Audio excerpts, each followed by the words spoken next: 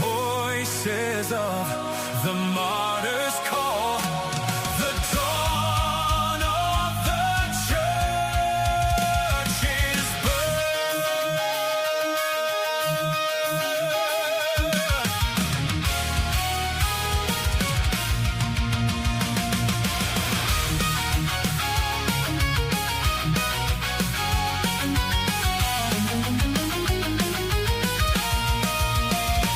From Jerusalem streets, a flame ignites in the hearts of men.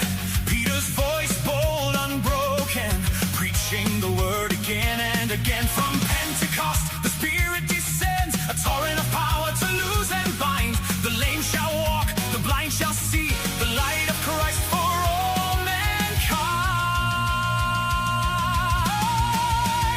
Glory for the righteous, the faithful sail. The gates of Hades will not prevail. Through trials and heresies, triumph over lies.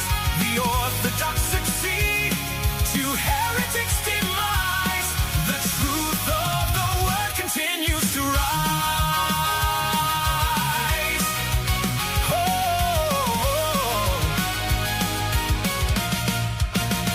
the Arians rise with corrupted creed, denying the sun, sowing bad seed. Homoousios, the banner unfurled. Alexander, Athanasius teach the world. Eunomius, Macedonius, dimmed by doubt. Constantinople, cast all of them out. The Cappadocians rose to fight. Trinity, three in one, let there be light. Glory for the righteous, the faithful sail. The gates of Hades will not prevail. Through trials and heresies, triumph over lies. The orthodox succeed, to heretics demise. The truth of the word continues to rise. Oh,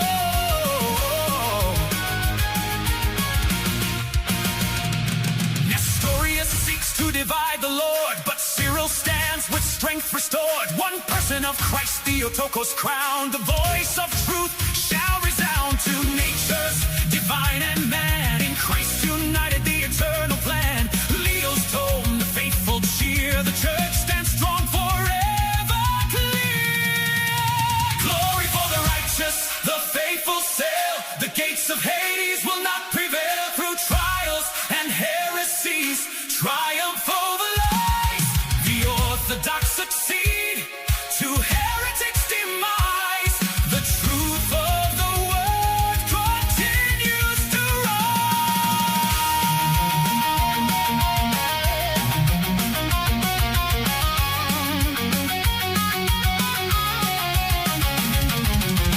False teachings sway the unfaithful. Vigilius repents and is grateful. Christ has two wills and two energies. Maximos and Agatho, eternal memory. Icons raise, the faithful sing. The image of Christ, a holy thing. Honor the saints, the faithful see. John Damascene, holy orthodoxy. Through fire and trial, persecution and flame, the Orthodox Church marches on in Jesus' name. Martyrs and fathers, voices of might, defenders of truth, uncreated light. Glory for the righteous, the faithful sail. The gates of Hades will not prevail. Through trials and heresies, triumph over lies. The orthodox succeed, to heretics demise. The truth of the word continues.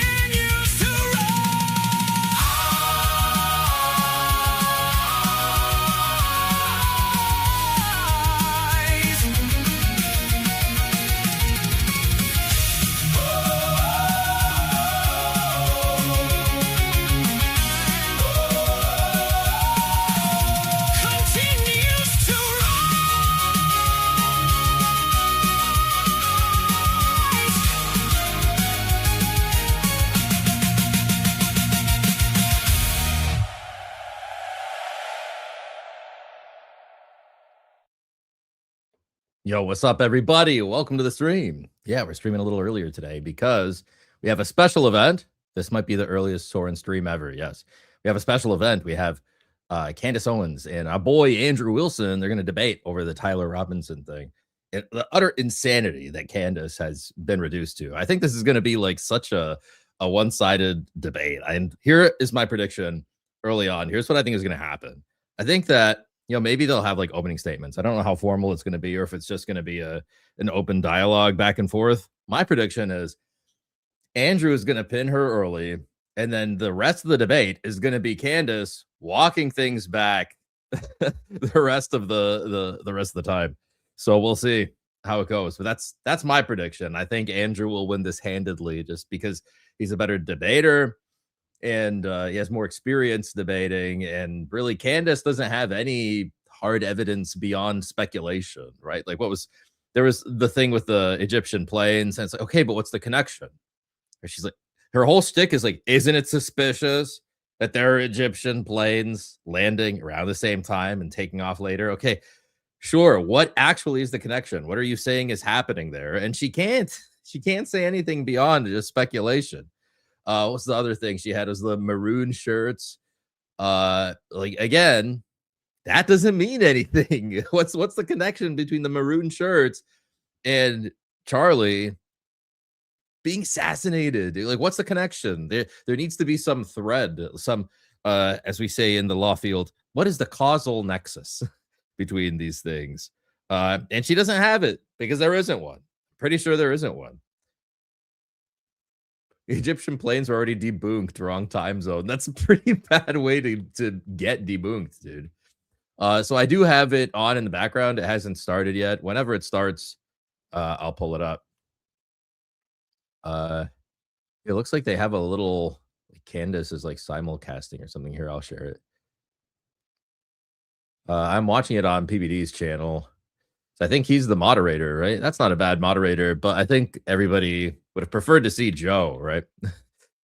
James on Facebook says, I can't believe this is what I'm watching on Friday, but we're here. Hey, Warren, what's up, dude? I heard the good news that you met that fundraising goal you were meeting. It's good. I'm glad that you're able to keep streaming. What's up? Yeah. Crucible, PBD, and Candace all streaming it. I think Crucible, don't they not let you pause it?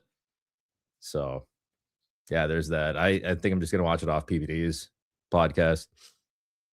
Just finished watching your other video, and she called herself Camerus because she was referring to a pastor that called her Camerus and not Candace. She knows her name. Yeah, so there were those compilations of her mispronouncing things. I think some of them were a reach. There were some that were like legitimately pretty bad though. Like what was the thing she said? Compartmentalize instead of compartmentalize. She said compartmentalize. That's a pretty big blunder. I don't see any way to explain that one. This Camerus one I can see. I maybe not all of them were proper, but there were some that seemed pretty obvious. Does Rogan have experience as a moderator, though? PBD does have some. Rogan, if he looks at it as an interview, she did mispronounce her name once.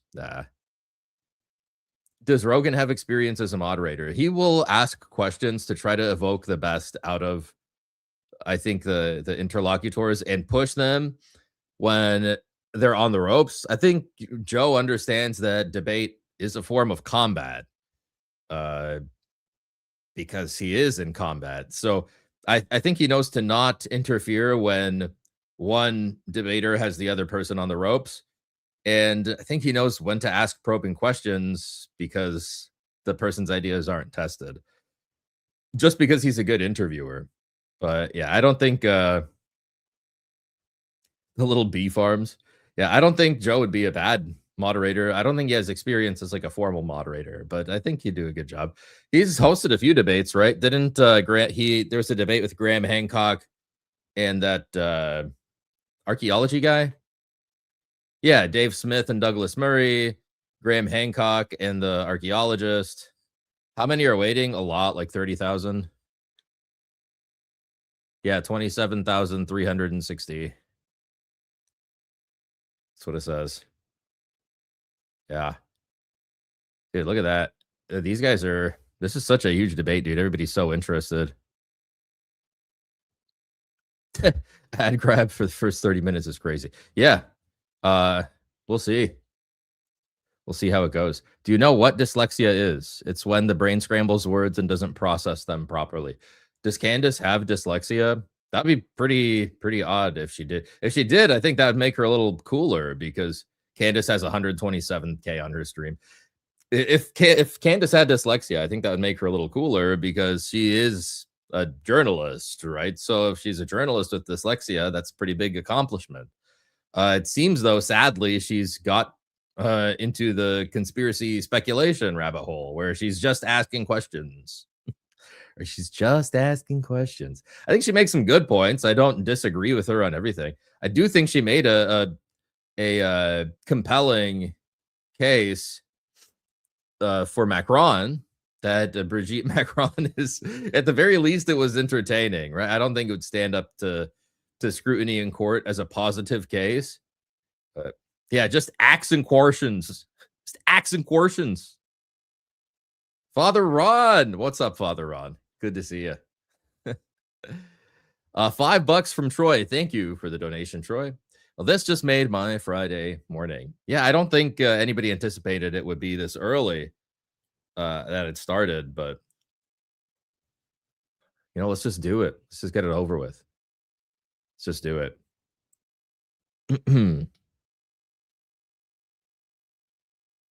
Thank you for the donation, man. There's so many people reacting live to this. Yeah, I'm telling you, this is people are going to be talking about this. I think Jim Bob is also doing a stream. In hindsight, we probably should have collabed or something. Maybe we can do that next time.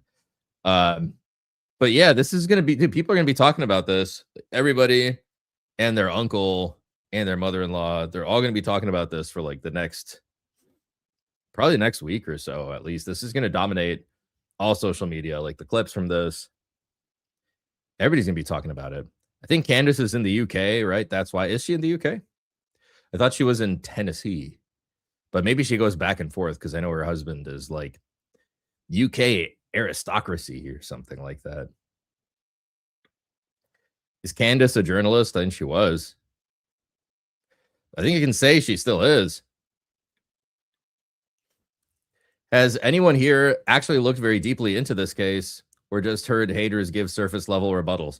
Andrew has Ryan Mullally in his corner, and Ryan Mullally is a very high level litigator. Like when in the world of litigation, he is a heavyweight, right? So Ryan Mullally in Andrew's corner is going to make sure that he doesn't actually blunder and knows like the procedural posture of the case and knows what evidences have been presented. I've looked at the filings a little bit, but not really in depth. So I don't know exactly where it stands at the moment. But last I heard, they were there was a bind over that the defense counsel was trying to overturn, and I think the judge might have agreed with them, but I don't know exactly. I would need to revisit the filings. It's close to 200K live right now. I'm not surprised. This is huge. This is really big because Candace has been blasting this everywhere. So, and then Andrew, like we know, the Crucible is huge. And he's a really good debater. He has a pretty big following. He probably has the biggest following out of all of us. And Candace has the biggest podcast, I'm pretty sure ever, just like period. She has the biggest podcast. Everyone hates on Candace, but she is right sometimes. I agree with the Macron stuff. And she definitely, it is weird. There are no childhood pictures of this lady and that it overlaps with her supposed brother a lot. That was pretty weird. Like you would think that there are some pictures of this lady with her infant children, but there aren't. And, with the Eastern European background myself, I have heard stories about how like in that post-war period, many orphans were like adopted, really more like abducted, but like mass adoptions into like Belgium, Switzerland, Luxembourg, like these weird rich countries that don't have so much oversight of their populace. Or if you have money, rather, you can get away with a lot of stuff and avoid oversight, is probably how I should word it. Stories of like children from Romania, orphans that were abducted, brought to these countries and like experimented on, like weird sex change experiments, right? Like I've heard things from priests, right? I have some connections there. There's some weird stuff going on, especially in that post-war period. So I don't think she's totally off to be asking questions about like what is going on with Brigitte Macron and like all this weird kid stuff. What is this debate about? WTF is the Charlie Kirk debate. Well, Candace is saying that it was Israel, like the country, that assassinated Charlie Kirk. At least that's what I gather. We'll see their positions more if there are opening statements. That's what I hope there are, opening statements. But Andrew is saying there's not enough evidence to say that.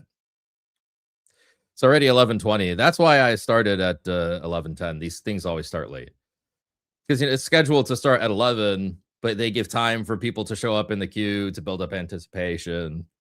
Because people usually don't show up right at 11. So she also said that Charlie Kirk came to her in a dream and was a time traveler or something.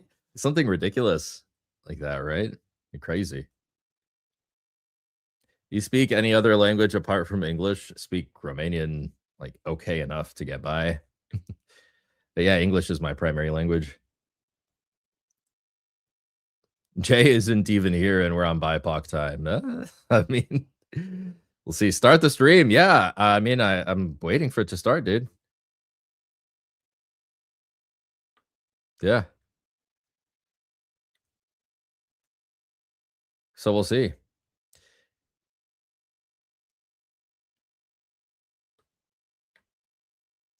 These people saying that it's canceled or postponed.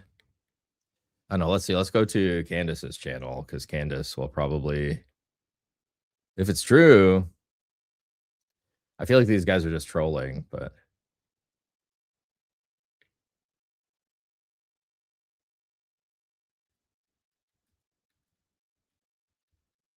if it's true, then we'll just move our thing then.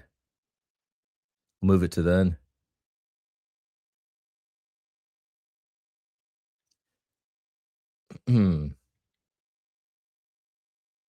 Yeah, Candace is live. She has 140K watching live. Yeah, everybody's just saying that they're late.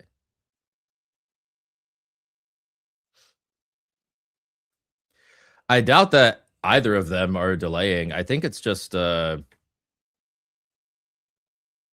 because didn't they want to do it at Candace's house? Aren't they doing it at Candace's house? They need to set up all their equipment. That usually takes longer than you think.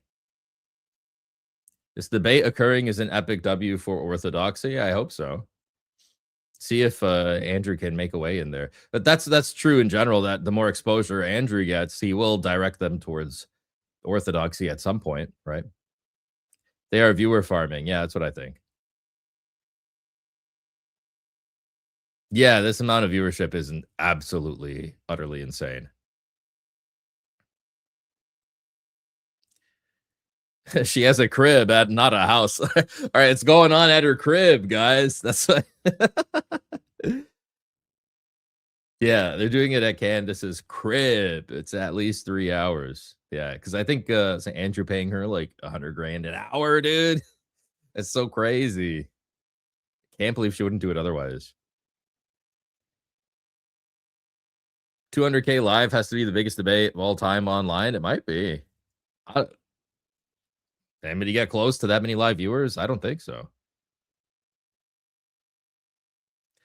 Both Andrew and Alex are live. Who to watch? Well, you can come back and watch mine later if you want. I think all of us just want to get things out there. Like I want to get my commentary out there. I think Jim Bob is streaming too. I think his commentary will also be good. So maybe in the future we could probably do something together. But is this starting? Okay, so we're officially live. Candace, let's Andrew, go. Good to sit down here with you, talking to you guys about The conversation that I think started with you being on Joe Rogan when you said, hey, I'm offering $300,000. And for the audience watching this, you have to know when you see this final product, there's a lot of stuff that happens behind closed doors. There was still communication till midnight, even some of the stuff this morning. Like it's like you're trying to sell a company. It's the last 24 hours that the deal doesn't work out, but kudos to the both of you guys that you made it work. The topic of discussion today, how this got prompted is, Andrew, you said there's overwhelming evidence that Tyler Robinson shot and killed Charlie Kirk. And Candace, your position was he's a patsy. Tyler Robinson is a patsy. So, of course, we'll talk about a lot of different things, but that's kind of how the whole thing got started. For the audience watching, I think this is truly for three different people. Number one is anybody out there that loves Charlie, respects Charlie, his legacy, what he did. We have a lot of love and admiration for what he did. He changed the lives of many people, young men, young women. You worked with him for many years. You guys were friends. You've said a lot of good things about Charlie, respectful towards him. You guys may have disagreed on some things, but you had a lot of respect for him. The second audience is the folks out there, you that's watching this. It's just like an intro. You've been wanting something like this. Yeah, Andrew looks great. And kudos for Andrew for coming out and saying, hey, and we got $5 from Cool Dude. He says, anyone who denies the maroon shirts, Egyptian planes, Mr. Brigitte Macron, Mormon Mafia Beekeeper, and Psychic X-Man Kirk conspiracy is Mossad. Oh. You heard it here, folks. I'm sure some of the people from Crucible are just doing the channel plugs. The more you subscribe to this, the more thank you for the $5, Cool Dude. Conversations to you. We got $5 from Scabby. It's about the two of you. I was going to watch on the Crucible, and then I saw Uncle Alex was streaming. Hey, glad to have you, man. Guys speaking, and the audience will be able to see it. If I jump in, just so everybody, thank you for the donation. Back end, both have agreed. In the back, there's 3 people representing Andrew, and 3 people representing Candace to do fact checking. So at any point, if somebody makes a claim, the other can say, "Can we fact check this?" I can jump in and say, "Oh, that's interesting." So they have their teams with them to fact check too. That's interesting. If Andrew has Ryan Mullally there, this is going to be like it's kind of washed. Right now, the last 10 minutes, we talked about you. There's a lot of love and respect here mutually from both parties, all 3 of them here. And then, of course, the great Joe Rogan that started this conversation. And he also volunteered, but it ended up being this format that we have here today. So with that being said, Andrew, your claim is overwhelming evidence that Tyler Robinson killed Charlie Kirk. Opening statements, opening comments. Sure. And what I mean by overwhelming is I just find it very convincing. That's I think that's what most people mean when they say overwhelming evidence. So I have a brief opening statement. On September 10th, 2025, Charlie Kirk was murdered. Many of you already know a lot about the events which occurred after Kirk's death. You remember the ghoulish laughter, celebrations, and madness we saw from leftists all over, from TikTok invasions, debates, posts on social media, destruction of memorials, and things like this. Within weeks of Kirk's death, a cottage industry began to form, peddling various alternative theories on how he died. What special interest may have killed him, what nations were involved, and was our own government one of them? Because this was the first nationwide traumatic event in Gen Z's lifetime, the demand for answers was severe and palpable. The leading theory from the conspiracy verse is that Israel worked with the United States government to murder Charlie Kirk. Within a day or two of Kirk's death, Ian Carroll claimed that Israel killed Charlie Kirk, and the conspiracy caught on like wildfire. This theory was built on one misleading piece of evidence, that in his final days, on or around September 8th, Charlie sent a text message reading, "Jewish donors play into all the stereotypes. I cannot and will not be bullied like this, leaving me no choice but to leave the pro-Israel cause." This was sent in the context of a platforming dispute regarding Tucker Carlson. From this scintilla of misleading information, it was speculated that Israel killed Charlie Kirk because he would have successfully opposed the Iranian war. Now, that's a fun theory, and who doesn't like a good, fun conspiracy theory? I like them. But there is no evidence that Israel actually killed Charlie Kirk. And if Candace has some, I'd like her to actually show it to me. I'm open to suggestions, but to date, there hasn't been any. There is, however, tons of evidence that a leftist killed Charlie Kirk, just as Charlie feared they would. I believe Charlie Kirk, and I have the receipts. No, I didn't have a dream where he came to me and told me that the left killed him. No, he didn't come to me a dream and say, Candace Owens betrayed him. That never happened. In fact, I don't need dreams of any kind because I hold in my possession never before seen messages from Charlie Kirk to his security team on September 9th, 2025. I'm going to share the message with you today, which is the first time this information's ever been publicly revealed. On September 9th, Charlie's security team wrote to him, yes, law enforcement has been fully supportive and agreed to a security plan and posture. Tomorrow's event will be covered by both my team and the campus PD. If additional support is required, patrol units will be available. I have 11 on site. Charlie responded with this, okay, great. Remind them that they are there for one person's security only, because I'm somewhat worried the left is trying to kill me.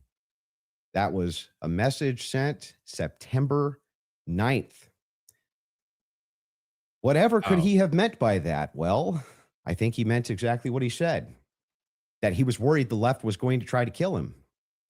Now, we'll discuss this more later on in the debate, and maybe I have more never before seen evidence that I think that's pretty powerful evidence, because Candace's whole thing was, it seems like Israel, that Charlie was concerned that Israel would be the one to unalive him. This is like directly contradicting whatever evidence that Candace has, and it's in closer proximity to the event, right? So that's pretty crazy. That's a strong opening, I think, from Andrew. That's a very powerful piece of evidence. It exposes just how wrong and, in my opinion, idiotic many of these conspiracy theories have been. But that's what happens when you rely on what's called the evidence of the gaps. In other words, they don't have evidence. They seem to just make up evidence. And what did they make up? Well, in my opinion, kind of whatever lined the pockets. And I think it's ghoulish to profit off of the death of a good man. But we came here today to debate, and so let's get to it. The debate topic today is, one, my belief that there's overwhelming evidence that Tyler Robinson killed Charlie Kirk, and two, Candace's belief that there's overwhelming evidence that Tyler Robinson was a patsy and didn't kill Charlie Kirk. In sum, the audience is going to decide who has more evidence supporting their theory. My theory is that the state is correct that Tyler Robinson is the killer, at least based on evidence so far, and Candace's theory that Tyler Robinson is not the killer and he's a patsy set up by the feds. To be clear, this is not a question of reasonable doubt. If it was reasonable doubt, and that's all it was, and that's all Candace was proffering, I wouldn't even be here having the debate with her. It's fair to have doubts, as a trial has yet to occur, and the state hasn't even begun to try to prove their case beyond a reasonable doubt. But Candace makes a more forceful claim. She claims that there's more evidence that Tyler is not guilty of murder and was set up as a patsy than there is for the state's case. And I just think that that's absurd. And she will not be able to demonstrate that in any way. In fact, she has almost no real evidence at all of her theory, whereas my theory is supported by compelling witness testimony, physical evidence, multiple confessions, all of which are independently compelling, but which are even more convincing as each piece of evidence corroborates the others. You'll notice the term overwhelming was included in both theories. This is because Candace demanded I defend my use of that term, which I think is fair, in describing the evidence against Tyler Robinson. She, on the other hand, only wanted to defend her theory as merely viable. That is, until I showed her clips in which she said she believed the evidence of her theory, that Tyler Robinson's a patsy, was supported by overwhelming evidence. Only then did she agree to defend that position. Regardless, we're both defending the claim that there's overwhelming evidence on our side, so it's worth defining that term. When I say the evidence against Robinson's overwhelming, all I'm saying is that I mean that as of right now, I find it very convincing. I see almost no evidence at all, only speculation on verified claims and suggestions of things that could merely be hypothetically possible. Dreams, vibes, feelings, things like this. Almost done, by the way. I have no problem defending the state's case and welcome Candace bringing up any challenges she would like. But if I'm honest, the reason I was willing to pay the $300,000 for this debate was to finally have a chance for someone to demand Candace be held accountable for the unbelievable theories and claims she's been making. Candace's investigation is indistinguishable from a leftist operation. She couldn't be doing more damage to the right if she were trying. She uses her considerable platform to relentlessly attack one of the most influential conservative outreach organizations for young people, and she's making a mockery of the online right-wing commentary class. She's harming Republicans in an election year by dividing them. She's attacking the very organization Charlie spent his life building, and she's attacking the people he loved, including his wife. And it cost me $300,000, but today I hope that she finally answers for some of that. Thank you, Andrew. I think that's a decent opening from Andrew. So here, some notes that I took basically of what he's saying. So Andrew's opening statement, his position is that there's overwhelming evidence that Charlie was unalived by Tyler Robinson, no evidence that Israel unalived Charlie. And the position, this like third point here, that Tyler Robinson is a patsy is not supported by overwhelming evidence. This is like really the claim that he's trying to attack, right? And this is the claim he's trying to defend. That I think it was a really strong piece of evidence, that September 9th communication that he brought up between Charlie and his security and like local law enforcement. And he points out like a methodological problem with Candace's approach, which is just an evidence of the gaps, which I think these are all strong critiques. I do think he's probably going to have to get more into the evidences when they go back and forth here. I wish he would have presented more evidences in his opening, but overall, very strong opening. He was very clear about what his position is, and he's very clear about what he's attacking here, right? So I'd say overall, very good opening from Andrew. Let's see what Candace has to say. Candace? Did you get it out of your system? I did. Okay, great. Well, I'm not going to waste time with the preamble because I think Already I just wanna get this up into the passive-aggressive. debate, and we'll just speak to the audience. I've obviously had an audience since we've been covering this case. People know that there was a personal friendship between me and Charlie, and diminishing the pursuit of something that makes sense regarding what happened on September 10th. By throwing it to this is just people who are conspiracy theorists. These are people who are just trying to generate clicks. I don't think that people should be satisfied by that. I want people to remember that it's important to think. We've been lied to by the government a great many times over, I mean, just the last couple of years, if you just think of the things that we've learned about our government. And I do want to say this, what's been the most disturbing element, I think, for everyone is that not only does the narrative not make any sense, which I'm going to demonstrate, I don't need to waste time with the preamble going through the points or trying to insult you or pretending that I've been running the podcast saying it's just dreams and vibes like I'm Miss Cleo. And that's the reason why it's taking so many influencers. It looks like $1 billion industry of influencers to dispute everything Candace says. It's not because I'm on my platform saying I had a dream last night. I don't think I think that diminishes you as an argument. Obviously, we have presented a lot of evidence. You just presented a text message and said this is evidence. Well, that's how this entire thing began.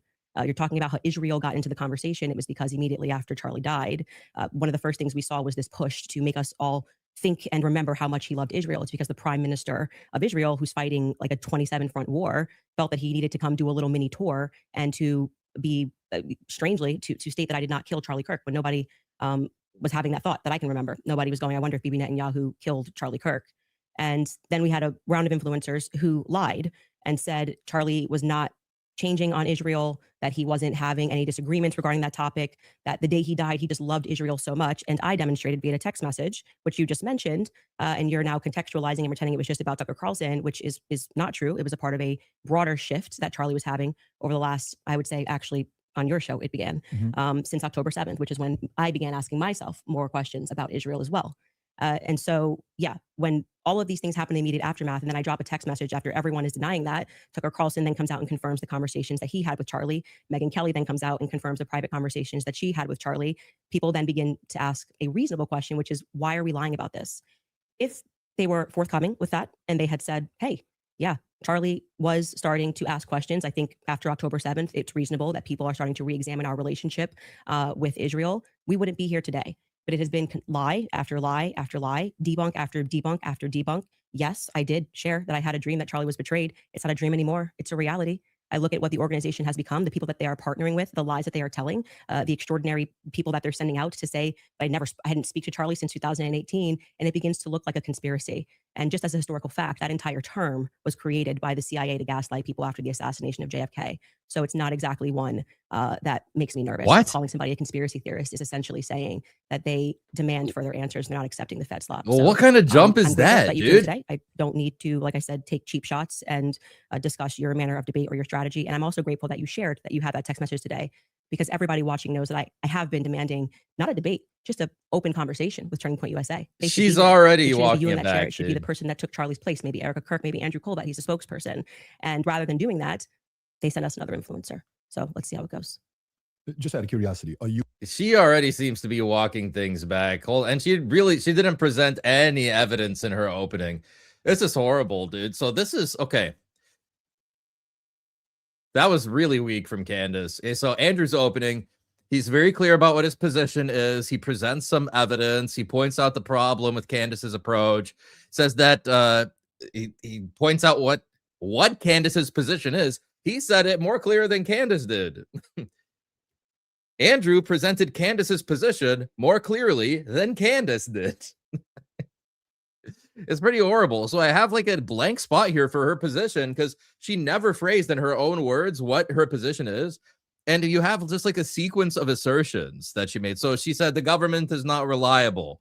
That it's not just dreams and vibes that I have. It's okay, fine.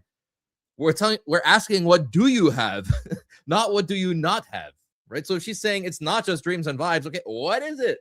It's like me and Matt Slick on the kid, and like, what is it? Tell me what it is.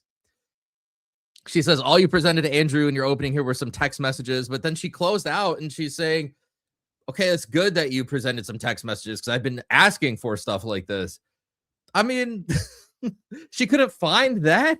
She couldn't find that text message between, or that communication, whatever it was. I'm not sure what it was. It seems to be a communication between Charlie and his security team containing references to other communications between the security team and local law enforcement. But I mean, you didn't find that, Candace? And then I think she pointed out something that's like, why is the government just like lying about stupid things that don't matter? Which is like, there are some things that the government blundered. I think when they were talking about like a sequence of events and what exactly happened, especially with the gun and remaking the gun. So I think maybe this is not evidence, but it's a valid question. Like, why are there meaningless lies? The answer could just be they're people like you and me, and they also make mistakes, right? People think that like the government, even the federal government, that they are these like super smart, super high IQ people, and some of them are, but most of them are not. Most of them are just normal people like you and me that are prone to making mistakes, that are overworked, that say things wrong sometimes. And then she just ended with this assertion that like, now we know that it's true as a fact that Charlie was betrayed. Okay, but show us that. Like, the question is, how do you know that, right? Is what I always say. Like, we're dealing in the realm of reasons, not in the realm of conclusions here. So that's nice that you have all these conclusions and assertions, Candace, but we don't know what your position is clearly from your own two words, or from in your own words. We don't know what your position is, and we don't know what your reasons are for that position.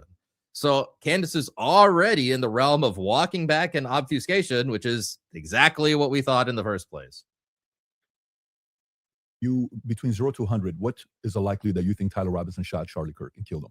Based on the evidence right now, I don't know. I'd say 75, 85%. Candace? 0%. 0%. I'm at 0. So with what we've seen in terms of the evidence, I'm at 0%. So not So Candace is at a position of absolute certainty. Absolute certainty. And Andrew is like, I'm pretty sure, you know, I leave some room for reasonable doubt, but Candace is in a position of absolute certainty right now. This is crazy. not only, you know, that maybe somebody was behind him as a patsy influencing him. You're not even saying that he didn't even shoot Charlie Kirk. Right. I would, if you said, was he involved that day, as Right. I have consistently said on my platform, I would say, yes, he was.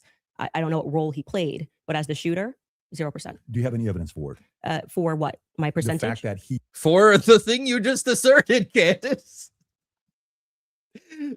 Thank God. And how is Andrew not crashing out already? I'm not even there and I'm crashing out. he didn't shoot and kill Charlie Kirk. Yes, which I'm hoping we're going to get to all of the evidence that he feels that he has. I mean, I'm not even We're hoping to get to it. That's why we're here. What is it? Get to it, Candace. convinced that Charlie was shot from the rooftop on Losi that day, based on the evidence that has been. Do you think he was shot? I do not think that Charlie was shot from a 30-06 from Yeah, Losi. but just shot at all. I don't know. I think that a projectile hit Charlie. Okay, this is the smartest thing that Candace has said so far in this debate, is that I don't know. That is the right answer for probably almost everything, is that you can know with, like, maybe you can know some things with reasonable certainty. But, you know, this whole theory, because Andrew is getting to the exploding mic theory, which I think is what Candace has talked about. So I think he wants to push her on that a bit. We'll see how that goes. This should be an interesting exchange. And I'm open to other people's presentations, but I have not seen any compelling evidence that Charlie was shot by a 30-06. Can we see, maybe if we're going to have an olive branch to each other, if maybe we can establish what we consider the facts of the case to be first? Yeah, sure. Okay. So you're not sure if he was actually shot. you're open to alternative theories. To that. He was definitely hit with a projectile of some description. If we're talking about was he shot from a gun, a 30-06, I would say definitively no. Okay. It defies common sense to think that he had a Superman neck, and even if he did have a Superman neck, which has been demonstrated, I think actually recently a YouTuber actually set up Valhalla steel cages and shot it, and it went through. So under no circumstance will I. So at least not a 30-06. Definitively not a 30-06 from low sea, 150 feet. No, but you're not necessarily closing off the avenue that he could have been shot at all with maybe a smaller caliber. Okay, and then there's some things that I'm going to make concessions on that I do think we need more answers on, and I'm fine with that, and we can get to those things as well. The other thing is in the timeline. One of the things that we dispute, I think, on the timeline is that you think that Robinson drove hours away to a steakhouse in the timeline. Is that correct? Yes. Okay. And what's the compelling evidence that you think you have there? I spoke to the owner of the restaurant, and I have seen the receipt. I know the conversation that I had, and I think it's enough that it will be presented. Obviously, if this goes to trial, but yes, I do believe that he was in Penguich, which is near his grandparents' home. Did he give you an unedited copy of that receipt? I have seen an unedited copy of that receipt. It was not given to me from the owner. But I want to, before we get into like all the timeline stuff, I want to address what you think is evidence. I mean, that's pretty good, I guess, to say. It's how do you know he was at this steakhouse? I talked to the owner, and the owner said he was at the steakhouse. That's fine. But Andrew, like in a legal setting, you can't just bring a witness and then just, oh, well, I talked to him, so I know that's what he said. You have to provide the other side an opportunity also to question that witness, right? So I guess for like an informal debate, maybe that's helpful. But in an actual legal setting, Andrew would need the opportunity also to question that witness, right? So, and we'll see. So far, she hasn't presented any actual evidence. It's just speculation. Andrew has presented, at the very least, that text message, and I guess we'll see what else they got. So we can keep this on par with what your claim is, since. Well, I think that that's a piece of evidence that's in dispute, and that's why I'm. Yeah, but we're trying to get to whether there's overwhelming evidence that Tyler Robinson did this. Yeah, so whether then starting if you want to use the first part of that for the internal critique. Yeah, we should go over the actual evidence that we feel. The first reason that I think it's compelling evidence is that Tyler Robinson's rifle was found near the crime scene. So I would consider that to be very good evidence. And also the fact of the matter is that I dispute this claim that a 30-06 could not have made this wound. I think that that's absurd. 150 grain Remington core locks absolutely could shatter when it hits the neck of any human being. When you say that there's some steel neck and it's a smaller caliber, you have to make a counter explanation. Why wouldn't a smaller caliber also go through bone? It could. I didn't say it can't. Right, exactly. So if that's the case, then ammunition is going to be the critical key here. And if we have frangible ammunition, which we do in this case, a flex tip round, well, I'm sorry, not a flex tip, a soft point round from 150 grain Remington core lock, that's just a small jacket that goes around the actual lead piece. This thing could have split apart in air for all we know, but definitely upon impact. And we have the medical examiner who confirms this in a summary. And my team can bring that up, the summarization, which means he would have to be a part of some kind of conspiracy as well. Okay, so it seems like Andrew has done his research on munitions and on guns. That's interesting. I haven't really heard the theory that the bullet could have just disintegrated on impact. I've seen some shots online that show the bullets going like that. It's a very powerful round that was used in a very powerful rifle. But I don't have that level of gun expertise, so that's good that Andrew has that. That will be very useful in this debate. Let's do some super chats real quick. Mr. Funzerker, $5. Alex, PBD asks you to promote your Minect. I'm going to charge $1,000 each minute. Guys, find me on Minect. $10 from Bruce. Thank you, Bruce. How much of this debate and its evidence or lack of would be dismissed by any decent court or judge? Candace's whole opening has no substance to it legally at all, really. It's not enough in her position to just point out like little holes, because as Andrew said, she has made the claim that there is overwhelming evidence that Tyler Robinson is a patsy. Right? So that's the claim she's defending. And if she had to defend that in court, she hasn't presented any evidence. So zero of it would all be dismissed by a court so far. Do you think Erica Kirk is watching? I'll bet. I think she probably is, because I think she met Andrew and she knows Candace. So I'll bet she is. Interesting. $5 from Moon in the East. Her audience don't understand debate. They're upset Andrew read an opening statement off his phone. For real? He's boring. Is he really reading off his phone? Because he wants to make his points. You should.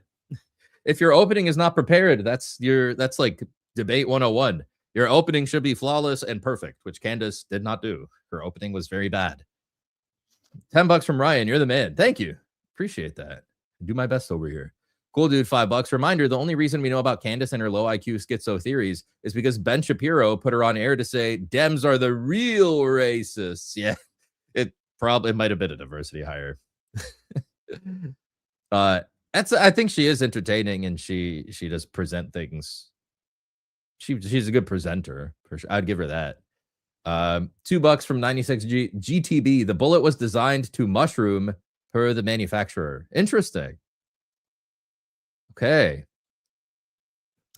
So just to start with your point I did about not saying know that that. the gun was found near him, near Losey Center, or I guess off in the woods.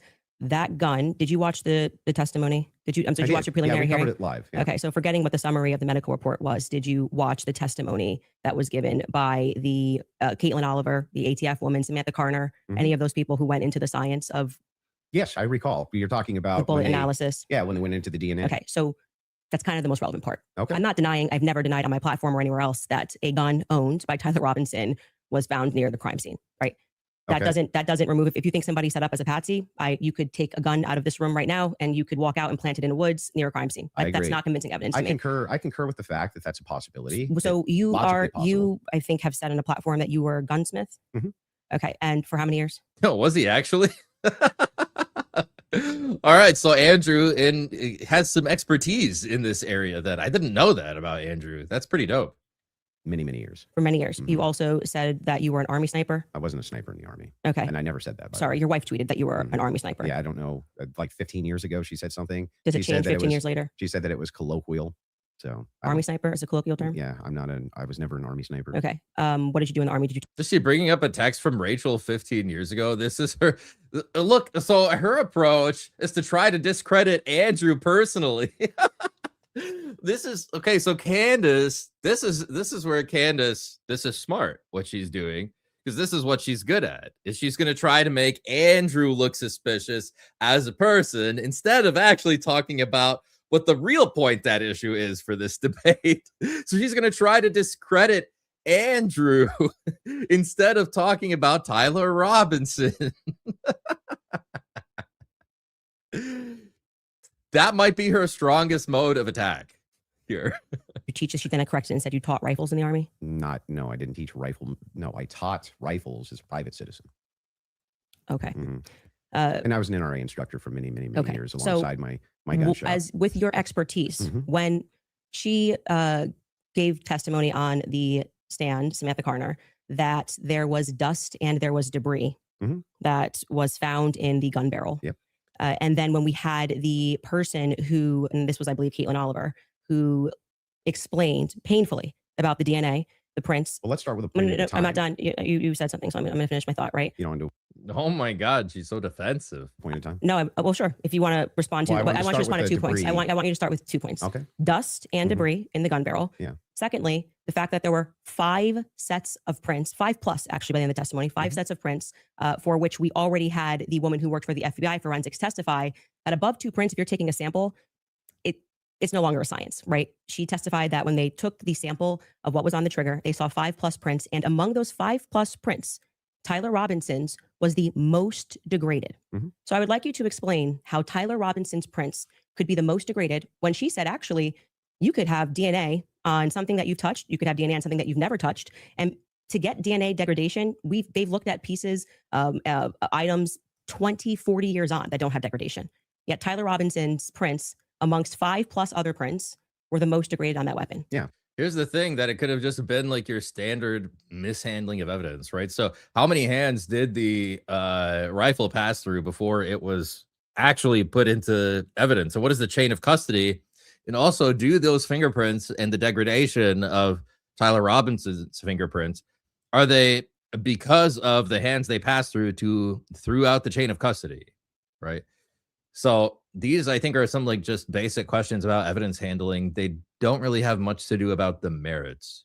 So let's get into all 3 of the claims. First, with debris. When it comes to debris, firing a rifle doesn't always blow the debris out of the barrel. Okay, that So you think there could be debris and dust. Yeah. He just fired the weapon. Sure.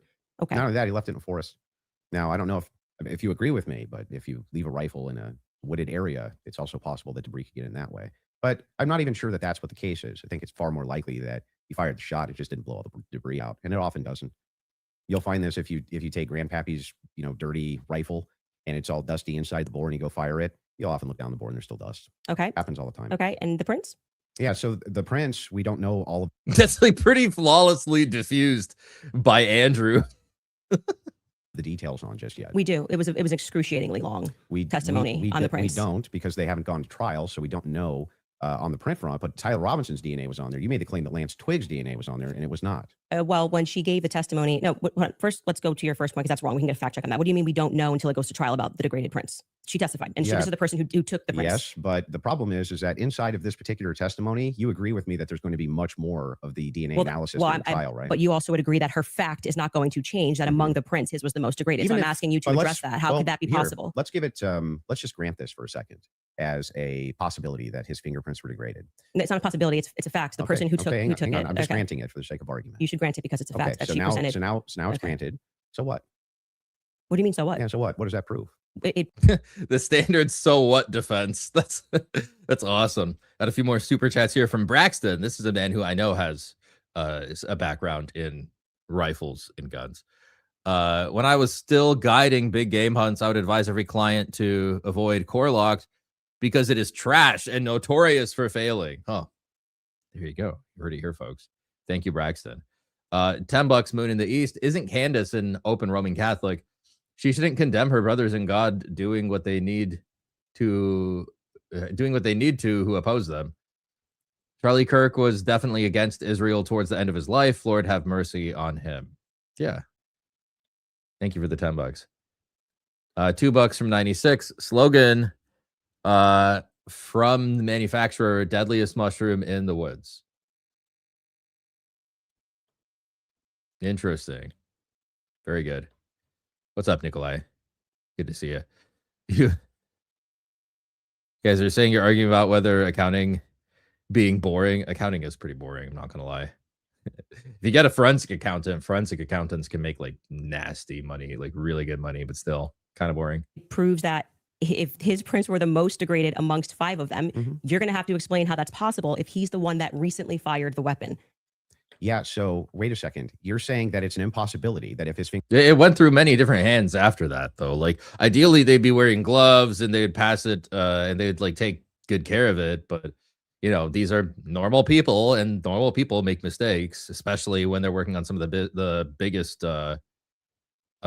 cases ever. Lawyers, the study of law is boring and a lot of legal work is boring. This stuff is not boring. This is the fun part. There are some fun parts of law. Fingerprints are the most degraded. I'm telling you to explain it. You're the gunsmith. Well, so wait a explain second. How would a gunsmith give an analysis on fingerprints or DNA? Do you think that I work in a DNA laboratory? So with your answer fingerprints? is I don't know. You can just say you don't know. You don't have to. But I did. No, you said so what? So Yeah, say so- I don't know. I but what actually would don't that- have an what would explanation for that that, prove, Candace. though, is my question. Well, I think that what it would prove is that it is a more viable theory that people who had stronger prints on the gun may have used it more recently. Who do the prints belong to, though? That's what I think is the interesting question here. Did they say who else had fingerprints on the gun?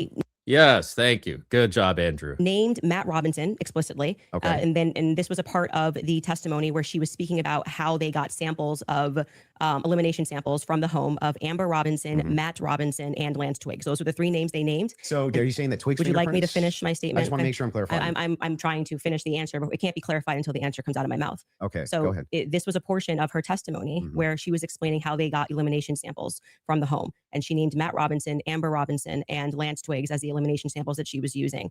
And so she explicitly said some of them, so we can assume 2 out of the 3, were their prints were found on the gun. She's explicitly named Matt Robinson as someone who had prints Yeah, so Matt Robinson is Tyler Robinson's father. Of course, his fingerprints will also be on the gun. on the gun, and then said there were 5 people that they had taken that sample from. And again, what's also relevant here is the earlier testimony, which came from the FBI forensics analyst, I believe it was on day 2, where she said that when you're using those mixtures and those samples and you get up to 5+, it's really hard to make any sort of a determination. So both of those things are relevant. If you can't explain why his prints are the most degraded and you're saying he is the shooter. The point is his prints are on there, so it's possible, right? It's a logical possibility, nonetheless. So, and I don't really see what Candace's point here is that there are other prints and Tyler's are the most degraded. So what? This is Andrew's asking the right question. Like, so what? Shooter. It's not She used to be a lawyer too. I don't think Candace has a law degree. No, I don't think she is licensed to practice law. really a so what. It's an open-ended question that people have a right to pursue. It's not a conspiracy. It's actually proof of my claim that there's evidence that he was set up as a patsy. That would So his family having their prints on the gun is evidence that he was set up as a patsy. That's crazy. wouldn't prove anything about him being a patsy. It said it's Thank you, Andrew. evidence to support the claim that he could have been set up Okay. as a patsy. So this is why I said earlier, so what? Because even if it's the case that this doesn't have an explanation for it yet, that doesn't actually give you any evidence in your corner for Tyler Robinson being a patsy. Okay, you hang on. actually I didn't cut you off.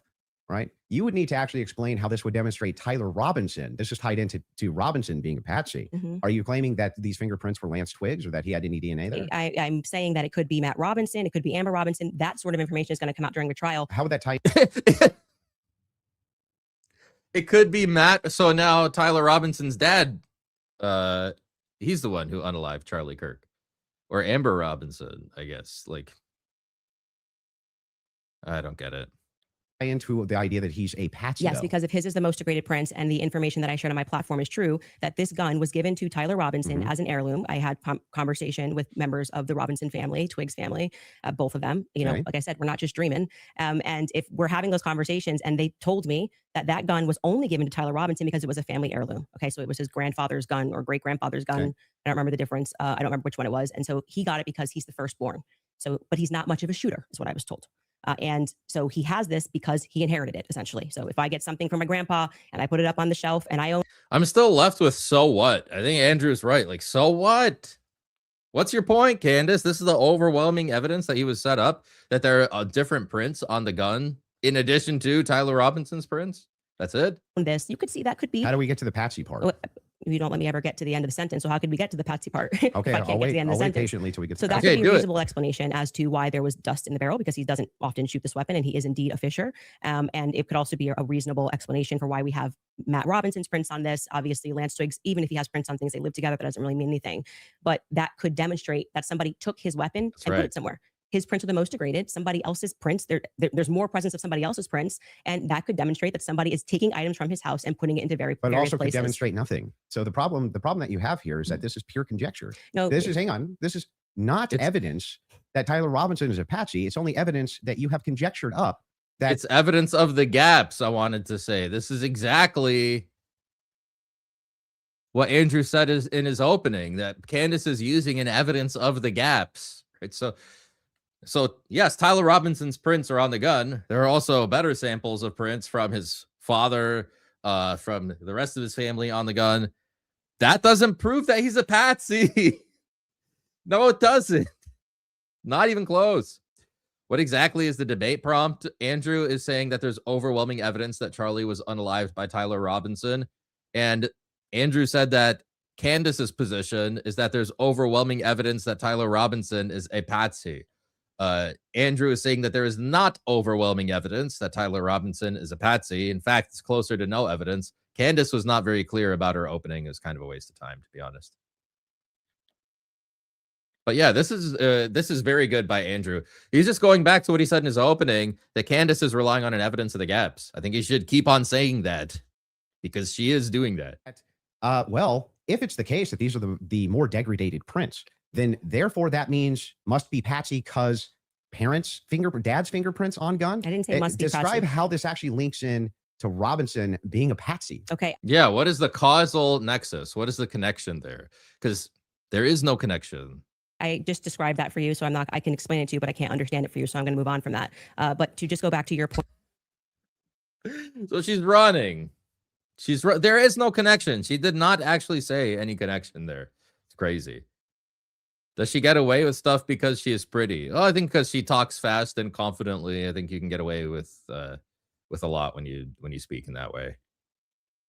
point about this is not evidence, you can't make that claim because the entire basis for why you think that there's evidence for Tyler Robinson being the person that took the shot is based off of a hearing under Utah 1102 rules, meaning that they are doing the exact same thing that I am doing.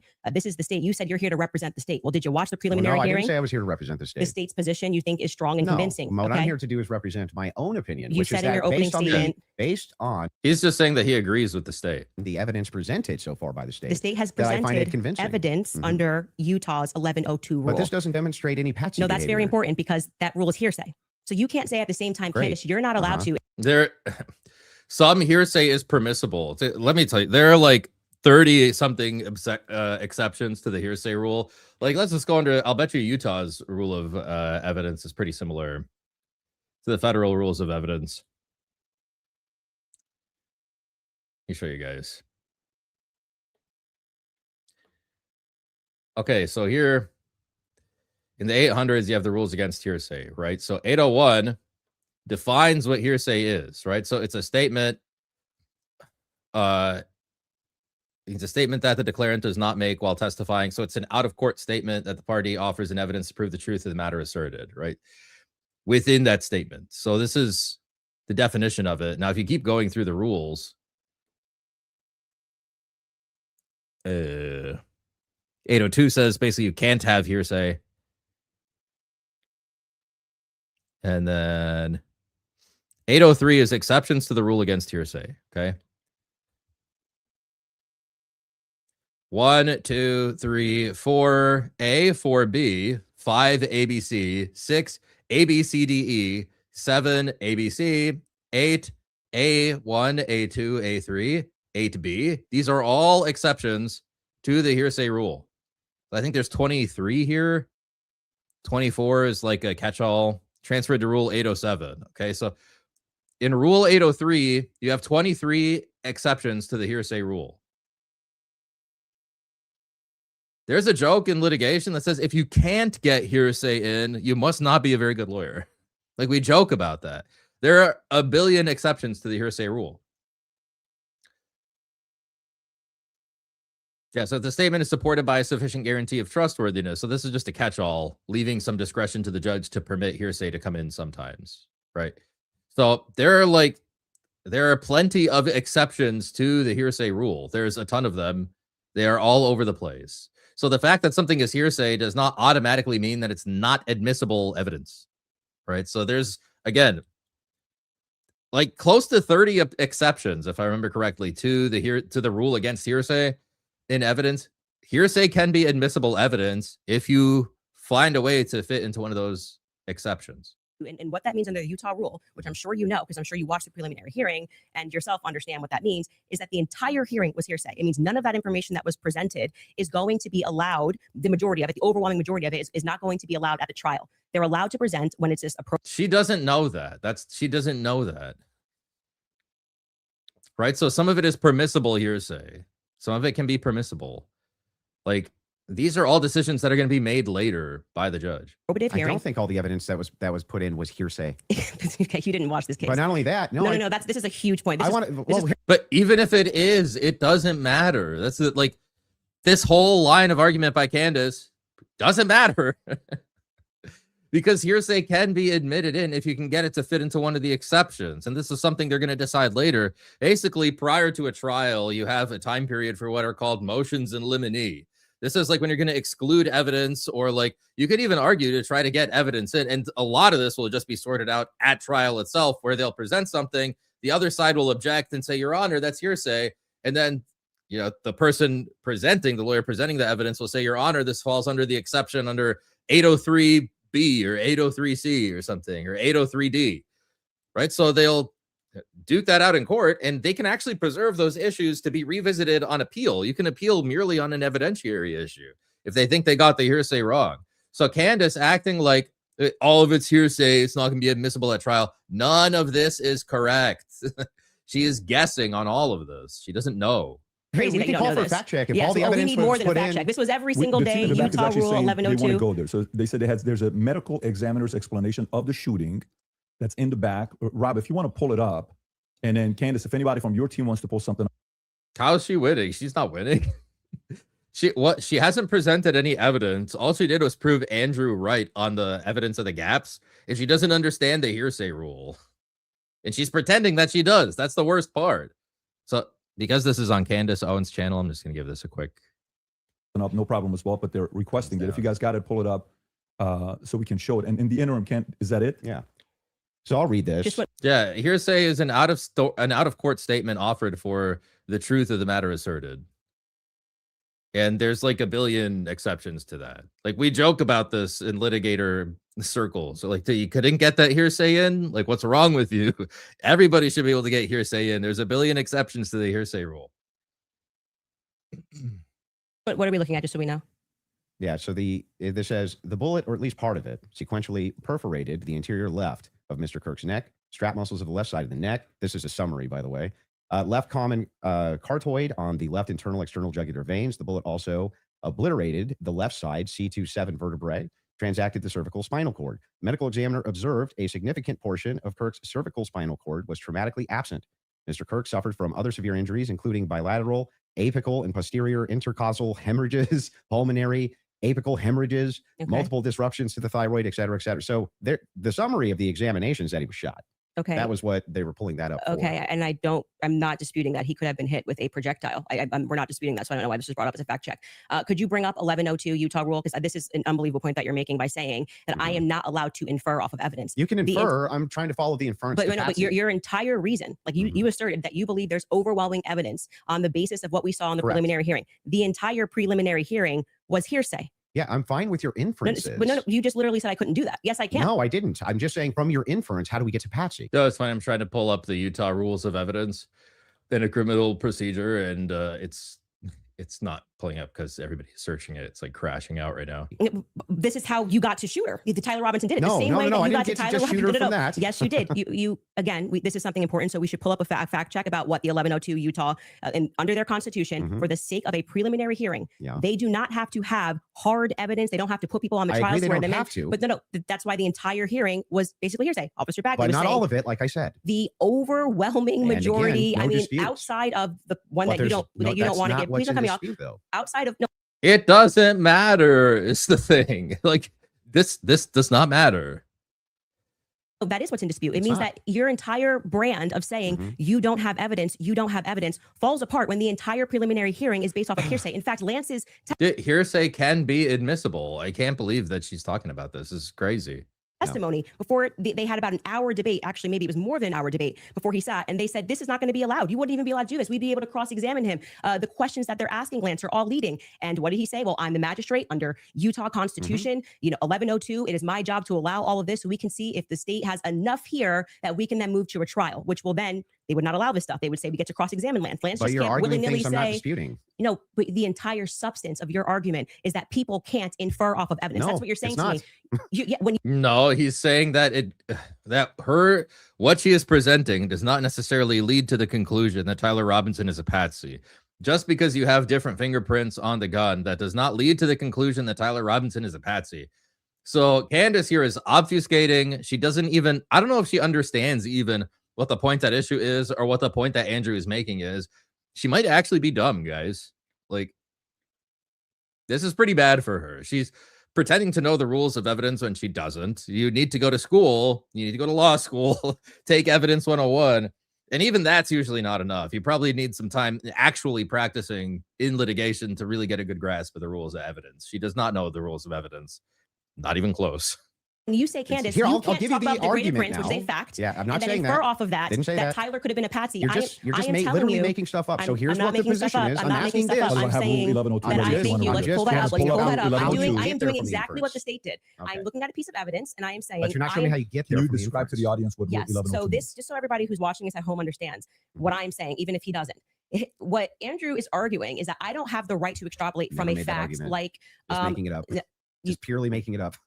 I'm asking based on Andrew. Based can on I show my evidence? You just showed yours. Reliable hearsay. You'll get a chance. Reliable hearsay in criminal preliminary examinations. The entire preliminary hearing that you just saw was on the basis of reliable hearsay, and what that. So reliable hearsay is admissible at criminal preliminary examinations. For purpose of criminal preliminary examinations only, reliable hearsay includes Hearsay evidence admissible at trial.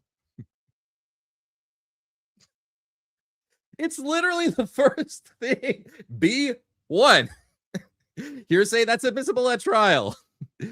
Hearsay evidence admissible at trial under Rule 804, regardless of the availability of the declarant. So they're saying that there's a bit wider discretion at a criminal preliminary hearing. You don't have to produce the declarant, but at trial, you will have to produce the declarant.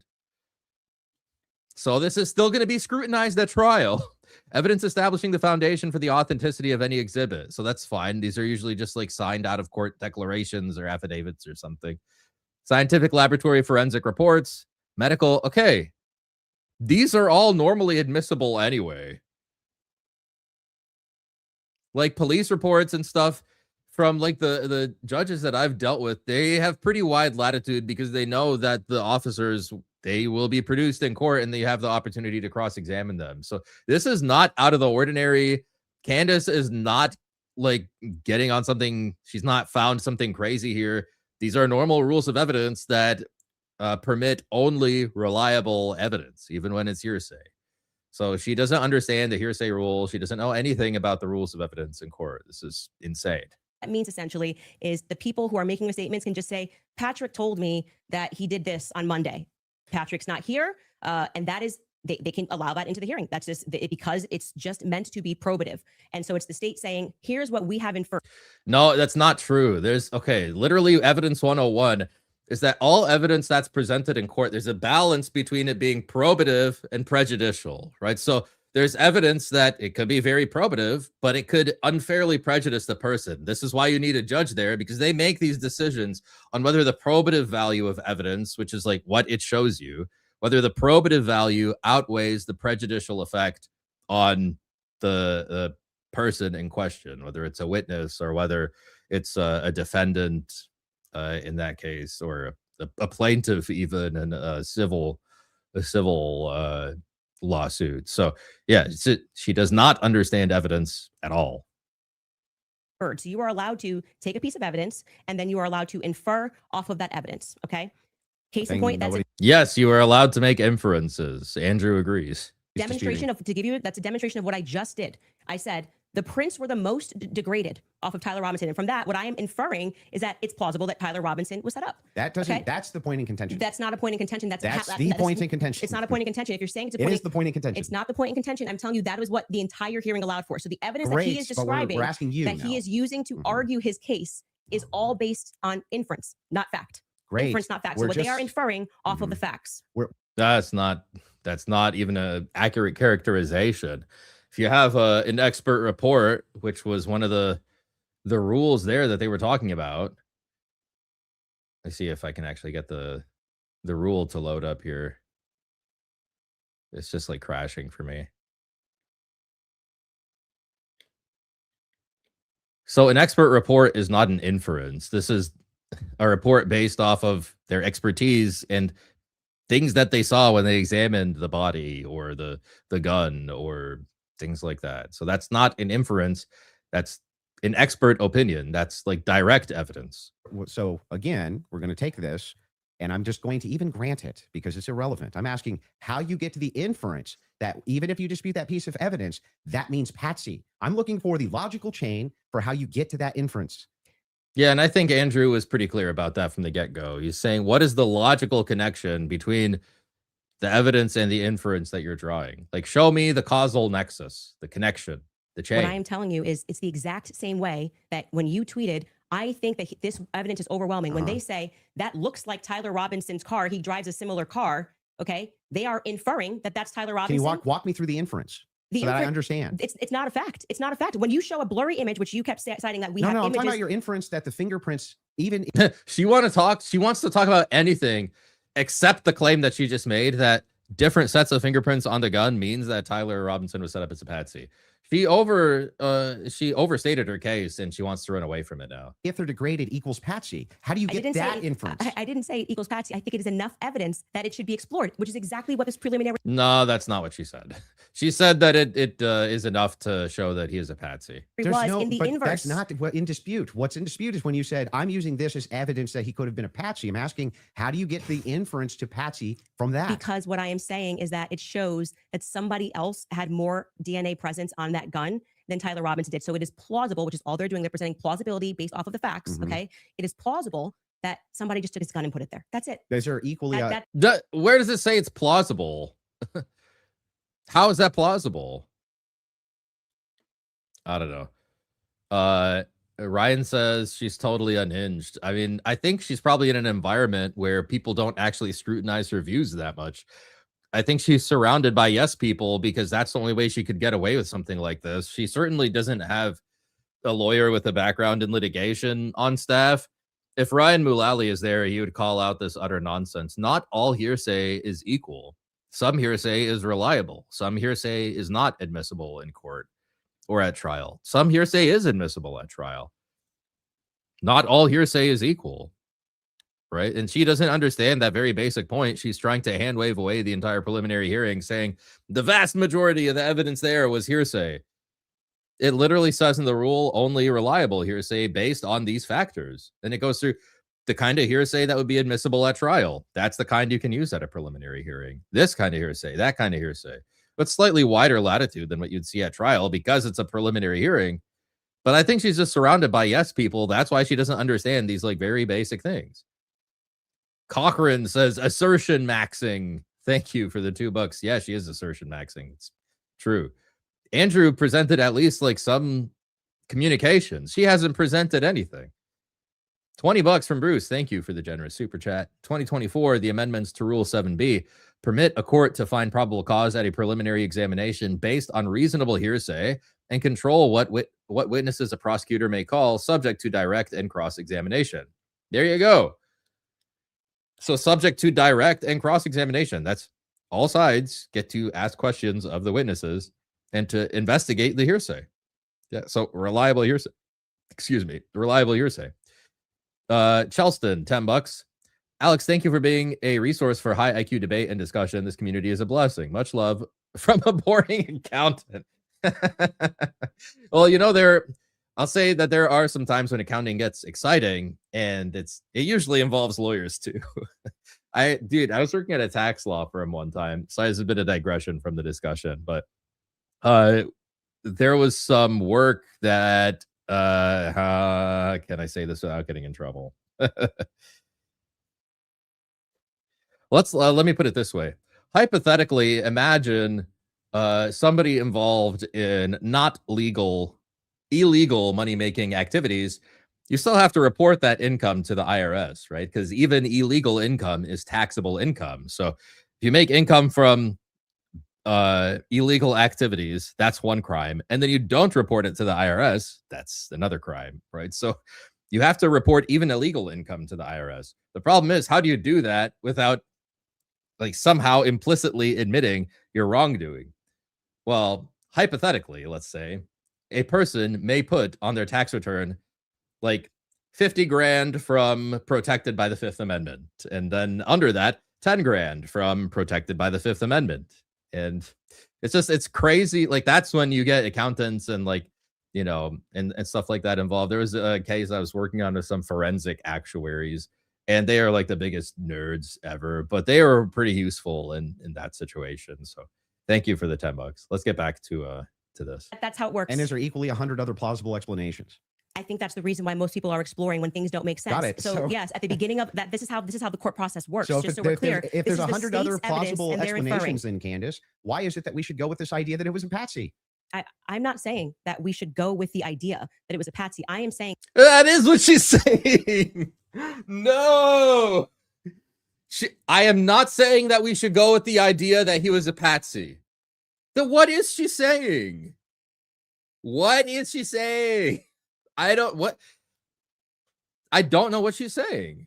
She didn't say it in her opening. Andrew had to say it for her. She is like, her whole shtick here is to not say anything. What is her position? I don't know. $10 from Bruce. Thank you, man. Candace doing interpretation of evidence and law procedure is a Protestant dilemma illustration of how operating without a normative authority leads you to these sort of failures. That's a really good analogy. These are the things that I see. I can't really put them into words because, I see them and they're so intuitive to me.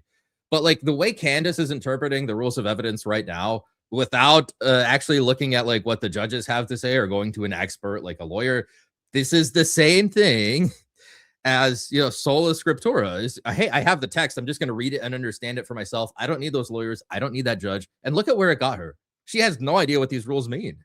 She's lost. She's lost in the sauce, as the kids say these days. Like, this is so crazy. That's a really good point, Bruce. That's right. She's just reading it by herself on her own, like a sovereign citizen would. She doesn't need any court to tell her how to interpret these rules. It's exactly right. That there is. I thought that was the whole defense. Your whole claim. No, today. my whole claim was that there is more evidence that he has set up, that he has set up as a. Andrew should have leapt more at that. He's like, I thought that was your whole claim today. Actually, he should have chomped on that more. For that's like a concession. That might be like GG's after she said that. I'm not saying that we should go with the idea that it was a patsy. I am saying that there is. I thought that was the whole defense. Your whole. That might be GG's, guys. That might be GG's. No, my whole claim was that there is more evidence that he has set up as a patsy. How does that equal evidence of patsy? I don't know how many times I can say this. Like I'm saying that I am using the exact. She's not saying anything. Exact same mechanism that you are accepting for some reason in the Utah courtroom. Yeah. Right. To say, I'm going to look at the evidence and I'm going to infer an alternative theory. So you just saw the states and you're accepting it. And they have not presented any concrete facts. You listed on your own Twitter that what you found to be convincing was something that looked like his car pulled into the driveway, a blurry image. No, I didn't. The standard white guy coming up the steps that could literally be anyone. This never happened. Can you get a fact check on that? Can we pull up his tweet where he goes over the four? That's what convinced me. When you actually didn't say it's what convinced me, but you said this is the evidence that you found to be overwhelming. And you named, I believe, actually 5 things. I think you said it was his car. You said it was. Well, there's multitudes of things that I find. You just said you didn't say it, evidence. so we're going to get a fact check on that. You did. Go ahead. You said the blurry images coming up the steps. Quite literally, when Officer Bagley testified, when I'm talking about making inference, this is I thought was the most absurd testimony I've ever heard. And pardon me, it was actually David Hull. They asked him a question. How did you know the guy in the maroon shirt was the same as the guy that came up the stairs later that was wearing the American flag black shirt? And he said, they're wearing the same shoes. Why is that absurd?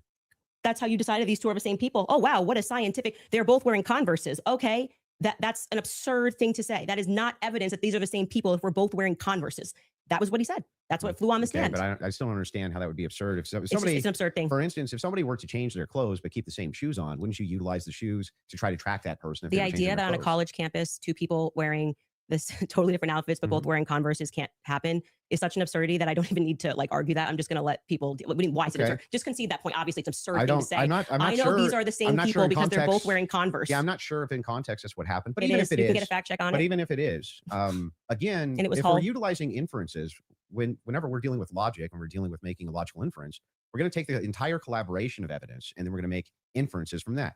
You would do that with any type of logical proposition. Otherwise, you could never have a true or false claim. You just told me I couldn't. So that never happened. You're just making stuff up. So anyway, when we're talking about logical inferences, what I'm looking for is the logical inferences that you have that Tyler Robinson's a patsy based on the totality of evidence that you have. We can keep going through your other evidence, but we should find his tweet where he lists the reasons that he was convinced. So let's start with the 30-06. I think that's fine. Your team's looking for. Do you remember how long ago that was? The tweets of the 5. Did you delete it? Or no? No, did you delete tweets? Okay, cool.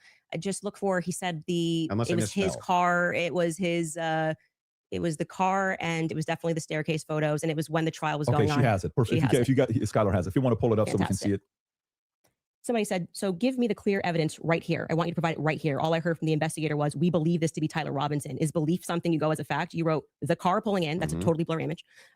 Robinson getting out of it. You have no idea if that's Tyler Robinson. The fact that he is seen 4 other times on camera, the fact being just a standard white boy with brown hair was seen walking up staircase. The DNA on the roof, we should discuss that. And on the screwdriver that he left behind, it's overwhelming, man. Yeah, but that's not an exhaustive list. Well, just so we're clear, you did tweet it. But it's not an exhaustive. Yeah, well, just 5 seconds ago, you should concede. You said I only said this one thing and said that was overwhelming, actually. That's not what I said. It is. You could even pull your own clip. Can you fact check if that was said or not? I did not hear her say So the this. thing is funny here is like we still aren't getting to any of these inferences. So Why these, are you pivoting? so that- Just say well, you were I'm wrong. not. I'm It's cool gonna- to say I was wrong. I can say it. I'm not wrong. So back to the tweet aspect here. It was really funny. That's not an exhaustive list of why I find it. I didn't say it was exhaustive. I just said you said it. And on top of it, well, no, you didn't. You said that I only said this one thing, and then said based on that it's over. Well, I didn't. You didn't mention that I mentioned the screwdriver, DNA, all. This actually occurs more often than you'd think, where we have to go read back the transcript and like depositions, whatnot, because people will say, no, I didn't say that. And it turns out they actually did most of the time. So we'll see. All these other things. You never mentioned any of that. So no, you're actually incorrect there. But on top of that, moving over to the actual evidence itself. Are you Yes, I'm okay. Anyway, back to the evidence if you're itself. okay. Yes, Actually, I'm glad you're asserting that you're But okay. I wasn't worried about your health. I'm just but saying back that to I just this. said you tweeted this. You said no, I didn't. We got to fact check, and now you're like just going to gaslight me and pretend that I There's said no gaslighting. it wasn't exhaustive. I never said that. I just said you did say this. Zero gaslighting. I didn't say you couldn't have said more, Yeah. but I would like to address what I mean, you this said is in your that tweet. time. If this is how you want to spend it interrogating my position, you can do it that way. I'm just addressing what you asserted on your Twitter was like the hard evidence that convinced you was overwhelming. That's literally That's your not debate what claim. you said. That's not actually, in fact, what happened in that exchange. I was here for it. So what's your position here? Yeah. So my position is that based on all of the evidence, which has Mhm. been demonstrated, at least all the evidence to my knowledge, that I am actually not seeing anything that's compelling as an alternative theory. I'm not seeing anything which is convincing me of something otherwise than what the state is presenting as evidence. That's my position. If Okay. That's what you're asking me. So just going back to what you did actually tweet, is it fair for me to ask questions about that? Is That's that the only evidence. tweet you're going to ask me about? Well, we're addressing your claim that the evidence is overwhelming, and this is a tweet where you listed what you felt was overwhelming. I think that's fair. But not right? ex- Yeah, but it's not an exhaustive list of what he says is overwhelming. It's just like some things. I feel like sure, that's fair. but not exhaustive, just so you know. I never said it was Okay. exhaustive, Go even though ahead. you said I did. Sure, whatever you want. But yeah, so going back to that, all of that, as you say to me, well, Candace, why are you addressing and making inferences off of the testimony? No, I never asked you why you're making inferences. I asked you how, with the inference you made, you got to the conclusion. Okay. He's saying, what is the inference? What is the causal connection? And she's just not understanding this. It might be an IQ difference, honestly. She's just not getting it. So I would like to know how you got to the conclusion. And I'm just going to go right back at you because Yeah, for some that's reason fair. you permit yourself to do it. And that's what I'm demonstrating is that you permit yourself to do it. Mhm. And then you say, when I do it, it's a conspiracy, right? No. How are you able to infer off of blurry staircase images that is Tyler Robinson? Yeah. So in that particular case, what you do is you take that evidence, you combine it with other evidence. So it's not just that Tyler Robinson is seen in the staircase. Why are you calling him Tyler Robinson in the staircase? That's what I want to get to. Yeah, because I mean, we'll just use this. If you don't agree that that's Tyler Robinson, then you would just have to Just humor say me. I think it is, allegedly so I'm using Tyler it. But why do you think it is? Because you I'm make trying- everybody, you that's call them literally what I'm conspiracy trying to explain to theorists. you. Okay. So if you're asking for my inference, why I think it's Tyler Robinson is because Tyler Robinson said in his text messages, you'll be able to see me on security footage at the campus. Said it in his own messages. On top of that, Twigs, yes, you can pull them up if you want to fact check that. He did say. On Yeah, I top would. of I'm that, sorry. I actually think I really did miss that. I'm not saying you're wrong. I Yeah. don't remember him saying you're going to see me in. I'm in paraphrasing, footage. Can but we it was pull that close up? to it. Yeah, If I you don't- may I have think it. And by that's the not way, pull it up. Twigs himself said that he You're gonna has see me in some the staircase. he had some maybe a tiny bit of doubt, but it sure looked like Tyler Robinson inside of this various surveillance true? footage that he saw. So Lance, sorry. Hang go on, ahead, you're hang on. right. So there's multiple reasons why it is that I believe that that's Tyler Robinson, Mhm. not just because of blurry footage. Did you have a dream? Just kidding. No, it's because I combined multitudes sorry. of evidences. Okay, so let's address those multitude of evidences. The first one we're working on a fact check on because I do not ever remember him tweeting. That's me in the staircase. I mean, or Well, he didn't tweet texting, it. texting Yeah. that's me in the staircase. I think that I I didn't say that. I said I literally didn't. What I said is that he texted over, "You'll be able to see me in footage at UVU," and I'm It's true. That is what Andrew said. paraphrasing, but that's okay. what he said. Yeah, could we get a fact check on that? You The can find second it. thing you said was Lance's testimony, and actually what Lance says is I'm not 100%, I agree. but in terms of what he wears, again, me pointing out the absurdity, Mhm. he wears Converses, he wears sneakers. If Mhm. his boyfriend is not 100%, I'd like to understand why Andrew Wilson is overwhelmed by it. That's what I'm trying to get to. And lastly, I would like to remind you that Lance's statement would not be permitted. This was a huge part of the preliminary hearing, Mhm. that they were leading. All the questions that were asked of him were leading, so they would be struck down at the actual trial. Mhm. And also, I would like to remind you that he got use immunity for that. Use immunity, I understand. which means like That happens, by the way, all the time in these and cases. I'm wondering why it particularly happened for Lance in this testimony. And I would also like to point out that something that's remarkable about this, again, leaning to my perspective, that Lance has a lot more, which I have said many times, Lance has a lot more involvement than the feds are letting us know. I think more is Nobody going to come disputes out that either. because they interviewed him Yeah. on September 11th. And then for whatever reason, just ahead of what was supposed to be slated as the preliminary hearing, which was initially supposed to be in May, they bring him back to do this interview, Yeah. which in my opinion should have never been allowed. And I actually agree with the defense that it's a violation of his constitutional rights not to allow them to have cross-examined him. But I understand Utah 1102 do what you do. It's all hearsay. But to allow it in that way for him to just be able to also have use immunity, knowing that he's not going to get in trouble. He could literally get up there and lie about any. Use immunity just means that you don't have to worry about the self-incrimination with your testimony. He has like an agreement to excuse him from that. So far, who is winning? Well, I'd say Andrew is winning because at the very least he presented some evidence, and he really they're stuck here where Andrew asked Candace, "What is your causal connection between?" Dude, what a frame to pause it on. Anything. He asked Candace, "What is your causal connection between your conclusion and the evidence?" And she cannot provide any causal connection for it. So Candace is stuck, and Andrew, she keeps on trying to shift and obfuscate the issues and put the burden of proof back on Andrew to justify his position, like beyond a shadow of a doubt. The problem is Candace has also said there's overwhelming evidence for her position. Andrew's trying to figure out what it is. And so far, all that there is that there's more than one set of fingerprints on the gun that Tyler Robinson used. So it doesn't even matter. Because, you know, there's a bunch of different ways that you can have multiple sets of fingerprints on guns. It could be the chain of custody. Apparently, the fingerprints were his family. So, like, and you'd have multiple people handling that gun. Just weird. So, yeah, I think Andrew has the upper hand at this time for sure. And he's not going to get in trouble because the use immunity was given to him in April, I believe. April 28th is when they gave that testimony to the defense. I think they shot it in like April 20th of 2026. That is not compelling to me for somebody who has use immunity to give a testimony and to say, I'm not really sure, but definitely like he wears jeans and stuff. That's not what he said. He did. Actually, you can get a fact check on that. Yeah, that's Skyler, not, I think he you said pulled much it up more if you than want that. to. So a couple things we have. We have Rule 801, Tyler's messages that says it's not hearsay. But first, go to what Candace is asking about. Skyler, I think you have it. You just texted me if you want to pull it up. You said, yeah, it's pretty crazy also that Andrew said he's 85% sure Tyler Robinson took the shot. Candace said that she is absolutely certain that Tyler did not shoot Charlie. Absolutely certain, which is like pretty crazy. did you have the text? If we can put that up on the screen. Thank you. It was me. Look at the pictures from the surveillance footage. It was me. Okay. I literally said to you, it's not an oof. I said I didn't remember this. And I'm happy to have a fact check on that. Okay. I didn't call for the fact check saying you're wrong. I literally said I don't remember that. From Well, the I'm time just saying to you, like, I'm trying to be concise for you. And then also bring the 801 that you just said. What was the other one? Yep, the 801. Tyler messages saying it's not hearsay, if you have that as well.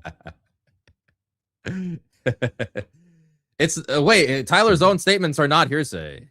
Correct. What are we saying? It's not hearsay. Statements that are not hearsay. It's A not statement hearsay. that meets the following conditions is not hearsay. It was hearsay. They said it in the trial. Hang on. No. Okay. Okay.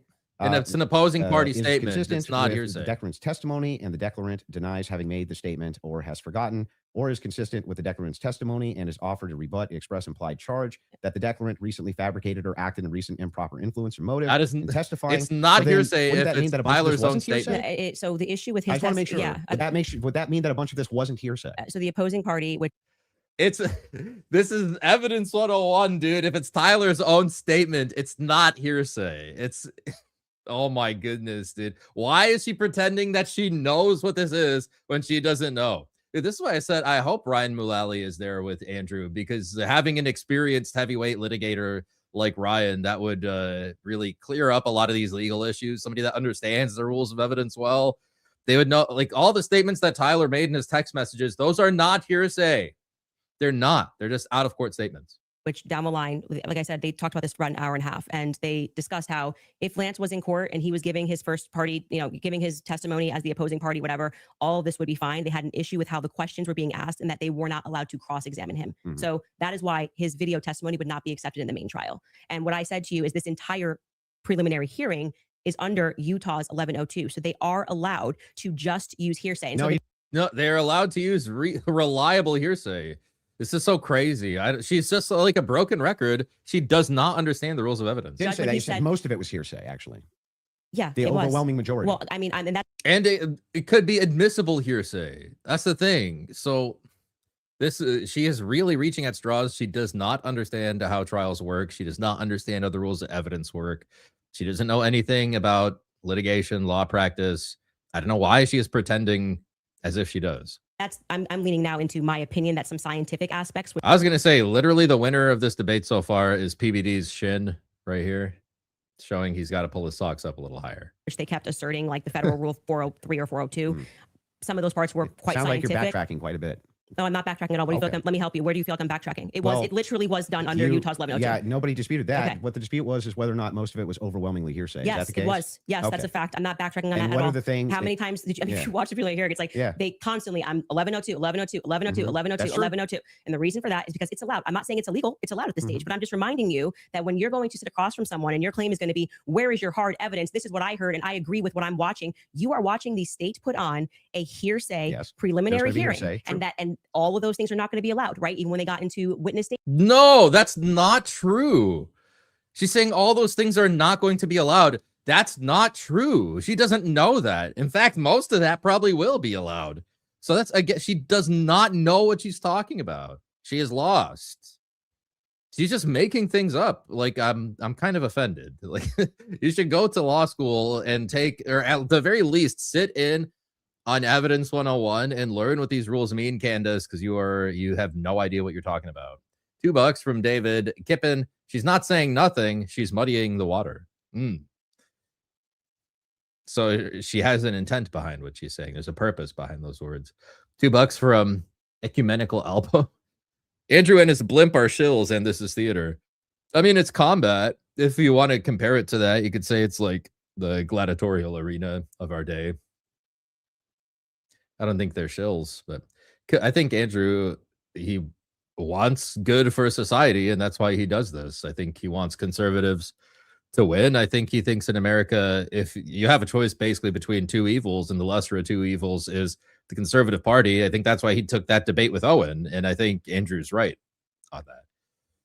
To give due props, at least Candace says ask. Yes, she is aware of the ask-ax distinction. That's very important. She's going to start looping, says Iron Giant Man. Yeah, we're already there. You're right. You called it. You sent me that super chat like, what, 5 minutes ago, 10 minutes ago? She's looping. You're right. Alex Jag, $2. Candace is hyperbole maxing. Yeah. And she's overstating her case. This is the second time that I've noticed she like blatantly overstated it and gets her in big trouble. And $5 from Disgruntled Docs. Andrew is quiet because he knows a black queen is speaking. Yeah, that's right. You have to show deference to the black queens, the internet e-divas. That's right. Statements and things of that nature. There's a reason why they swear you in and they say, you swear to tell the truth, the whole truth. Did you, write the statements? So it's the overwhelming majority of what you saw was hearsay because other people were representing other people's statements. They were saying they had conversations. We don't know where it came from. All allowed at this stage. Okay. But it's hearsay. So but even a lot of that stuff may not fall under hearsay under what we just read, right? But the evidence that you're speaking about, like when you say that we're going off vibes, you don't know Tyler Robinson. Okay. His boyfriend is not 100% it was him. So I'm going back to your points that you made that this was overwhelming evidence for you. That doesn't make sense to me. Well, overwhelming just means you can't consider another option that there could have been another white guy wearing Converses on campus. Yeah. Do you agree with me that I said that what overwhelming means to me is that it's just very convincing to me? Yeah. Yeah. So just the reasonable doubt standard, basically, with that there is no reasonable doubt. Andrew thinks that Tyler Robinson did not take the shot. Says it's beyond a reasonable doubt. And I find it to be completely unconvincing. And that's fair. Because I understand that I looked at those blurry photos that they presented and said, your statement on right now is that he was wearing Converses. I'll tell you, Ryan, that's just nothing. These aren't the evidences that I find the most convincing. Well, you said that in your Twitter. That's not the only thing I've ever said on my Twitter about this case. Right, but the question that was asked of you was pretty direct. Yeah. Right. What did you find? This is not an exhaustive list of all the things that I find. Well, That's not what you said convincing. in the tweet. You can tweet longer too. It's not like we're limited now to 240 characters. So anything that I tweet and all other tweets that I've ever made are now excluded. Yeah, so she should be dealing with his opening statement, not with all the things that he's tweeted. This doesn't even make sense. This is not a debate anymore. Candace sees this as girl drama. Because I use the word. This is like Andrew has to deal with a scorned ex-girlfriend or something. Like that's the level of debate that Candace brings. That's what, what's odd enough. Rachel Wilson is like the exact opposite of Candace, to where she is like so textbook and like presenting evidences in like a very sequenced fashion in a way that's easy to understand. Candace is all over the place. And she's pretending to know the rules of evidence. She doesn't. She's making a big deal about hearsay without knowing that a lot of hearsay is actually admissible in court. She thinks things that are hearsay are not actually hearsay. So overwhelming in this one. Well, they even wanted- though all of this information I've said so publicly over and over and over again is what informs my position for why I'm convinced on the case. That's bizarre to me. I feel like this is Andrew versus Andrew. That's Somebody right, asked you a Michael. question. What are the points that you find to be the most overwhelming? And you answered. You mean from that day, from that particular day of the hearing that I was responding to? Yeah, she's supposed to be responding to Andrew's opening, not other tweets that he like. Why does he have to go? Here's the thing: like, if you're in court, you do not have to defend your entire life. You defend the issue that you are there in court for. You can't open the door to everything. Andrew never opened the door to those tweets. Candace went down the road of those tweets. She shouldn't have to. Andrew shouldn't have to defend that unless he brings it up as like a part of his case. Andrew's here to defend like a very simple proposition that there's overwhelming evidence that Tyler Robinson took the shot. Candace, in her opening, I don't even know what her position is. I know what her position is better from what Andrew says. Lawyer's take. Yes, thank you. Yeah, she is totally lost on the rules of evidence. Everything she said related, almost everything she said on the rules of evidence is wrong. Like, almost everything. I think the only thing she got right is that they exist. Okay, this is something you find to be more overwhelming? Let me answer that question. Yes, okay, that's what what I do you? was saying, Okay, go ahead. yes. Go on. What do you find to be more overwhelming? Yeah. Can we do this? Do we want to get into it, or do we want to do a quick ad break? Are you guys good to keep going, or I'm fine. Keep going, but we can would also. you like to take a quick break? Doesn't or matter to me either if way. we're going into a different topic, that may be another 30 minutes, 40 minutes. I don't want to stop you Yeah, guys in the middle let's of it. end it on enjoy- what I like to give people the benefit of the doubt, you know. like you to find do. to be more overwhelming. Yeah. So if for me, it's the confessions, the text messages, all of that is what I consider to be, from my opinion, that's the most convincing for me. Okay, we should discuss the text message confessions when we get back, if you'd like to. Okay. That's a good idea. Folks, we're going to take a quick ad break. We will be back in 3.5 minutes. Thank you. All right, you guys, Ah. nearly 2,000. Well, at least they told me. Hold on, where are we at right now? 29. Let's go to 31. Oh, 29. So 26. It goes the other way. Oh, it's like a 10-minute break, dude. What? They're cheating. They're going to Chat GPT. Fantastic. I think we're back. By the way, just an FYI, for those of you that are watching The Crucible, there's 30,000 concurrent there watching. Support Andrew Wilson. That's your fans of his. Click that subscribe button and helps him grow his business. If you're watching Candace, I think there's 225 to 250,000 concurrent right now. We'd like to see that 300, 400,000 number on there. Click that button as well to subscribe and share it with your friends and family. And if you're watching it on PBD Podcast, do the same there as well. This allows us to have more conversations like this. The mainstream media hates the fact that we're having these conversations right now. He's Just so you know, outside. they want to control it. This is free for all. This is what's best for the audience. That's why we like freedom of speech. Having said that, let's go back into the text conversation you were having, right? Okay. Let's stay there, and then we'll go into the cross-examination stuff in about 30 minutes. Okay. That sounds fair.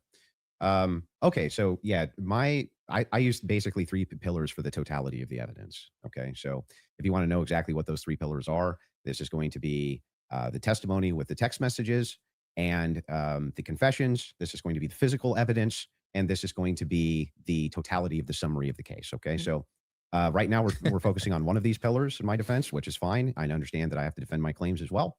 So when we're talking about the messages themselves, they seem totally valid. I have no idea why they wouldn't be valid. And I have not heard any good explanation for why it is that these messages should even be questioned. The defense hasn't questioned them as far as I'm aware. Nobody has actually. I might have questioned too these after messages that, came from honestly. Robinson to date, except perhaps you and other people who are kind of in that camp. Mm. But why should I question these exactly? I'm not sure. Okay, so first let's just go over legally what the point is of a probative hearing. The defense is not they're not there to say or to argue or to defend themselves at all. They have to address what is being presented by the state. Okay, so they're not here to then say, let me give you an explanation for these text messages. Agreed. The relevant portion of what the defense did do was actually before we got to the preliminary hearing. I had mentioned that it was initially supposed to be scheduled for some time in May. They asked for an extension. That reading through those filings of why they were requesting an extension and why I actually believe their extension should have been granted, because they did not receive discovery on their text messages. That was one of the reasons. There were many reasons why they wanted to have an extension, but this was crucial, right? So forget just the general sense that these messages feel off. And yes, you are allowed to have an intuition. You are allowed to have a sense and just go, this is Good very point, weird. Gary. We're being told this kid had like above a 4.0, Tyler Robinson. He wanted to get away. I think the text messages almost run head to head with themselves. Like he wanted to get away with it. So he thought the best thing to do would be to text a full confession of what he did, down to what I didn't even remember, saying, yeah, and that's also me in the surveillance footage. It felt a little too on the nose. People have common sense. You just don't text message. But then we're also supposed to believe that he put a note under because and burn this and get rid of the evidence. But don't worry about that because I'm about to text you a full confession. That it felt off. It felt weird off the bat. He's all manner over in the which place, they were texting. dude. We're told he's like a gamer who's using a Dremel to carve expressions, catch fascist. But then suddenly he's writing like a Also, as a 1700 Helldivers novelist. player, This doesn't make he any did actually sense. get the 500K code correct. Yeah, I'm not a gamer, so we'll say that if we start debating that, you'll be way over my head. But yes, but my point being yeah. is just that first, it's a general sense of why people had a reaction to these messages that seemed like they were written by Jane Austen rather than like a kid who games and writes catch Yeah, but do you see how fascist. that's intuition? That is, I just said that. I said just parking aside the intuition of just something feels wrong here, which you should follow your intuition. You should actually do that. If you say the COVID vaccine is running out, feels like it's coming out too fast, You and there's should too many follow the celebrities telling you to do it, facts, not I'd your like to take a pause. intuition. That's good. That is, you are allowed to do that. I believe in intuition. Now, But hang on. when I said Let parking me aside- respond a little bit here because you've been going for a minute. Let me at least respond to a little bit of this. So the first thing is like when people bring up the COVID vaccine, not trusting the COVID vaccine en masse was the science. That wasn't just intuition. That was the science. There was tons of competing science. Now they tried to suppress it. That's true. But there was tons of competing science for why you shouldn't take a risky mRNA vaccine and mass and things like they this. kept telling us was Now, when you're 100%, talking about it was- intuition, though, when you say trust your intuition, I'm actually giving a different message. You actually should be very wary about trusting just your intuition. It is true that intuition can be useful, but it has to be tempered with logic, reason, explanatory power, and evidence, not just intuition. That's why we're parking it aside. Intuition is the first step. Something feels off, right? Okay. That was my first step with COVID. And Yeah. I like the way it's being pushed. That's right, We shouldn't Ryan. require a celebrity campaign, by the way. Another element of that is why people don't feel She good about has the Charlie not thing. made a Why do we single have so many provable point yet. influencers saying things? It's over. Why They got stuck on the fingerprints of the gun and they never made any progress past that. you guys all using the same adjective? Could you switch it up? I'm overwhelmed. Like chill. Like you could say, I found some Kinda parts like compelling. I think this should go. Like I found some parts compelling. Maybe we should, see at the trial. That would be kind Don't of. you think Fed slop's a buzzword But the for the o- other for the Yeah, camera Rachel's industry? here. everyone Buckle in, guys. This is expected to be 3 to 4 hours long. You're just in the very beginning. Andrew is destroying her at this. She's got nothing, like actually nothing. And she's just backtracking and obfuscating the whole time. Good to see you, Rachel. on the same day of watching this trial, which was, I would say, not overwhelming. She also doesn't understand, Rachel. She also does not understand the rules of evidence at all. She got like everything wrong that she said about the rules of evidence, literally everything wrong. And Andrew was right that Tyler Robinson's own statements are not hearsay, even if they're said outside of court, because there's not even an exception. It's by definition not hearsay. Also, in the hearing, I don't know if you were here for this, Rachel, and I talked about this. She's making a big deal about 1102. Hearsay is admissible in court if it falls under one of the exceptions. There's like 30 exceptions to the hearsay rule, by the way. We joke about this in litigation circles where it's like, if you can't get hearsay in, then you must not be a very good lawyer because there's so many exceptions to the hearsay rule. So she at one point said, all that stuff they brought up at the 1102 hearing, then none of that is going to get into court. That is wrong. There's no way for her to know that. Categorically wrong. She does not know what she's talking about. She is uninformed. Also, is Ryan Mullally with Andrew right now? I'm just curious if you're still here, Rachel. At all.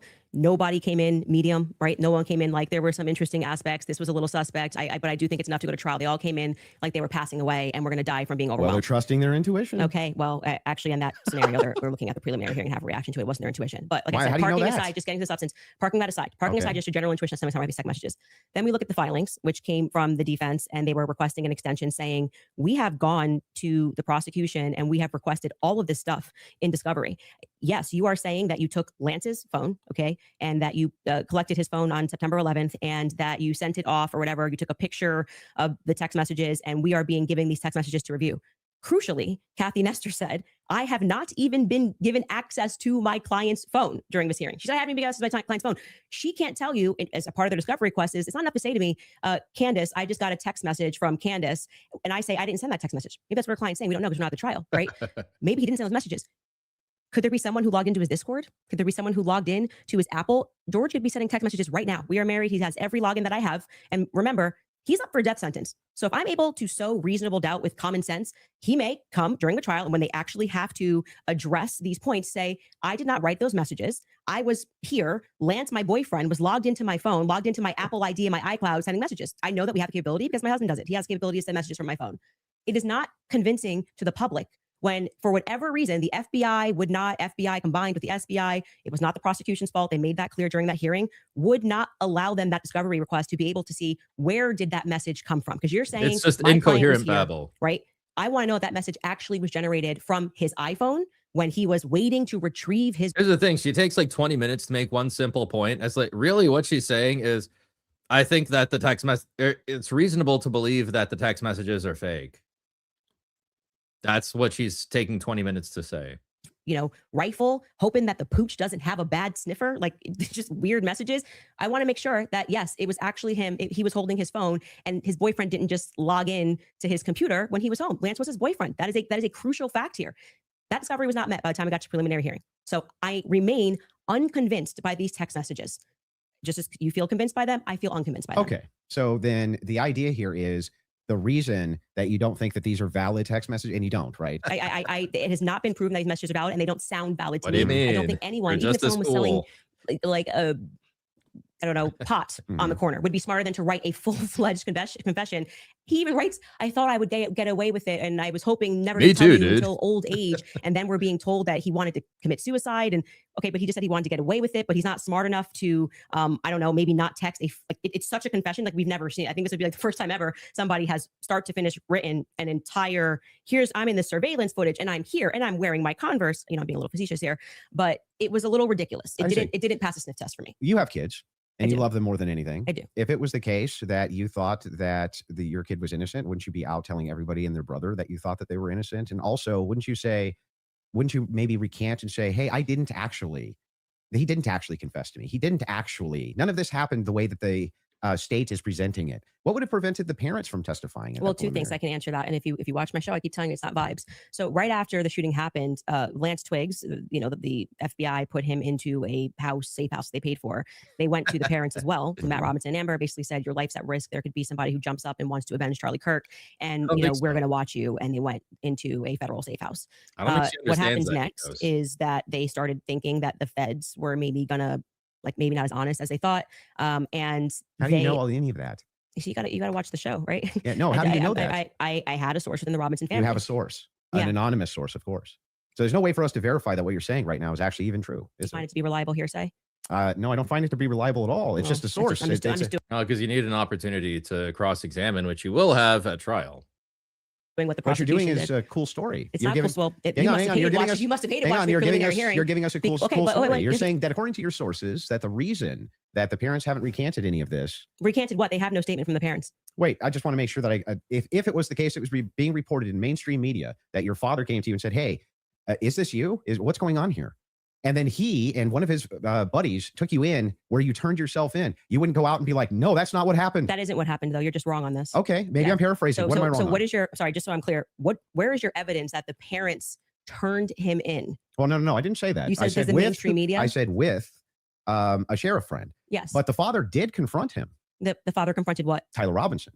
And where did you learn this? That the Tyler confronted confronted that's part him? of the official documents. Our fact checkers can pull that up. But yes. But I'm saying, when you say official documents, do you mean you saw this on CNN or you saw this play out in the hearing? No, this was one of the things that I went through in fact check pre-debate. Are you talking about the charging documents? I think it was it could have been in the charging documents, but we can pull them up. No. And yes, are you disputing this? Do we have that in the back to pull it up? I can already tell you what you're talking about, the charging documents, because this is where we had to figure out where this story came from, because everyone was operating on the assumption that Matt Robinson turned him in. Until we got to the preliminary hearing and we understood, like I said, even for that, when you are charging someone, you can use hearsay. It's all probative, right? Sure. Nothing. So they didn't have statements. It's not like Matt Robinson, even though he was interviewed that night. Amber Robinson was interviewed that night by a Fed, separate rooms. I don't think she knows what probative means. This is a term of art in the rules of evidence and in law practice. And she just keeps on saying probative. I don't think she knows what it means, because right there when she used it, it's like she didn't actually use it really. It's weird to use the term there. Tyler Robinson was interviewed by a Fed. They did not produce statements saying, my son did this. I believe my son did this. But what happened was they did interviews, but also the crucial person here who you just brought up is Mike Mitchell. Mike Mitchell is the biggest unknown in this entire case. Everyone keeps saying they heard from Mike Mitchell this, they heard from Mike Mitchell that. So when the person wrote up the report that night, and it was Brian Davis who wrote up what became the charging document, he after they transported Tyler Robinson from the Washington Sheriff's County office up to, I think it's Salt Lake City. I think it was 4 a.m. in the morning that they got up there. He then writes the what becomes a charging document. So he's basically saying, Honestly, we yeah, all Father spoke to a bunch Chris. of people, and here's There are videos on this, on how the rules of evidence and hearsay work, where attorneys will go and like explain it. There's plenty of videos on this. Good afternoon, Father Chris. Good to have you. Yeah, she is lost in the sauce. She doesn't know anything about the rules of evidence, and I think she's been going on for like many minutes now, and she hasn't really said anything. She hasn't advanced her claims at all. Like, Andrew could take a nap at this time because she's not saying anything. She's not even answering his questions. She's not responsive to what he's asking. So Andrew needs to call her on her worldview soon. I think it's such a niche issue, and she doesn't really have a worldview. I don't know if it would go anywhere, but the information that we got, right? We've not seen that. So it could have come from Mike Mitchell. Mike Mitchell could be saying, I don't know how this negates the point, though. Why it wouldn't truly the negates the parents? point, because you don't have a statement from the parents. Yeah, you are going. Why wouldn't they just correct the it's not correcting. It doesn't misinformation? negate the point. The point is that we now got the preliminary hearing. If the parents were the ones who said, I'm turning my son in because he's I guilty. didn't say they turned him in. I think you're talking about the over. You said it's been the narrative. Everybody's known this. The narrative initially, which I think you agree with, was that, Matt Robinson knew his kid was guilty and turned him into the police station. What actually happened in terms of Sheriff Brooksby, who was present there and gave a press conference, what happened was this Mike Mitchell character essentially peer pressured him. And we can get a fact check on this. We can find Sheriff Brooksby's press conference. And he said, they know it's you and you're going to come in peaceably, or people are going to be banging. dude, I'm just lost on like the relevance of this. Like, what's the point? Like, what is the relevance here? Like, what is she getting at? Down your door. He was a undercover cop, which I don't like. She is literally just yapping. That I don't know what he did undercover. It's very hard to find anything about Mike Mitchell, but he worked with them for 20 plus years, the police officers. The reason why Tyler Robinson knew him was because he lived nearby and he was also his Boy Scout How does leader. this negate that the parents could write this second? And by the way, if you had the evidence, that point. I'm just saying that you're Andrew seems like he's tired at this because she's just yapping. She's not saying anything. Like, what's the point? Like, Andrew's going to get to a point here where I can tell where he's going to be like, okay, Candace, I've let you talk for a long time. Literally, what is your point? This is Gish Gallop. It's not even yeah, I agree. It's not even a good Gish Gallop is the thing. your first point, which is that the parents did this. Yeah. We don't know that the parents. I didn't say that they did ever. Never Well, happened. you're quoting the parents as having said, you said that Matt Robinson said that his kid was, did you say involved? I don't want to misquote you. Confronted him about Confronted him. Yes. And I'm telling you that we have not seen any evidence that that is true. We can fact check that. Okay. Because we do have evidence. And I'm saying it's the charging doc, which could have been derived from a statement Mike Mitchell said. Two things I have ready in the back. One is the charging doc, and the other one is a video of Kathy Nestor saying she hasn't seen Tyler's phone. Okay, we can run Kathy to go back, and then just to go backwards to Kathy first in court saying she didn't get her client's phone. Yeah, and then I think we'll go to the. If you're okay with that, thing not in dispute.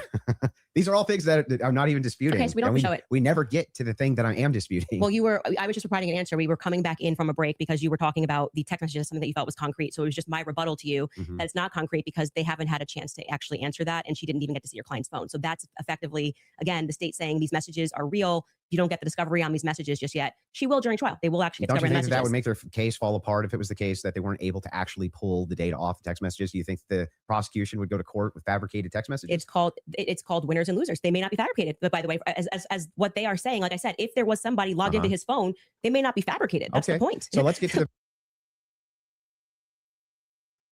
They just could be somebody else. The parents fact check. So I was saying, I believe what you're talking about was derived from the charging doc, which was signed off by Brian Davis. Let's see if that's correct. I think he is favoring Candace slightly. I do feel that way because he has like enforced a few fact checks against Andrew. I don't think he's enforced one against Candace. So, but we'll see how the rest of the debate goes.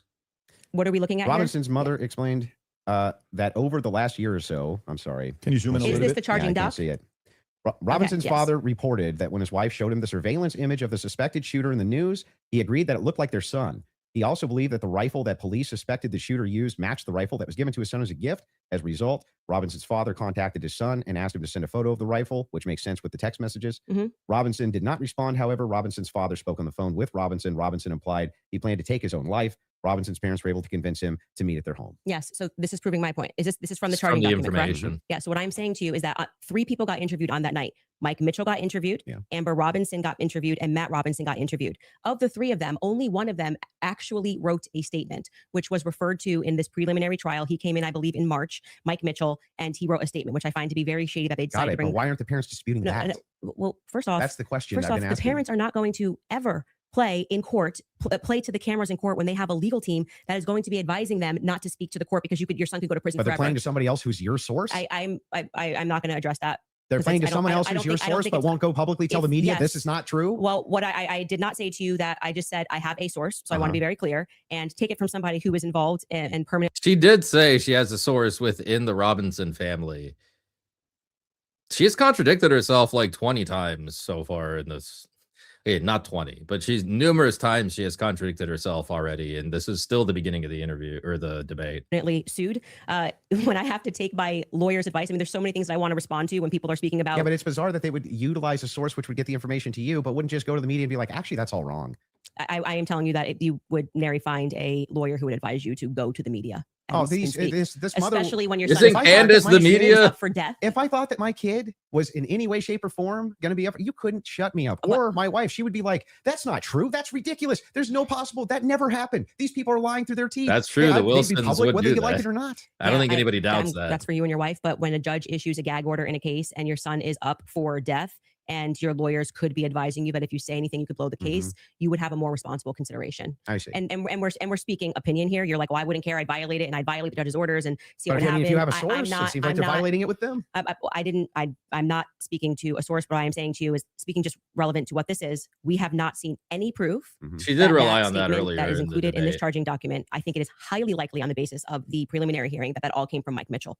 And Mike Mitchell would be a part. He's Based saying, on the statements of it's him parents. saying the parents told me this. The parents could dispute that. That's going to come down the line, right? They're going to be able to see. She is parents. acting like a law I will say expert, this, and putting together context clues. If the state had it on, there are going to be other lawyers that analyze this. They're going to tear her to shreds as well, because there's probably stuff that I might have missed. But like all the stuff, basically everything she said about the rules of evidence is wrong. Ryan Mullally will probably cover this, and he'll probably go more into depth about how she's wrong about all this stuff. So yeah, she has no idea what she's talking about in terms of the law aspect. And also she just has avoided Andrew's one question this whole debate. What is the causal connection between the fingerprints and the fact that you are saying he didn't take the shot? Do you have any evidence that supports that? She hasn't said it yet. It's just, it really is just like, isn't this sus? Isn't this sus? Isn't this sus? That's not enough. That's not a causal connection. 100% certainty that Matt Robinson and Amber Robinson said it. A 5-day preliminary hearing would be a good time to say we have enough evidence, and I can tell you why Matt Robinson made this statement, and here is his statement that he signed. That would have been a good time to present that evidence. That would also be a good time for the defense to say that's just totally fabricated. No, it's not. It's the wrong time. Why couldn't they? That is completely the wrong time. Why couldn't they? Because what they're doing is they already said they didn't receive discovery. They literally can't. They literally can't because they can't. They did not You're receive saying that discovery. they didn't receive that information? No, they just received the text messages. But in order to That's not the text messages. the probative information, Yeah, we're talking about the information that we just reviewed. That's not the text messages. they never presented it. The state never put it on. Yeah, they didn't. The defense could easily still have presented this. Yeah, No. they could have said they're No, they're not allowed to. Are you in sure? a preliminary hearing, Yeah. the defense is engaging with whatever evidence the state decides to put on. They did not put this on as evidence. Brian Davis was up there. The defense can offer evidence in a preliminary hearing, like counter evidence. They're not allowed to present anything. They're responding to the state's I'm evidence. asking, are they allowed to present anything? They are allowed to say, Like if there was a conspiracy They are allowed to present things. Andrew is right. that they could prove right then and there, would they present that in one of these hearings? no, it wouldn't be the right time for I that. disagree. I think It's that not they disagreeing. I think that they not only could do it, but they would do it. In fact, when I talked in depth with my attorney, Yeah, because you could shut it. Oh, okay. Let's see what Andrew has. I want to listen to this. I agree. I think It's that not they disagreement. I think that You're- they not only could do it, but they would do it. In fact, when I talked in depth with my attorney, they said that's exactly, if you had actual evidence that there was fabrications by the feds, That that's would be the exactly time. when you would introduce that. So when Yes. in the document that they filed, That would be the time to produce it. That's right. This is like what I say in opening statements and debates too. It's the same concept, is that you want to propose not only holes in the other side, you want a positive case. That is the best. You always want to present a positive case for your position, right? So Andrew is absolutely correct on that, and it's probably Ryan who told him that that is exactly the time to present evidence, is at a preliminary hearing, and he is correct. That's what I would do too. But they would do it. In fact, I would do that throughout the entire lawsuit. I do that. Like, that's the entire time, every single filing, you want to restate the facts according to how you understand them. Literally every single filing. when I talked in depth with my attorney, they said that's exactly, if you had actual evidence that there was fabrications by the feds, That's exactly when you would introduce Yep. that. So when in the document that they filed yesterday or a couple of days ago, Mhm. the appropriate, like what you're doing at this stage of the hearing is the state is saying we have enough evidence Yep. that we think this needs to go forth to trial. Hence the reason that there's this extraordinary, we allow hearsay because it doesn't really need to be perfect. It can be enough that we feel like we can move forward, right? And okay, I disagree with that in general when somebody's rotting in prison, but whatever. Every time she says hearsay, she says something wrong. It's pretty crazy. The next phase is for It is like well known that the hearsay rule is like one of the most complicated, if not the most complicated rule in all evidence. Like them to meet in court and for the defense to essentially present an argument to the state that says, we find this filing to be defective in and of itself. We don't even have to defend ourselves because you, the state, have enough, you know what the laws are on the books, and this filing is effective and you should get rid of these charges because they don't make sense based on what you can decide based on a law on the books.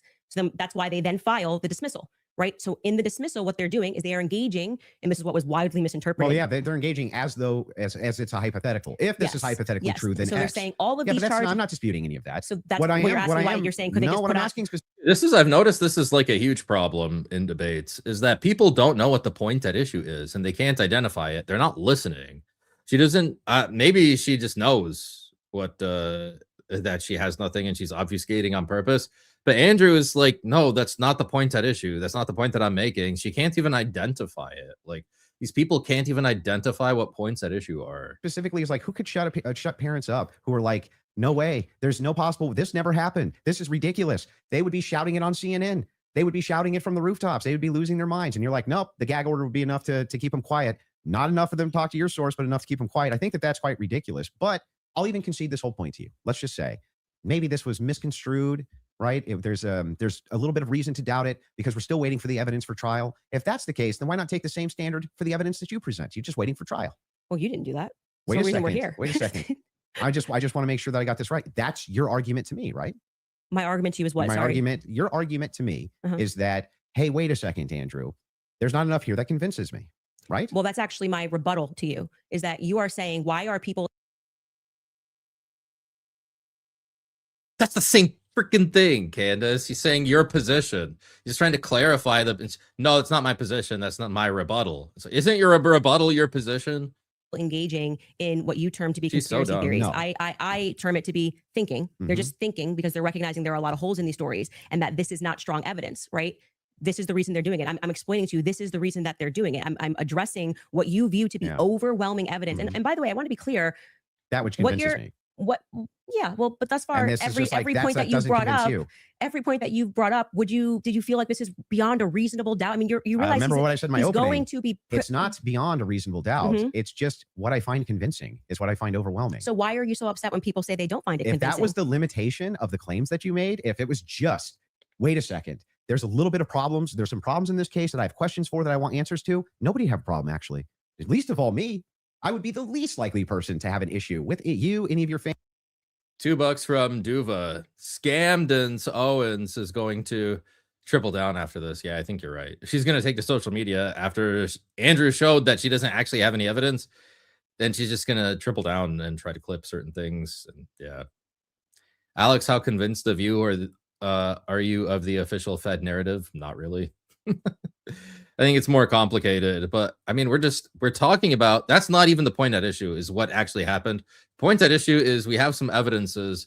What can we fairly deduce from the evidences? That's what the point at issue is. Andrew was saying that, like, based on the evidence that we have at this time, it is overwhelming that Tyler Robinson is the one who pulled the trigger. Candace is saying it is absolutely certain, based on the evidence that we have, that Tyler Robinson did not pull that trigger, which is crazy. Fans, anybody saying. In fact, I've had tons of Discord calls about this. My position's always been clear. Of course, conspiracies exist. Some of them have way better evidence than others, but I've seen them myself. I know conspiracy. In fact, the federal government has hundreds of thousands of laws about conspiracies. They see them everywhere. We both know this, right? That's never what the problem is. The problem is when you make claims outside of, well, wait a second. I'm just questioning evidence here. I'm just questioning what the state's case is here. I'm just asking questions. It's when you make claims outside of that, where you claim that there's good evidence or good standards you should believe because, and then it turns out that it's all nonsense or it's wackadoo stuff or it makes no sense. And when we have a chance to cross-examine your evidence that you've presented, I'm going to show a lot of that. A lot of this conjecture that's based on literally nothing, that leads from no inferences whatsoever. Like, you couldn't even infer it logically. That's the problem. The problem has never been whether or not you just said, you know, there's not enough in this case so far until we get to the trial. I remain unconvinced. I agree. Candace is a total nut. Andrew being 75 to 85% convinced that the Fed narrative is almost equally as retarded, in my opinion. I don't think he said that. He said that based on the evidence presented by the state, he thinks it's like 75 to 85% likely that Tyler Robinson took the shot. Right. So it's a little bit more nuanced than that. But I get what you're saying. I think there is definitely incompetence, probably mixed in with some like actual lies in there. But I mean, we have to be very precise about what the point at issue is, right? We don't want to be swinging at ghosts anywhere. I'm sure there's tons of people who remain unconvinced yet until we get to the trial. I think that's fine. I think it's fine. There's people who are convinced too. That's never been my problem. My problem is the claims which are external to that. Okay. I'm not sure I really care if you have a problem with what I think in my own spare time. I don't understand this like lecture that you just gave. But beyond that, what I'm saying is that What the lecture? state is allowed to use. I didn't This is lecture what you. this is what my problem is. You guys are not like, yeah, you guys think while it's illegal. You can. You are allowed to do that. So, but anyway, Nobody said you can't. going back to you saying I wouldn't have a problem. Yeah, she's talking about like literally everything except the argument that Andrew made. It's crazy. I think I just demonstrated pretty thoroughly that what you claim that you have a problem with is exactly what the state is engaged in at this stage. So it just doesn't make sense. That's not the case. In fact, So if people look and they say, I'm looking at the gun and I see and I'm inferring this, and someone else says, I'm looking at the gun evidence and I'm inferring that, they're both doing the exact same thing. They're not. You're just saying, I want to do it for the state. That's propositionally false. That I'll is not explain, I'll propositionally explain false. exactly how. It is the case that every proposition is going to have a true or false conclusion, period. That's just logic, right? It's the law of excluded middle. All propositions are going to be true or they're going to be false. When we get into when we're making inferences based on propositions. We can actually come to true conclusions with false premises inside of a proposition. In fact, what we're talking about here is not whether or not you feel that you're convinced by this evidence. But you felt like you were Right? convinced. Sure. But here's the thing. When you ask me my reason, Andrew, why are you convinced by this? I can give you my reasons why I'm convinced by it, why it seems reasonable and rational to me to be convinced. You could even say, but Andrew, I'm just not convinced by it. If that was the limitation of your claims, we wouldn't even be having this conversation. That's why I wanted to have the conversation, in fact. Andrew is letting her steamroll him with nonsense. He needs a break and reset, come back, shake off the kid gloves. Her pregnancy may be affecting his demeanor. I think this is thought out from Andrew because he's pacing himself. He knows there's going to be a long debate and discussion. He's letting her get all of her nonsense out now. And then I think he's going to push towards the end. That's my prediction. Was so that we could move into your actual claims that you've made, which transcend the idea of I'm just asking questions. Before we get into that, your team has one thing they want to show before you go into Okay. that. So if you want to pull that up, this is the prosecution filing showing defense had full discovery by April 1st. Oof. They did not.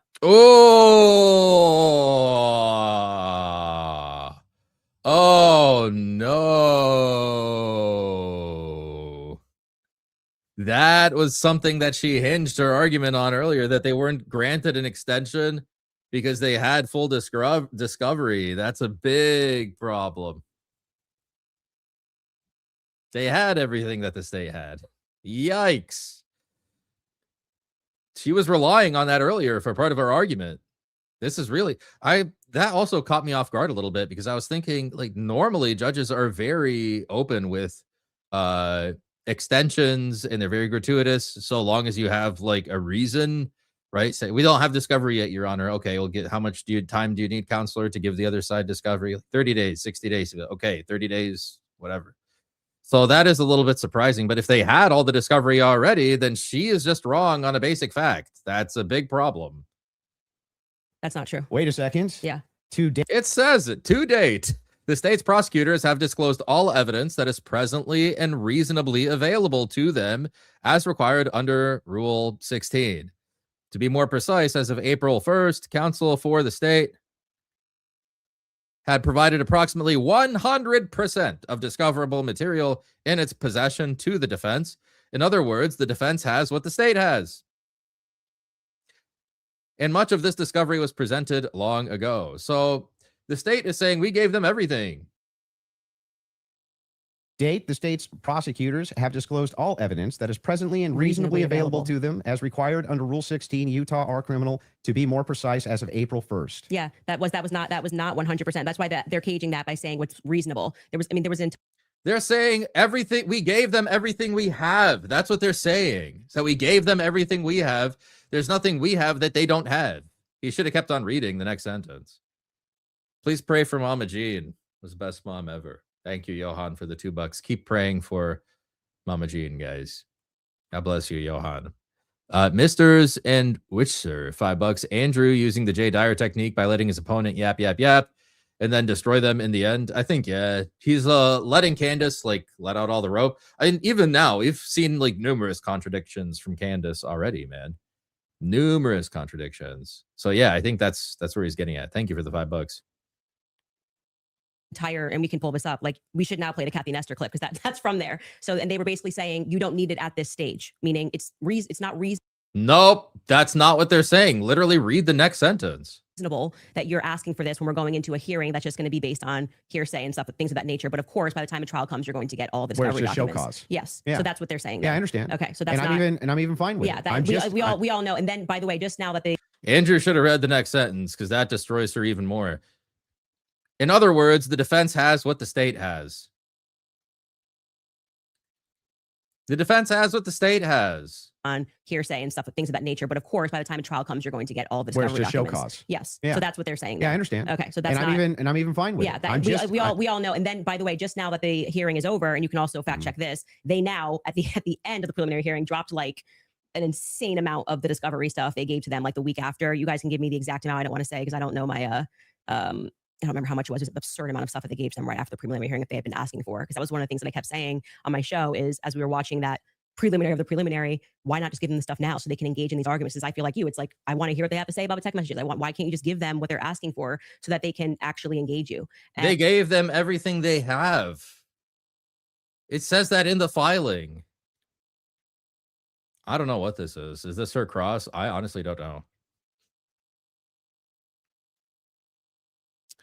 $5 from Ryan Kelly. Thank you for the donation. I need to go for a long walk after this one. Brain hurts. I hear you, man. It's probably put on some long form lecture or something from Father Josiah. Just go on a long walk. and it didn't happen. So, but the judge ruled that it wasn't necessary at this stage, and that was the whole point of that. Because that is literally not what the filing says. What is she talking about? Preliminary to the preliminary. Yeah. Would you like to play the Kathy video? Well, he's saying he's not disagreeing, so I don't think we need There's to. no point here. there's no Okay. disagreement All right, that she said that. Yeah.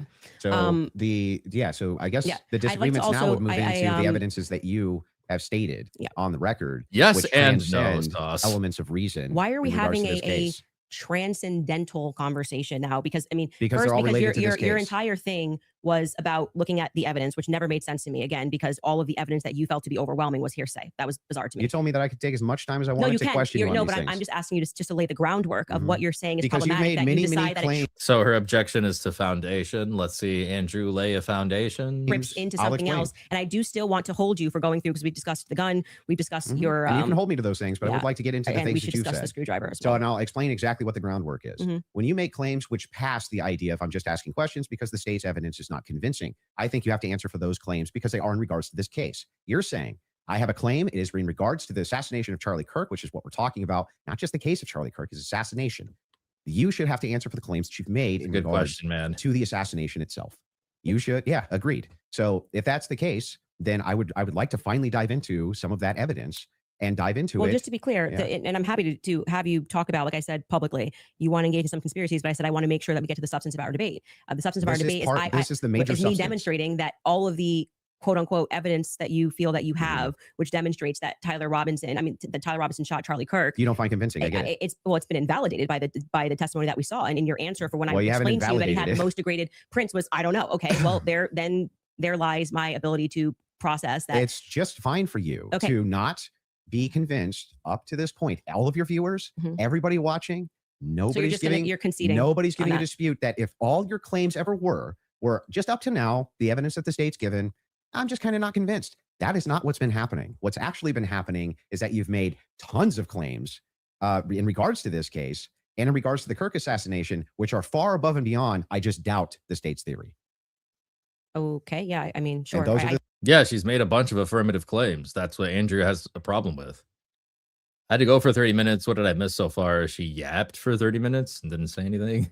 I do doubt the state's theory. I also am welcome to say what I think. You know, if you want to move into opinions, if you want to talk about Erica Kirk, if you want to talk about Turning Point USA, I'd like to talk about all and of get it. into it, I'm totally happy to do that. But I just want to say that, like, I do not feel, because I've said what's important to me is that we exhaust this topic first of our actual debate claims. I do not feel that you sufficiently have argued that the evidence is overwhelming. Sorry. Candace, question for you. But I am sorry you feel that way. Candace, one question. What evidence do you need to see for you to say Tyler Robinson killed Charlie Kirk? That's a great question. So I actually expected in this preliminary hearing, actually, the inverse of what he was saying is true, right? So this is now the time the state is putting on their evidence. That's the purpose of this hearing, right? The state is using hearsay, but they're also putting on their evidence. So I was just expecting some sort of a slam dunk. Like, we got him on camera taking the shot. At least we have him clear on camera. You're telling me this guy drove 13 hours all around. Like, we can definitely show you a picture that it's going to be beyond a reasonable doubt before we even get to the trial. People are going to see and go, oh crap, like it was really Tyler Robinson. I was expecting to at least see evidence that, because I had reported early on that the source was saying that Tyler did not step foot on campus that day. It is my perspective that he had something to do with something. I do believe he was disposing clothes at this stage, at this phase. I do believe he was disposing clothes. He was involved somehow. I find Lance to be more suspicious, if I'm being honest with you. And also, like I said, the use immunity that was given to Lance by the feds, the fact that the feds didn't ask him any questions, the fact that use immunity, what effect does that have on the truth value of what the guy says? They're just saying that, look, if your testimony includes admissions of a crime, we're not going to hold you to that. So feel free to speak freely. That's all that it means. So I don't know why she keeps on bringing it up as if it's some sort of a defeater. Alex is the real legal eagle, not the other YouTuber. Isn't that guy like a flaming leftist? Like super woke and liberal? Big weirdo. It's because he's not I suspect he's not a Christian. So that's what happens when you don't have your theology in order. You have all these downstream effects where you say dumb things like the Constitution is a living document and he's not a textualist and he just applies it however he wants. So $5 from anti-retardism. Candace is making me retorted. I'm messing up at work because of her. Literally a comedy show with how confident she is in her stupidity. She is one of those unstoppable morons that I keep talking about. Like, they're so dumb you can't defeat them. They're invincible because they're so stupid. I spoke with Lance Twiggs' family, and they were like, it's very weird that the feds are not asking him more questions. He's exactly the person that I would imagine to be involved in some stuff. Allegedly, I'll say allegedly. But when we got to the preliminary hearing, there was not a single piece of evidence that I felt was slam dunk. I was waiting for that, a photo. I mean, anything would have made me go, all right, I think this could be the guy. If they had handed over the discovery on the text messages, since that was their big, ta-da, we've got the text messages, that would be the first thing that I would hand over. But actually, who was holding them up? Like I said, it wasn't the prosecution. They're right to say we were handing things over, and we heard the defense argue on behalf of the prosecution saying it's not them and it's not the SBI, it's the FBI that's holding on to things, because the FBI took everything. The FBI took the gun, the FBI took initially the screwdriver, and then when I heard Candace is 1,000% out of her depth. She is used to being in her safe bubble where she can just affirm things and dream them up. Yeah, I also got that impression, like at the beginning of the debate when Andrew started challenging her on some of the things that she said. It seems like she's surrounded by yes men or yes women, yes wine moms, people that will never say no or actually scrutinize her positions. Because the second she was met with a bit of like reasonable scrutiny from Andrew, she just started pivoting all over the place. So she's like wave dashing, like in Super Smash Brothers. She's just like all over the map, dude. She's crazy. testimony about the things that they found that were suspicious. Example being the backpack. That's something that really bothers me. That they say they traced the shooter, they traced the route that he went on, and then there was an abandoned. We know it looks like he's wearing some sort of a backpack. We know that there was an abandoned backpack found at the bus stop in front of a library, and they felt that this should be taken into evidence. They took it. The FBI, this was the testimony of Amanda Baker, I believe her last name is, but you might want to fact check that because I think I'm blending last names. She was the forensics for the FBI. And then she says she gets a call on the 13th and they stop testing on this backpack because they find that the backpack actually belongs to somebody on Charlie's team. But if you know the map of the layout of the campus, you're going, Well, what the hell are they doing all the way up? This is nowhere near anywhere. And by the way, that's not an acceptable answer for why you just gave I it back. literally don't even know That's what not, that's like, why would you give it back? You're acting like no one's ever been killed by somebody on their team before, right? So I found that to be very strange that it was on the exact route that the alleged gunman ran, and that their excuse was, we just gave it back because we heard that this belonged to somebody on Charlie's team. So that to me is, this is why the investigation itself feels underwhelming. So what is the connection between that and Tyler Robinson not taking the shot? None of this actually speaks to the point at issue. This is like the first thing you learn in law school about like how to read legal cases is identify the point at issue. This is the first thing you have to do in appeal. So you have to identify to the court of appeals what the point at issue is. It's like literally on the first page. What is the point at issue? Because they don't want you to waste their time. They want to address exactly what the point at issue is. Candace is not doing that. I think that's what makes lawyers effective also when it comes to debates like this. This is why Jay is so good too, is that he identifies what actually the system defeaters are, what actually the points at issue are, and then he attacks those things, not like the tertiary issues. Yeah, and it's not even answering the question PBD asked her. That's right.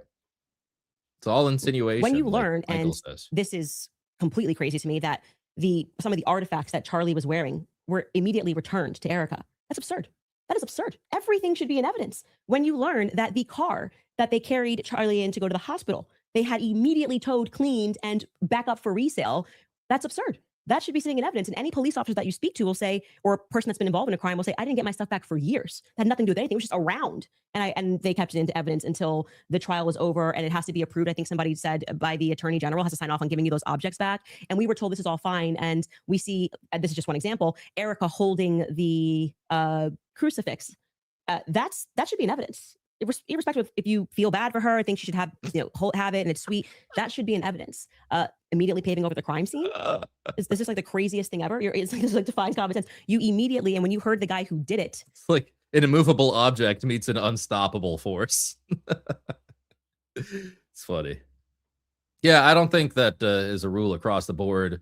What is brought into evidence or not. Usually you need to send out notices to the owners of these things and say that they are going to be held into evidence, that they need to be preserved for the purposes of evidence and like upcoming litigation and investigations.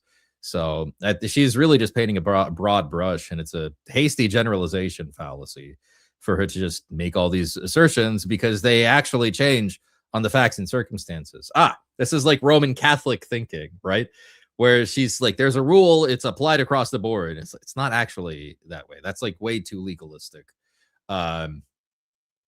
It's actually like law is, again, like I've made this point a lot. It's a lot closer to the Orthodox paradigm where, yes, you have these rules and principles. They're applied on a case by case basis by decision makers like judges. Actually go up on a podcast and explain, I got the call. They said it was a paver emergency. I've never in my entire career heard of a paver emergency. They had already had someone come up and dig up the dirt. So by the time he got there on Sunday, the dirt had already been dug up for him to lay down pavers. That is what people are looking at and going, this is weird. There needs to be answers for why this was done. And he tells us the call came. Okay, so what is the causal connection, though? This is like the one thing that Andrew is getting on that she's missing, right? Alex, would Candace's ability to find holes make her a good legal aid? Or is everything she says actually borderline retorted? She stops short of what's required is her problem. So she'll be like, hey, don't you see this? This is kind of suspicious. And then the lawyer, like if she was my assistant or my paralegal, I would, or like my legal intern or so, I'd be like, okay, this is sure. Maybe it's a little suspicious. What is the connection between this and the point that we're trying to make? Like, what does this help me say in court? Like, I want to say that Tyler Robinson was patsy, right? He didn't actually pull the trigger. And then she's going to come to me and say, look at the pavers. They paved it over. I'm going to say, what's the connection between that and Tyler Robinson is a patsy? And if all she's got is like, that's kind of sus, I'll just say that's not enough. Stop looking into this. Look into something else. That's how I'd handle that case, right? Like, it's not enough. If you can find some connection, then yeah, that's fine. But she's missing that part where she has like her theory, Tyler Robinson is a patsy, some alleged evidence, but there's no causal connection between the two. Came from the feds and the governor's office. UVUs wash their hands of it. And what he's saying sounds true because we heard during the testimony, one person described the regions of who was in control of everything. The feds were in control of the courtyard. So in order for anybody to have paved anything, that was federal territory, so to speak. I'm maybe not using that in the best cop term, but the feds were in control of the courtyard. So these are things that I think should be answered for. Why are we doing things differently than you would in any other criminal scenario of keeping the evidence until we know more, until we're confident, the various decoys. I did it. It just doesn't look right. Okay, so go back. That's not enough, though. What's the connection between that and Tyler Robinson was a patsy? She has no connection between these things. She just states facts. Like, hey, they paved over this thing later. Hey, these people were fake. Like they said they did it and they didn't actually. Like, Mr. Slam Dunk argument, Earth too ashy. I guess so. Yeah. She just states facts as if they're supposed to be impactful, but she doesn't make any connection. Like, she's lazy. Back to the question. So what would you need to see for you to say something? If they had, I was expecting, here we have him, he took the shot, here it is. And then I'd be like, great, a clear image of him on the staircase from, like, that's definitively Tyler Robinson and he was on campus. We got nothing. We got literally nothing but hearsay of people saying. But you basically get no case. What? You basically no case on planet Earth. You get the, sure. Oh, we got a picture. Okay, Here's him with the murder weapon. Right. Here's him taking the shot. Most of this doesn't take place on a college campus that has surveillance everywhere. Yeah. One clear image of his. But I don't understand when you're his asked, car plates. If you're asked the question, what would it take to convince? It'd be the same question be asked to me, Andrew. What would it take to convince you that the oppositional is true, right? That he's a patsy or something like that. Just good, clear, concise evidence that's been presented, right? And is being presented that I could go through and link all together to see if there's actually some clear picture of there being a patsy. That's what it would take for me. Okay. Just I don't disagree with that. We haven't heard the defense just respond. a good evidentiary standard. And then of course I would change my We haven't heard the defense respond. The fact that she keeps on saying defense is like hilarious to me. It's always defense in the courtroom. Like, it's weird. my mind. So just to qualify this, so there is a possibility in the next few months that you may come out and say, guys, it's done. Tyler killed it. So you're saying yes to that. Yeah. I think it's very important for the audience here. Without question. She said at the beginning of the thing, there's a 0% chance that Tyler pulled the trigger. Oh, listen to that. Listen to that. And of course, I would change my mind. So just to qualify this, so there is a possibility in the next few months that you may come out and say, guys, it's done. Tyler killed it. So you're saying yes to that. Yeah. I think it's very important. She said 0% chance at the beginning of the what? She's schizo, dude. She doesn't know what she's saying. She's schizophrenic. She's changing her position all the time. Went from 0% chance that he took the shot to sure, why not? Andrew, why are you debating this lady? She's crazy. What?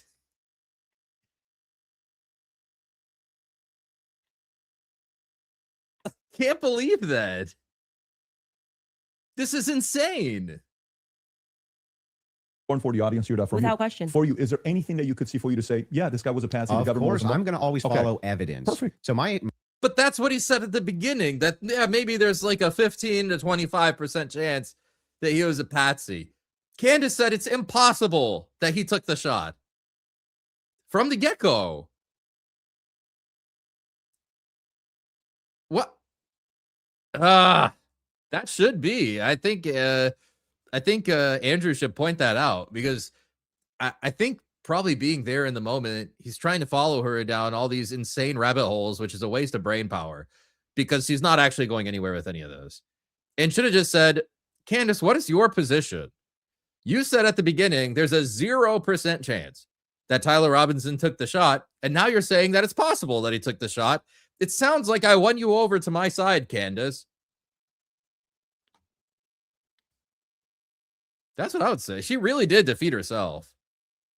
She really did defeat herself. It is like 100% flip-flop. That is 180 degrees, like totally opposite direction of what she was saying. My whole thing is just this. It's really important to me. I don't mind people being truth seekers and justice searchers, and the internet has helped solve tons of crimes. There's no ifs, ands, or buts about that, right? However, there's also people who, they not only don't solve crimes, but they just come up with conjecture, and what's called flooding the zone. You flood the zone with tons and tons of conspiracy-based ideas, and they go nowhere, right? And in fact, they actually take away from legitimate investigation. Now, I'm not even saying anybody here is purposely flooding the zone. That's not even the claim. All I'm saying is that the claims made absent absent, this is just me not being convinced by the state's evidence, those become claims, and claims have to be defended. Just like mine have to be defended, yours have to be defended. And that's what we're going to get to now. Yeah. You want to get into it? Would you guys like to take an ad break We'll before take we an ad come break. back? Ad break, sure. And then we'll talk Erica Kirk and TPUSA. And the conspiracies that have been conjectured by Candace Owens in regards to this case in Charlie Perfect. Kirk's Folks, we'll take a 3.5-minute break and we'll be back soon. All right, you guys, you have probably seen all This the buzz is around so red light. insane, dude. I can't believe she flip-flopped the 100%. She actually said there is 0%. It's 0%. She said it's 0%. It's insane, dude.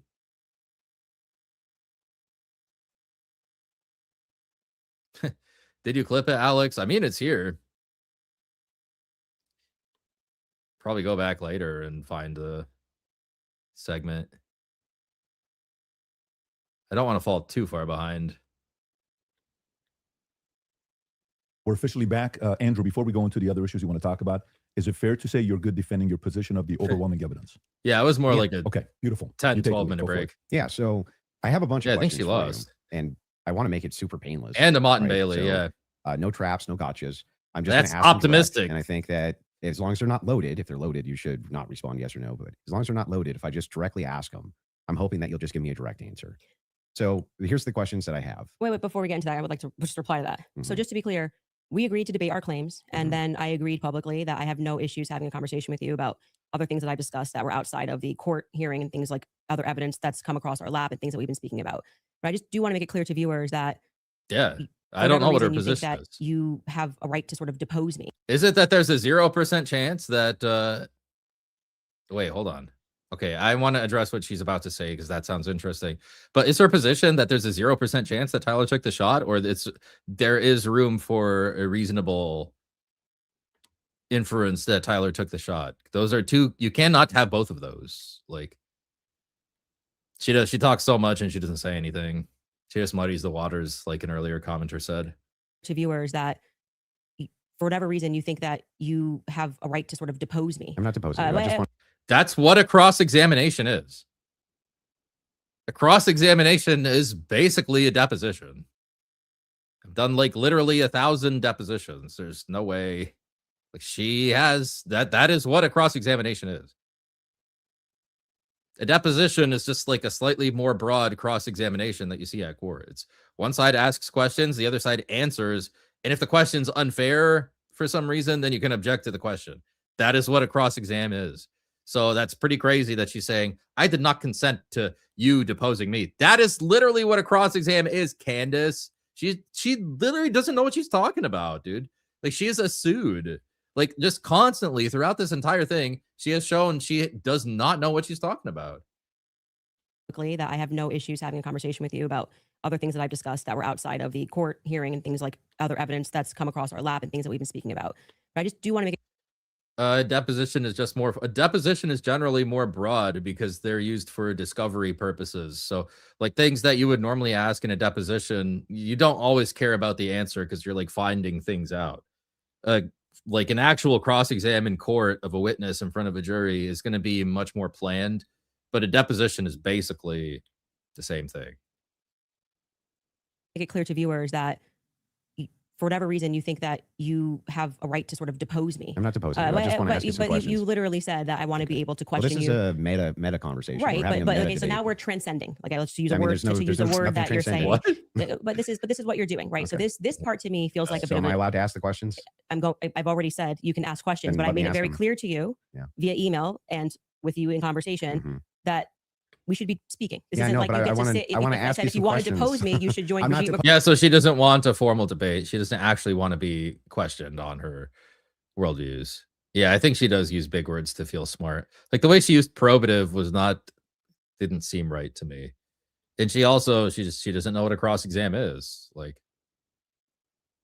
she's pregnant. I don't want to beat up a pregnant lady. Well, then why isn't she like at home with her feet up on the couch? She's still out there saying dumb stuff. Like nobody's above scrutiny, right? Nobody is above scrutiny.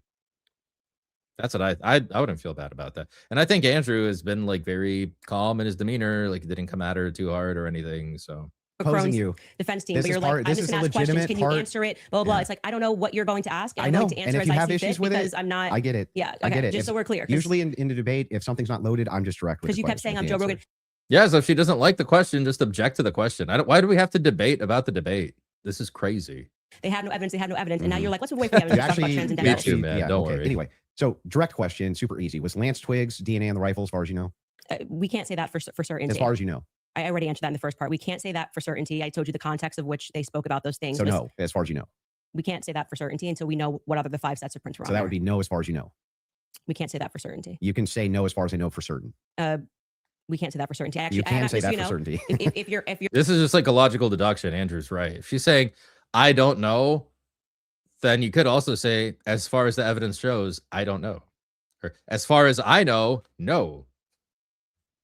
This is literally the first question. She's already complaining about your it. energy here is going to be like you're my dad and you can tell me how to speak or what I'm supposed to say, you're just going to come up against the wall. I'm Okay, familiar with but- this debate strategy. but I like, am just yes or no, telling yes or no, you. yes or no. We're not debating anymore. We're having a conversation. So I already addressed that in the first half of this about why. No, we're still there's- definitely debating. This is still. no, it's not a this debate. is Now inclined this to is you your- saying I want to probe Yeah. things that sit outside of the evidence. I actually already you've addressed this. stated. You asked me. Uh-huh. You're not going to go like you're Okay. sitting and I'm on trial. I'm not on trial. Okay, great. So let's you talk can about have a the, conversation let's as talk we've about the agreed to. French- What does she think a cross-examination is? Let's talk about the Foreign Legion. Sure. Was the Foreign Legion, do you believe, trying to kill you? Yes, that's why I reported it to Mhm. the correct officials in government. That's what I was told, and I handed over that information to Tulsi Gabbard's office. What's your best piece of evidence for that? Well, it was told, Positive evidence. it was told to me Mhm. by somebody who is high up in the French government. I passed off that information to Tulsi Gabbard's office. I also passed it off to Trump's office, Donald Trump's office. Mhm. And that's all I can tell you. I wouldn't be able to probe any evidence because I don't have the power to do that. I'm not the federal Yeah. government. And I would also like to say that this becomes this other like- piece of what you do. This is why they're here. The reason they are there is for cross exams. Yeah, I think that was probably part of her strategy here. I yapped for an hour, we're done debating now. Like, she doesn't want to let Andrew talk. She just wants to talk, take up most of the time. If you look at like presidential debates too, talking time correlates a lot with who the perceived winner is. So this is why, like in debates, I say you should use every single minute of your opening statement. You should use every single minute of your rebuttal. Like, talking time does add to perceptions, but I think this is like her strategy. This is like she's approaching it like some weird political show trial where she's just trying to dominate the talking time. And then when it comes to Andrew, just don't let him talk, don't let him ask questions, because she's afraid, because she doesn't want to let him talk. Yeah, she's not on trial. Her theories are, I mean, he is questioning her, right? But it's like, what do you think a debate is? That's what the debate is for. Asking you pointed questions and seeing if you can answer them directly. She can't. She can't answer anything. Which is when people say, this, I was told this, and this is the evidence that I have, and I'm willing to have that conversation and write the email to the correct government body that deals with this. Like, I can't hack into Emmanuel Macron's bank accounts and say whether or not the Yeah, I information that- agree. But then you go, well, where's your evidence? He's like, well, my evidence is that I reported it. I did the right thing that you're going to do. So if somebody calls and says, hey, Andrew, there's a viable death threat against you, and that person definitively has the rank to be able to tell you this, and you say, well, what I'm going to do now is I'm going to report that to the feds. Then I go, what's your evidence? It's like, well, I got the information, and I gave the information that I got from who I got it to the right body of people. And that's Okay. what I did. Got it. I just want Cool. to make sure. And so I'm not it- trying to trap you. Well, I just want to make sure I got it clear. and that's why I said I want to know what you're doing now, because this has always been the thing. It's like, we actually can't win on the overwhelming claim. So we're just going to go and bring up everything that I think can try to embarrass her. I reported I'm not exactly as I trying to received it. embarrass- That's projection. That's exactly what she's doing. That's why she opened up and she was talking about like tweets from Rachel like 15 years ago. Like, he's not bringing that up. He asked for her to clarify this thing because he probably wants to use it for another question that's relevant. You. I just want to make sure that I get your Yes, positions I clear. have not said, yeah, go ahead. Now, you have stated multiple times that you believe that Israel's involved in the death of Charlie Kirk. Can you give Yes, me, we can pull up the clip. can I'm sorry. I'm just saying. I finish the sentence? Go ahead. Can you give me the context for what are you talking about? Like, when I say, generally speaking, why people think that Israel's involved? hmm Okay. Where's your question? Yeah. Do you have any positive evidence whatsoever that Israel killed Charlie Kirk? Well, I couldn't say Israel was on the ground and shot and killed Charlie Kirk. I would say that there are various things that we're trying to establish, one being a It's motive. coming. And since I don't believe that Tyler Robinson and his transferee is a convincing motive, because he was fired up about politics, which Lance testified that You guys can sense that he's teeing it up, right? He's walking her down the golden path. He's teeing it up. He's walking her down that. Oh, let me adjust the size of this thing. Made it small on accident again. Yeah, there we go. Yeah, he's teeing it up. Absolutely. Never spoke about with him, nor do I believe that he was, so into LGBTQ issues, since Lance testified they never spoke about LGBTQ issues, that he stopped and ate at Chick-fil-A, which if you are into Primrose LGBTQ Path. issues wouldn't be your lunch before you go kill Charlie Kirk for LGBTQ issues, because, Do you have positive evidence? I'm answering the question as I feel like I want to answer it. Like I said, you don't get to for an hour and a half. But the question I'm questions and asking is tell me- about positive I'm evidence. telling you that in any case, establishing a motive and and again, I already explained this at the top of the show, but the reason why people find Yeah, so he should just ask the question again. That's the strategy he should use here, is that when she doesn't answer or she goes on some bunny trail, to be like, okay, that's nice, Candace, but I asked you this, right? There's a time to interrupt and do that, but she's going to make a big deal in a show. And every time he interrupts, she's going to use that as an excuse to, yap about something else for 20 minutes. So it's good. Just let her finish the answer and be like, okay, that's nice, Candace, but I asked you this. Can you please answer this directly? And just keep on doing that, because you'll show they'll get it eventually if you ask 3, 4, 5, 6 times that she's not going to answer this question. Israel Audience is smart enough to see that. to be an interesting question is because truthfully, Charlie's perspectives were changing on Israel. Sure. And he was starting to realize how much pressure was being put on not just our government to constantly fight their wars, but also being put on his organization personally. If people had come out and been honest about that, rather than rabid claiming he never flinched and everybody's lying and this is not true, you would probably have people that just go, that's life. People change their opinions. I understand. And then there was the rabid, not even that, it's like everything was about trying to convince the public how much he liked it. So then, other Israel. than intuition, how you feel about things, do you have any evidence Israel was involved in killing Charlie Kirk? I have already said, and if you're watching my show in the context of what I said, this is the general sense of why people think Israel's involved. Nobody has made the claim that Israelis, there were also, obviously me and Joe Carol Kent. made the claim. Well, Joe Kent, who I think would have the right to assert it, noted that there were 12 Israeli cell phones on the ground that day. I think most people would like to probe that. Now, it could be maybe they were students, and they were Israeli students in Utah that day. But we'd like to probe that narrative because what we've seen after coming from There are Jewish kids that go and ask Charlie questions all the time. You can see the clips. the Israeli government, the Israeli prime minister, kind of denying that he did it, which wasn't really necessary. He was quite busy. The phone call that happened, which no one wants to discuss in the Hamptons the week prior, or not the week prior, I think it was around August. Yeah, so after this is done, after she's done with this spiel, Andrew should ask the same question again and demonstrate and be like, okay, Candace, for the 4th time now, right? This is good to you keep track of it for the audience, right? For the 5th time now. Like I did that with Matt Slick, right? For the 5th time, Matt, on what basis do you know what the Bible is? And you should do that same technique here. I think that'd be very powerful with somebody like Candace, who uses every opportunity to go down a rabbit hole. 5th or 6th that took place. And again, the almost desperate lies about Charlie shifting opinion on Israel lead us to believe that there could be an Israeli angle in this.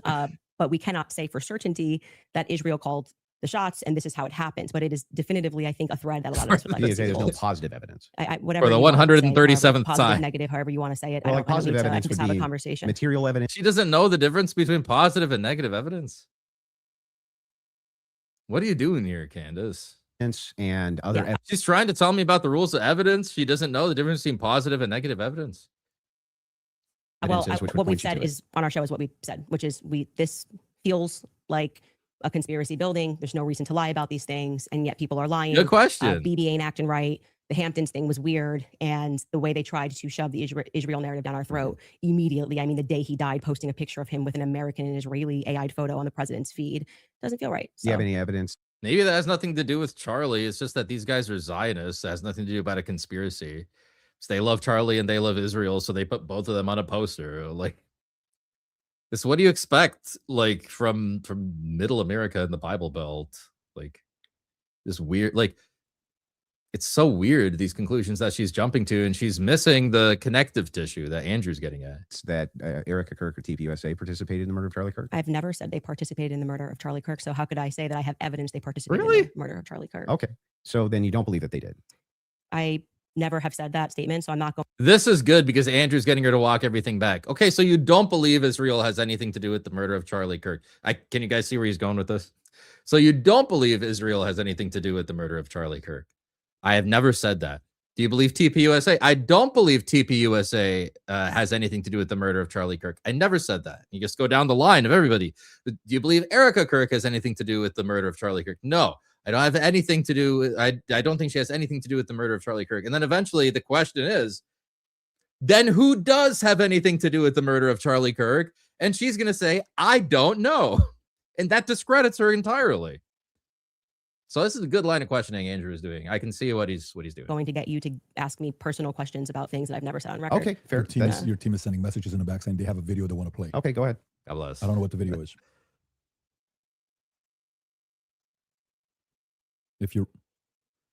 Yes, you said that there's a video you want to play that Candace said she has full confidence Israel was involved. Yep.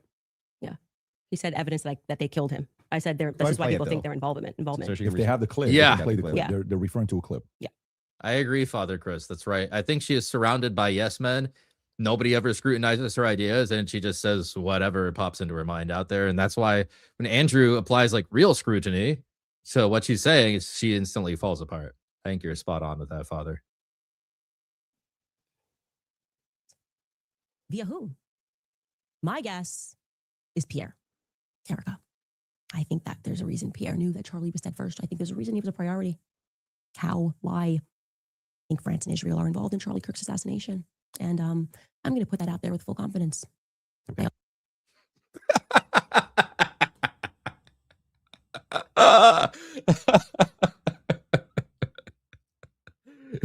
Direct contradicting statements.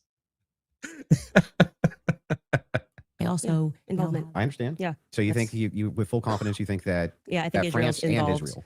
Yeah, This is a direct contradiction, dude. What? I mean, the person that gave me that thing that I reported said Oh my that goodness. French Foreign Legion were on the ground that day. Mhm. Again, this would be at a She is professional such a location for me to liar, then go dude. and probe that information that I handed over. I can't do that. I'm not But the you don't United have States any government. positive evidence of Okay, that. okay, Right? Liz, I don't. Can you just stop? It's actually just like annoying to hear you keep saying positive evidence. I've just asked me what I think, and I just tell you, yes, I think Well, they are that's involved. a claim. No, I said here's what I think. I have every I right think- to ask you about your claim. Yeah, but and if GG's, there's positive dude. evidence made for a your statement. claim- I literally just said I think, and I am allowed to think. And Yeah, you you're keep allowed to saying, think, do you have but you're making positive a evidence? claim. I have tons of positive. And you're allowed to also we are allowed to subject your thinking to scrutiny, Candace, and it just doesn't stand the test. That's GG's. That's like the second time this is GG's. This is crazy. Evidence that I'm allowed to think. I Yes. agree. You're allowed to think. Okay. So Nobody's disputing whether or yeah, not but Candace like Owens is you're- allowed to think. you're- What I'm asking is if but you have what's your issue? positive What is your issue with the statement? evidence. I think Uh-huh. that Israel is involved. Yeah, so she constantly tries to reframe, and this might work on a worse debater, but it's not going to work with Andrew. Because she's trying to change the issue to you don't want to let me think. And Andrew's like, you can think all you want. I'm just going to scrutinize what you're thinking. So when she tries to reframe here, what'd she say? If But you have what's your issue? positive What is your issue with the statement? evidence. I think. Uh-huh. What is your issue with the statement? I think he never had an issue with that. Right. So she's going to try to continually reframe and backtrack.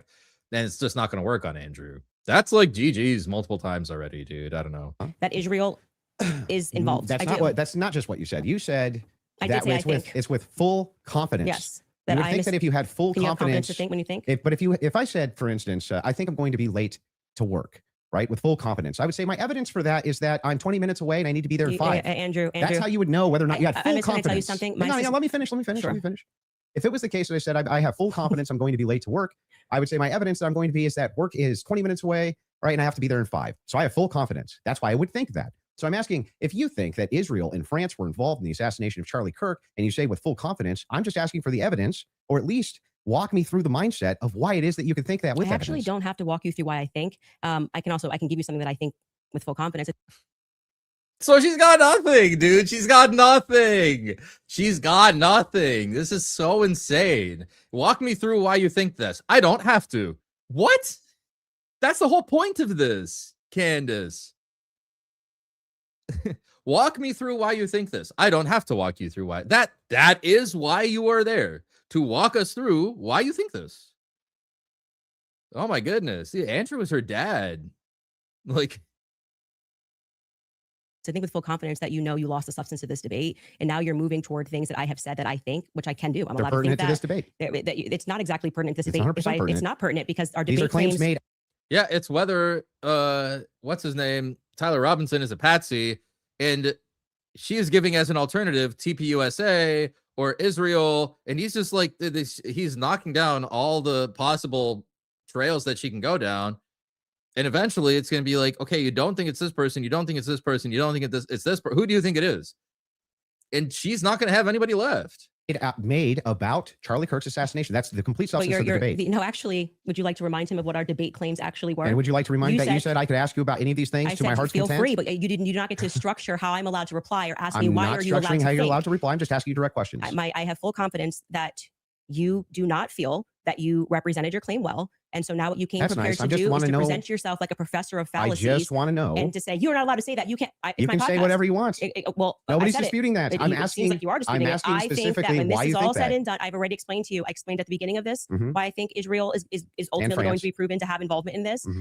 I just explained to you in the middle, and now you're wanting me to structure the sentence or provide evidence. You don't have to. You're just allowed to think. And I've explained to you my thought process. I don't need to structure it in a sentence. If you feel like a professor today, you picked the wrong day. Don't you think that like tens of thousands? Yeah, okay, so this is the second time where Candace has made a reference to like, you don't get to be my dad and sit there like my dad and tell me what I can and cannot say. Now she said something like, you're not a professor. You can't come in here, professor of fallacies, and try to like, Andrew Wilson is her dad. She sees him as an authority figure in there.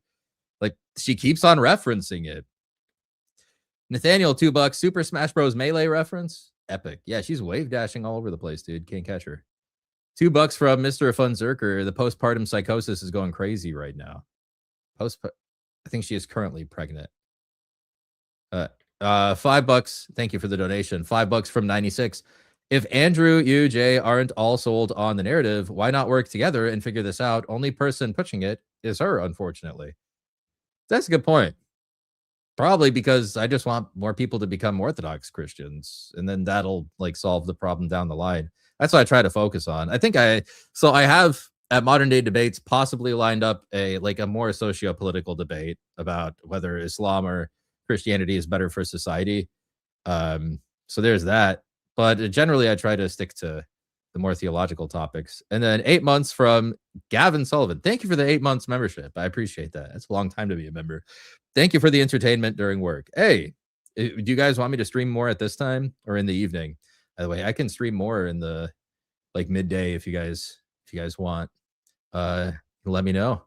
Yeah, I can do some other midday streams. Thousands or hundreds of thousands of people would want to know what Candace Owens' positive evidence for why it is that Israel and France were involved in the most traumatic public assassination of Gen Z's lifetime is. That's why they watch my podcast. So you're just going to drip to them? Like, here's why I think. Yes. Every time we come across any of these discussions, they're watching this in context and they know why I'm saying it. So, for example, when you're bringing up, Candace, where's your evidence for France doing this? I just told you someone who was high ranking in the French government, right? Who's nameless? Of course. But so there's good reason to doubt it's not a this. conspiracy, though, if I then took it to the federal government. Like, you can't just go out there making a claim to the federal government, get in trouble for making false statements and things of that nature. So, and then you go, well, I'm going to probe that. Well, how can you probe that? This happened to me. Ask you, well, this is my podcast. This is my podcast. I'm sharing my life and my experiences and what has happened to me. And you're basically coming in like you're going to regulate how I'm allowed to say it. No, but he's allowed to scrutinize it. And she is never actually subject to scrutiny. She doesn't do formal debates. She doesn't understand what a cross exam is. You're in the hot seat in a cross exam, right? I've been cross examined. I do cross exams. Like, it is bad, dude. I think this chick just landed herself sued for slander. I don't think so, because she's talking about public figures, and it's like a really high threshold to slander a public figure, like really high. I'm not trying to regulate anything. I'm asking very pertinent questions. You're sounding a bit like a professor trying to regulate and say, Candace, you sound very defensive and like you just don't want to answer questions. Yeah, because he's her dad, dude. Like, he comes in there with his like salt and pepper beard and his like fatherly demeanor, and she's in there like, yeah, I'm just gonna be obedient to this manly man, Andrew Wilson. He's owning the room. He was very patient with her, and now it's the time for him to push, and he's doing so. Like, he's her dad. Questions. I did answer your question 3 times. I just didn't say it in the way that you wanted me to say it. You just kind of obfuscate and you run away from it, but I would like for you to actually focus on it. Let's just go through every clip that you guys have prepared, because it's pretty. I think with full confidence, people will recognize the strategy Jim Bob that you're trying too. to employ. So let's get to the next clip you have prepared. Sure, they can pull up whatever clips whatever it is that you guys have prepared.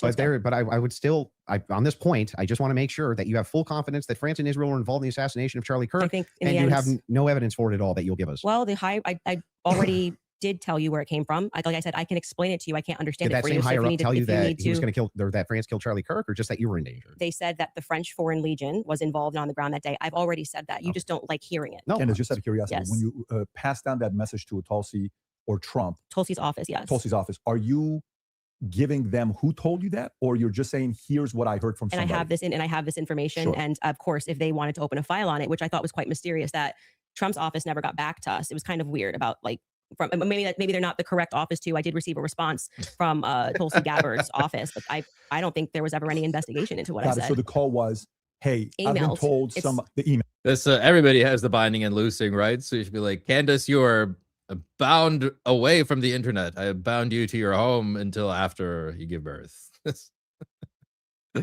Yes. funny. Email was, I've been told I have somebody is- information, that the French Foreign Legion was on the ground during Charlie's assassination, and that, I mean, I have a lot of information, but well, you like didn't give specifics who it was from. not in the first email because I figured they would like, Perfect. yeah, So if they do contact you, are 100. you Yes, comfortable giving 100% who it is?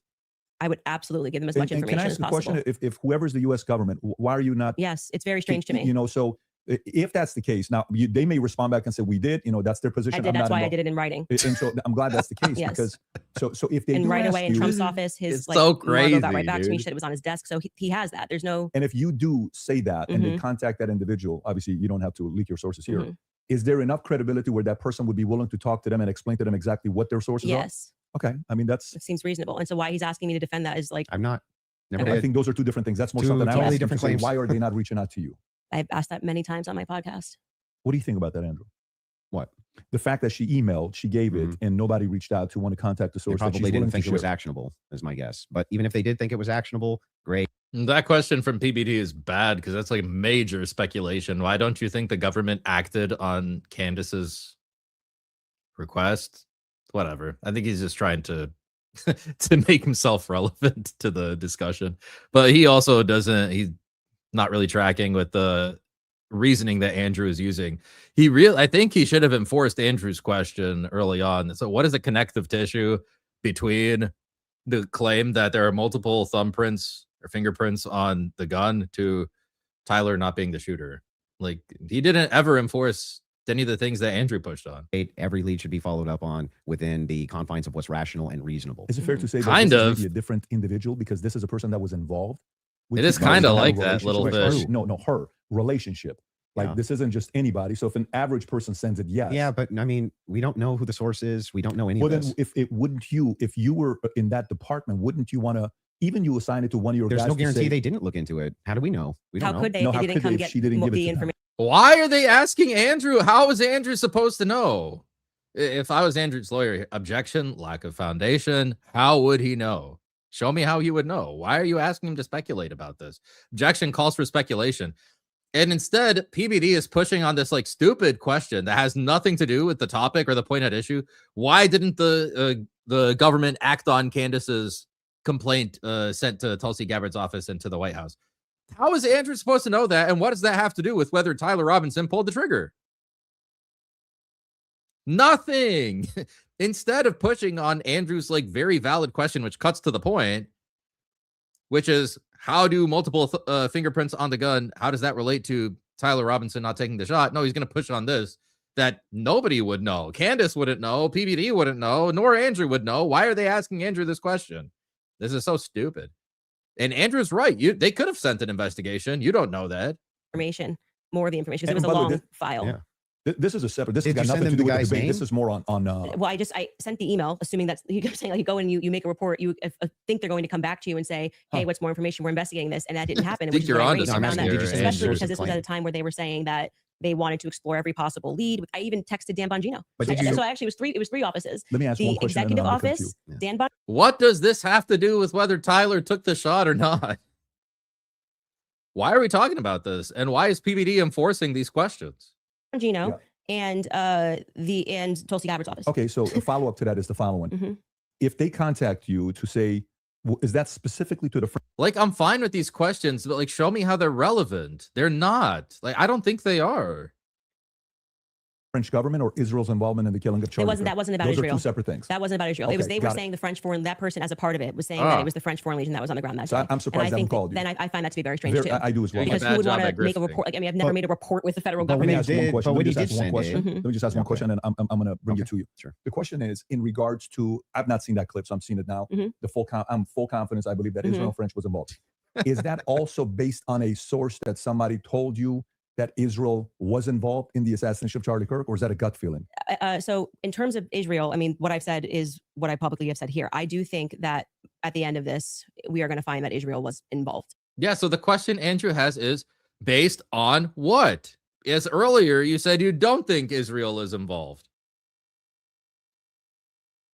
She said that. Go back and listen. Like, I made a big deal about it.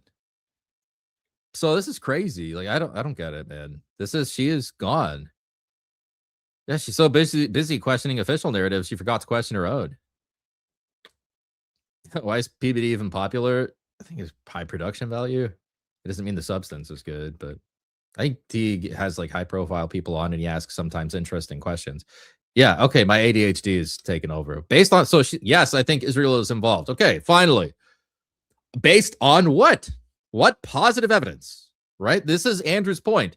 I hope Andrew takes like bites on this. And say, okay, thank you, Candace, for clarifying your position that you believe Israel is involved. Based on what? And if her answer is the same as it has been until now, she's going to say something like, I think, Andrew, can't I think? And he's going to say, yes, based on what?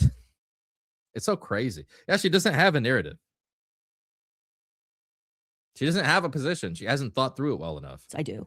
Now, in terms of any of the hard evidence that's been presented, I think this has been a huge problem that a lot of us have had is that they won't even explore anything else that was going on in Charlie's life personally. So if we're not satisfied that Tyler Robinson did this in any way, then every alternative theory should be explored. Other evidence should be brought forward. We've done that in our capacity. Like, wait, what is it? People keep saying she has no evidence. It's kind of crazy. I think we've broken like more stories than any news source in the world. I mean, what is it? Down to pictures, details, police officers, what the dog's name was, because we're not the only people that believe there's a conspiracy here. The police officers that were involved, the many police, sheriff's offices, that were departments that were involved that day, all believe there was a conspiracy. Down to the U.S. Marshals believe there's a conspiracy. That doesn't matter. It's not relevant to whether Tyler Robinson pulled the trigger or not. They were my sources at the U.S. Marshals were saying they were basically sent on a wild goose chase that day. But do you see how you say my sources? You're not allowed to have sources. Well, the thing that's funny so is CNN allowed to have well, sources? No, it's just things that Andrew's not allowed to scrutinize. It does reduce down to trust me, bro. In a legal case, your sources get cross-examined, right? So when you have a debate here where you have secret sources, unknown people at unspecified times said indiscernible things to you that we're not allowed to scrutinize, that's a problem. That's the equivalent of trust me, bro. Hang on, I have sources. If I said I have sources that claim none of that's true. In fact, my sources claim that her sources are lying. My sources claim that none of them believe that there's a conspiracy. My sources claim all of them really think that This is good. Andrew's pointing this out. It's really, really dumb. Tyler Robinson was a lone gunman. If I just said that as hypothetical, wouldn't you say, what? Yeah, I think what probably adds weight is like then when I drop photos of the car that no one was supposed to see, people go, okay, her sources are legit. So, and then when what I say is then proven in court and nobody knew those things, people are recognizing that my sources Yeah, so she's just hasty generalizations again. What did she say that was proven in court? are legit. When I say Charlie was scared, Because that matters. Like, what are those statements? Do they matter? Maybe there was something she said that was proven in court. Maybe it doesn't matter. in the last days, and then I dropped the text message, which you've just learned about a couple of weeks ago, of him saying he was leaving the pro-Israel cause when everyone was lying about that. Then they say, I think Candace's sources are legit. So I think what's happened is I've actually built up a rapport with my audience that it's not vibes and dreams, and that's why they keep watching my content, because like, for example, when I just the other day released the content of the shooter on the roof doing a lateral crawl, then they're going, I don't think these are just vibes. They're worse. Candace's sources are legit. So Her sources are worse than hearsay because you don't know who the declarant is. Worse than hearsay. That's a good point. ND Extreme. She's a public figure. A lot is expected of public-facing people. Yeah, and the more of a public figure you are, the more you're held to that. It's crazy. I've proven myself in the market. Yeah, I'm not sure that would legitimize your sources as being legitimate when it comes to the idea that, oh, they all believe that there's a conspiracy going on. Which is actually right. what you're It claiming doesn't now. matter. How would that actually, hang on, I'm almost done. How would that, talking to PBD how would about that legitimize, well, it's not his debate. How would it legitimize these sources that even if it's the case that you get some court footage or some things like this, Why would it legitimize that your sources are telling you all the marshals believe it's a conspiracy, all the police believe it's a conspiracy, everybody believes it? How would that legitimize Well, any what of I that? am saying to you, and you are not forced to believe it. So let me just explain what I was answering here, and I think that you understood what I was saying. Is I have, because people trust me, compiled a lot of information and presented it to the public, and this information has been proven true. We've presented photos, we have presented videos, never before seen stuff. The public has never seen it. And so what that does is your audience goes, okay, when she says that she has these sources, clearly she's telling the truth. Now, whether you would then go, well, I'm going to Did believe she her when say she says they don't believe, they think delegitimize? that there's a conspiracy. The public, and this have, because people, let me just explain what I was answering here, and I think that you understood what I was saying. Is I have, because people trust me, compiled a lot of information and presented it to the public, and this information has been proven true. We've presented photos, we have presented videos, never before seen stuff. The public has never seen it. And so what that does is your audience goes, okay, when she says that she has these sources, clearly she's telling the truth. Now, whether you would then go, well, I'm going to believe her when she says they don't believe, they think that there's a conspiracy, that's up to you. You cannot watch my content. I'm not here to tell you that you have to watch my content or believe everything I'm saying. Well, don't you think But I am- questioners should get questioned as well? By who? I'm not committing a crime. I think Candace should say yes. That's what we're doing right now. Am I just like saying Well, what I I think and mean, collecting aren't evidence? most of the people you ask questions of not actually committing crimes? But what do you mean they should answer questions where? Like at a police station? Like what No, are you just saying? like if you want people to come in and answer questions for you. I have questions about this in the investigation. I have questions about this. I have questions about that. You want them to Yes, answer your multiple questions. times. Doesn't it people seem to totally fair trust that me, you bro. answer back the True. questions people have for you? No, they're not answering our questions. So it's also fair that they don't answer them. So you're That's why I okay. said So I just Andrew want to. Colbert should be in this chair. He's not. But That's isn't his that a double? prerogative. But isn't that a double standard? No, it's not, because he's not doing it. Yeah, but that would still be a double standard. If you're requesting that he does do it, then Mhm. that seems to infer that you think he owes you answers. Oh, so inferences are allowed again? And they never weren't. So that seems to infer that you think that he owes you answers. If that's the case, then don't you owe answers? Well, I feel like I'm answering your questions and his questions about, I mean, I'm talking about Andrew Colbert. His position is he's a spokesperson for Turning Point USA. Uh-huh. So when the crowd turns against Turning Point USA on the basis of a lack of information or because there has been, I don't know, seeds sown of distrust, I would imagine, and forget answering my questions because it doesn't need to be me. Aren't you sowing a lot of those seeds of distrust? Well, I think they're doing a pretty good job themselves, if I'm being honest. You can blame it on Candace all you want. Well, People love to do that. the thing's funny is People like, act like I'm I think ground the zero. PR I'll be fair with you. Ground zero of people not trusting Turning Point USA. I think that was there was some actually kind PR of there. I think there was some PR there. Sure, they could have done better. Absolutely. I'm not disputing any of that. One thing, though, that I want to just directly ask you is, do you actually believe that anybody in TPUSA or Erica Kirk or Erica actually participated, had foreknowledge of, or facilitated the murder of Charlie Kirk? I'm not going to get myself into a legal pickle here. Everything I've said is on my podcast. I think firmly that if I was the investigating officers, I would seat them all and I would ask questions. I would at this phase. I would. Okay, So what does using that mean? hypothetical, That doesn't say You do anything. think so? I would think it ask was them- not a sufficient investigation into what we know to be true. Oh, 80% of homicides, it's usually conducted by someone you know, right? And the fact that that was never even considered, that like I said earlier, the backpack was returned How do you know that was never considered? because they gave back the backpack as just one example. She They gave doesn't back know the backpack. that. They gave back the That doesn't show a conspiracy. well, I mean, it shows that the police trusted everybody and didn't just hold things up for a Yeah, second. they and ruled make them No, it out as doesn't. suspects. it Dude, this that is the quickly. thing: is that people will look at one fact and think that they know what people were thinking because you don't know what people are thinking. You can deduce what they're thinking from what they say sometimes, but like absent a statement, you really don't know what they're thinking. They could not be thinking at all. They could not be thinking at all. I'm not comfortable with that investigation. It's a pretty big organization. Suddenly everybody's a mind reader. Like there is no intellectual humility at all. Now there is a power sometimes, and just I will do this too sometimes, and sometimes it bites me in the butt, but I think it's worth it. There's like a gamble you can take where you just send an accusation at somebody and say you did this, and then wait to see if they deny it. And that if they are, if they didn't do that, then you would expect them to deny it right away, right? You did X. No, I did not do X. Here is evidence that I did not do X. Then you risk maybe looking like a dummy yourself. But if they don't deny it, that's a powerful tool that you have in your pocket, right? I accused you of doing X. You never denied it. That's a tool that you can use, right? It's a little lawyer trick. But There's $100 million incentive. This is $100 million incentive. what I'm saying is his organization, like it had grown to, I think it was 100 plus per year. Yeah, per year. If that's something you want to Yeah, factor. but what that's was fine. the- Your team wants to play video. If you don't mind, Yeah, there's a video they want to play of Candace said it's impossible to not believe. yeah, and Erica's logic and complicit. an You guys wanna evidence play that video? also. Could also just ask And them, so but right sure. now, their guys are going out and they're going to look for evidence. And then by May, which is fortunately around the corner, then she'll see what they found.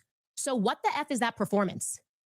How could you sit up there and say, Yes, I 100% believe Tyler Robinson did it. That right there is why it's impossible for me to think that Erica Kirk is not complicit somehow. Because what?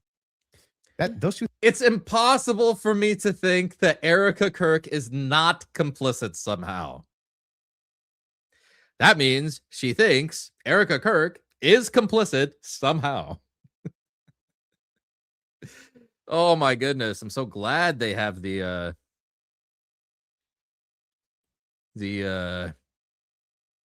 clips. Why did you claim earlier that his 80% certainty means beyond a reasonable doubt when you know the standard is much higher than that? I mean, that was just like a rough guesstimate. That's what I presumed Andrew was saying as a non-lawyer layperson, because I know that he is advised sometimes by Ryan Mullally, who is a heavyweight litigator. So I think just think, how would a layperson convey that to another layperson? Say like, yeah, 75 to 85% sure. Yeah. Reasonable doubt is a very high standard. I think that's right. Thank you for the $10. I appreciate that. That's a good question. Yes. Hold me accountable to the things I say. Please do. So I was speaking loosely. Yeah. The reasonable doubt standard is like very, very high. That's like, there are no reasonable doubts that he did this. There are only unreasonable doubts. Right. So like, it was a pink elephant that came and shot the pew pew, not Tyler Robinson. That's an unreasonable doubt. Yeah, you are correct. It is a very high standard. $10 from Rockwell Levion. Matt Slick showed up to Paraclesis at my Antiochian parish. Really? Actually? On Wednesday, interspersed between a funeral psalm vigil as well. Please pray for him. He was being very belligerent. Really? He was being very belligerent to our parishioners. Why did he just go there and start trouble? He has nothing better to do. Can't he just go on like the PNR Discord and be belligerent there? Why does he have to go to a parish and be belligerent? It's pretty sad. Yeah, we should pray for him, guys. He's probably going through some stuff. It's pretty crazy. That is, it's pretty odd if that's true. That's crazy.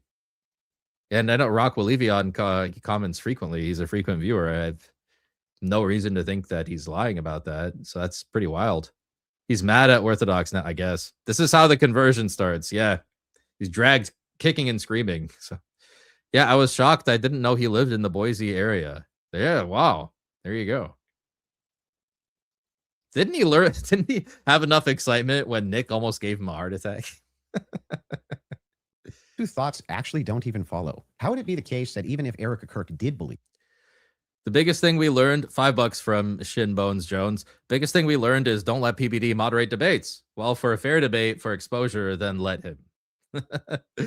Yeah, that's a good point. I think he I don't even know if he understood the points that Andrew was making. So I think that's a problem. Like, he couldn't enforce Andrew's questions because he didn't even understand that Andrew was asking about like causal connections and so any sort of connective tissue between these two things. So PBD stands for Patrick Bet David. He's the moderator. Believe that Tyler Robinson was 100% responsible for the death of Charlie Kirk. Let's say she believed it with every fiber of her being, believed all the evidence, because she did. She just actually did. Would it then follow that somehow she's complicit in Fearless? I didn't say implicit in death. You added those two words. Okay, so what's she complicit in? Yes. So sowing this narrative that Tyler Robinson is. Oh, now he's got to get her to say something crazy. She should have just tried to gloss past this.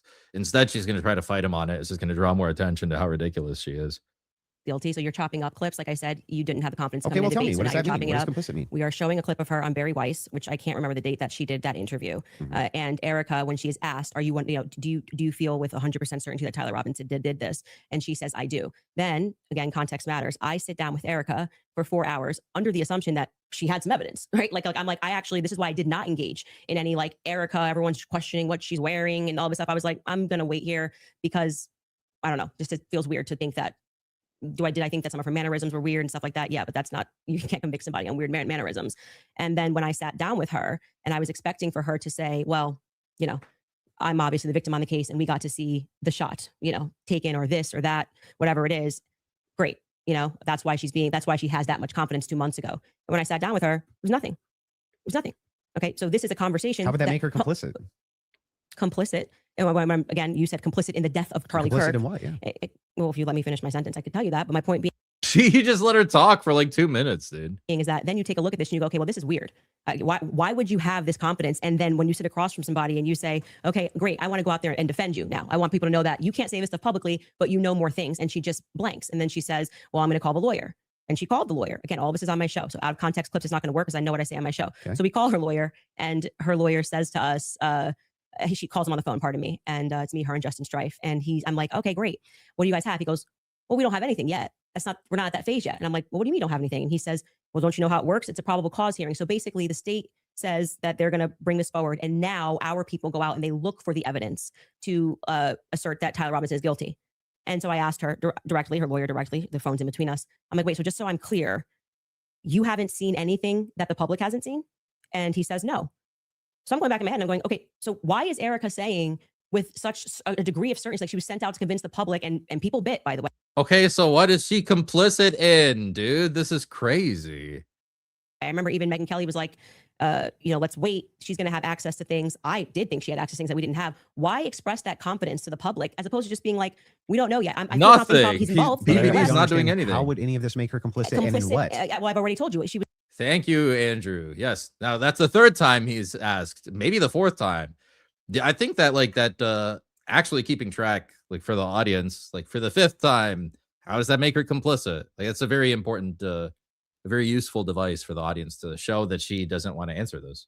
She's complicit in trying to fool the public into thinking this is some open and shut case. How's she trying to fool the public into this? If she believes like, it, don't look if she anywhere believes else. that Tyler Robinson killed Kirk, if she believes that, how would that be complicit in anything? I do. Are you saying that you think she doesn't believe it? I don't believe that at that stage she sat down with Barry Weiss that's what she believes. No, but that's my opinion. Right. But so when you just say complicit, you just mean she believes that Tyler Robinson killed Kirk? That's it? That's what we were talking about. That's why I said if you're. Yeah, it doesn't make sense. He's making her look like a fool. Yeah, you should count them off, especially when you have a witness like this, where it's going to take a witness. And when you have an opponent like this, where it's going to take, 4, 5, 6, 7, 8 times for her to even get close to an answer.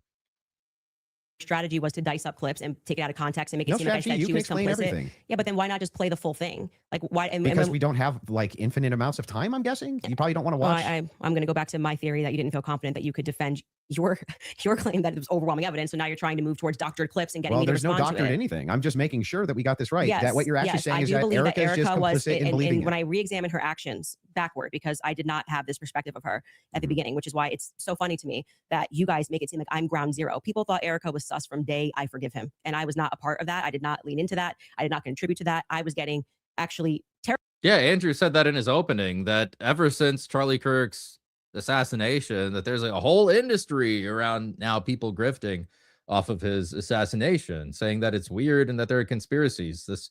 What Candace is saying has nothing to do with Andrew's actual question. It's like, what is she complicit in? Terrible messages from my fans being like, Candace, you and Charlie always say to go with your intuition. You won't address this, how we all feel about her. Things changed for me when I saw that Zoom call. I will tell you that for sure. And the fact that she lied to me. So I sat across from her and, I wanted to have that conversation publicly, but they're probably grateful they didn't do it publicly.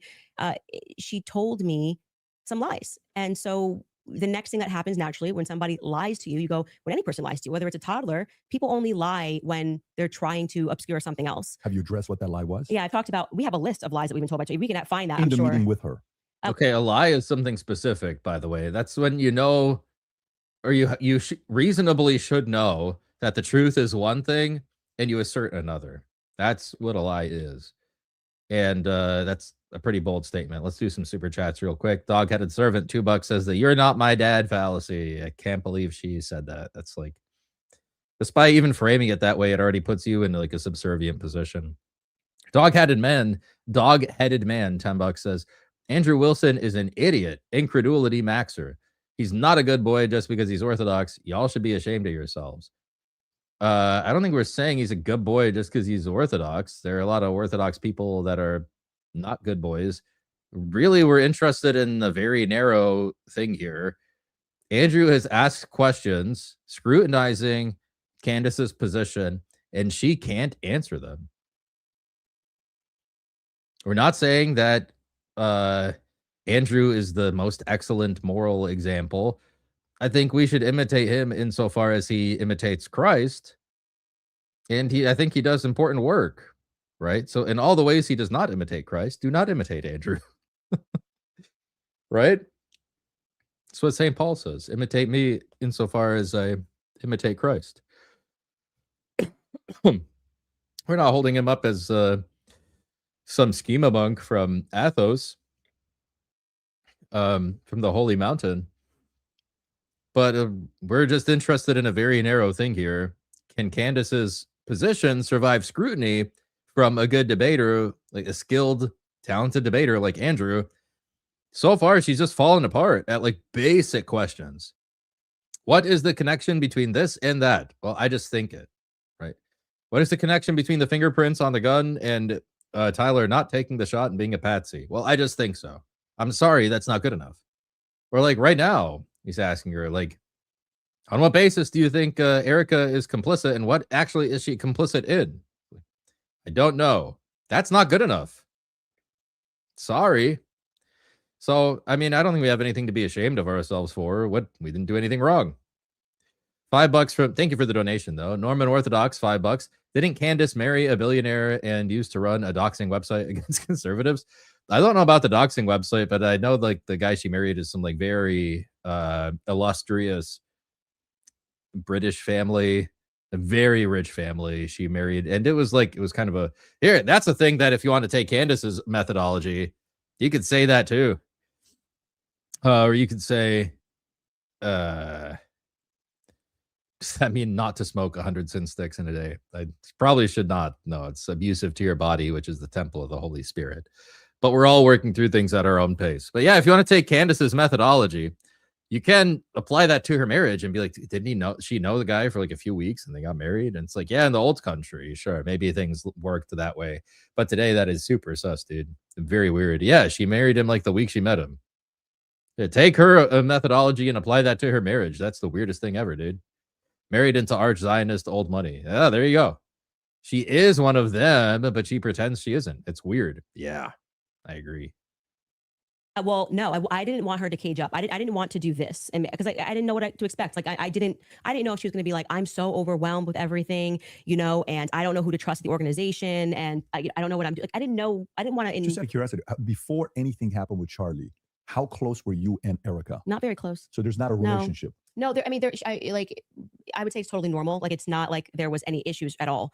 We were always nice to each other. It just is our life went to a different phase, right? So Charlie and I hitting the ground, running around, traveling 4 days a week. Now I get married. I find love of my life. I get married and I get pregnant. I've been pregnant. I haven't stopped being pregnant. And what you want out of life changes. You don't want to be running around for 4 days a week and traveling on a plane nonstop. You suddenly want to start building at home and live. I was desiring that suburban life. Did you guys ever do the double dates? You, George, her, and Charlie? Was there ever double dates between the four of you? Why is PBD asking this? Who cares about her relationship with Erica and the double dates and the triple? Who cares, dude? What is she saying Candace is complicit in? I still don't know. Like,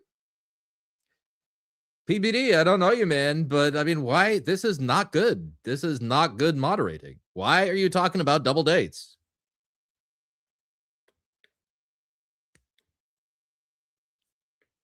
It has nothing to do with the point that issue. It's crazy. I don't think Andrew would want the responsibility that comes with being a Mount Athos monk, to be honest. Yeah.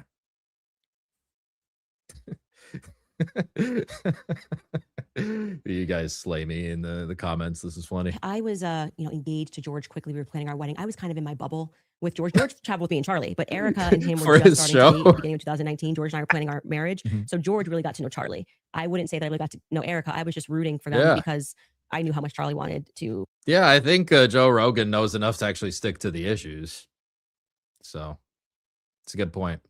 Find love. And so I was kind of his wing woman throughout that phase. And I was just happy. And I never was under the impression, obviously, that they were going to get married when they were dating. So I wasn't like was conscious that I really need to get to know this person. And so it was just kind of normal that by that time. If I was Andrew, I'd be like, look, I did pay like $300,000 for this. I would like it if we just stuck to the issues, please. And because of where I was in my life, that I wasn't spending. He paid for time this. Getting to know Erica per se. So the complicit part about he paid for relevant questions. Erica to you, is that a gut feeling? anytime getting to know Erica So, per so, se. so the complicit part about Erica to you, is that a gut feeling? You think It This is finally a relevant question. transformed when she lied. you can take the lead? I'm just asking questions. Yes. If you Yeah, want to well, I go don't. for it. I actually don't.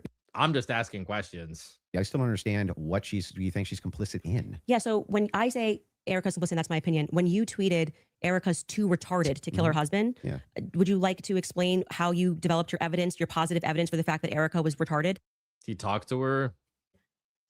Yeah, sure. So Yeah. I just think all women are retarded. Oh, so you're allowed to just say stuff. Who knew?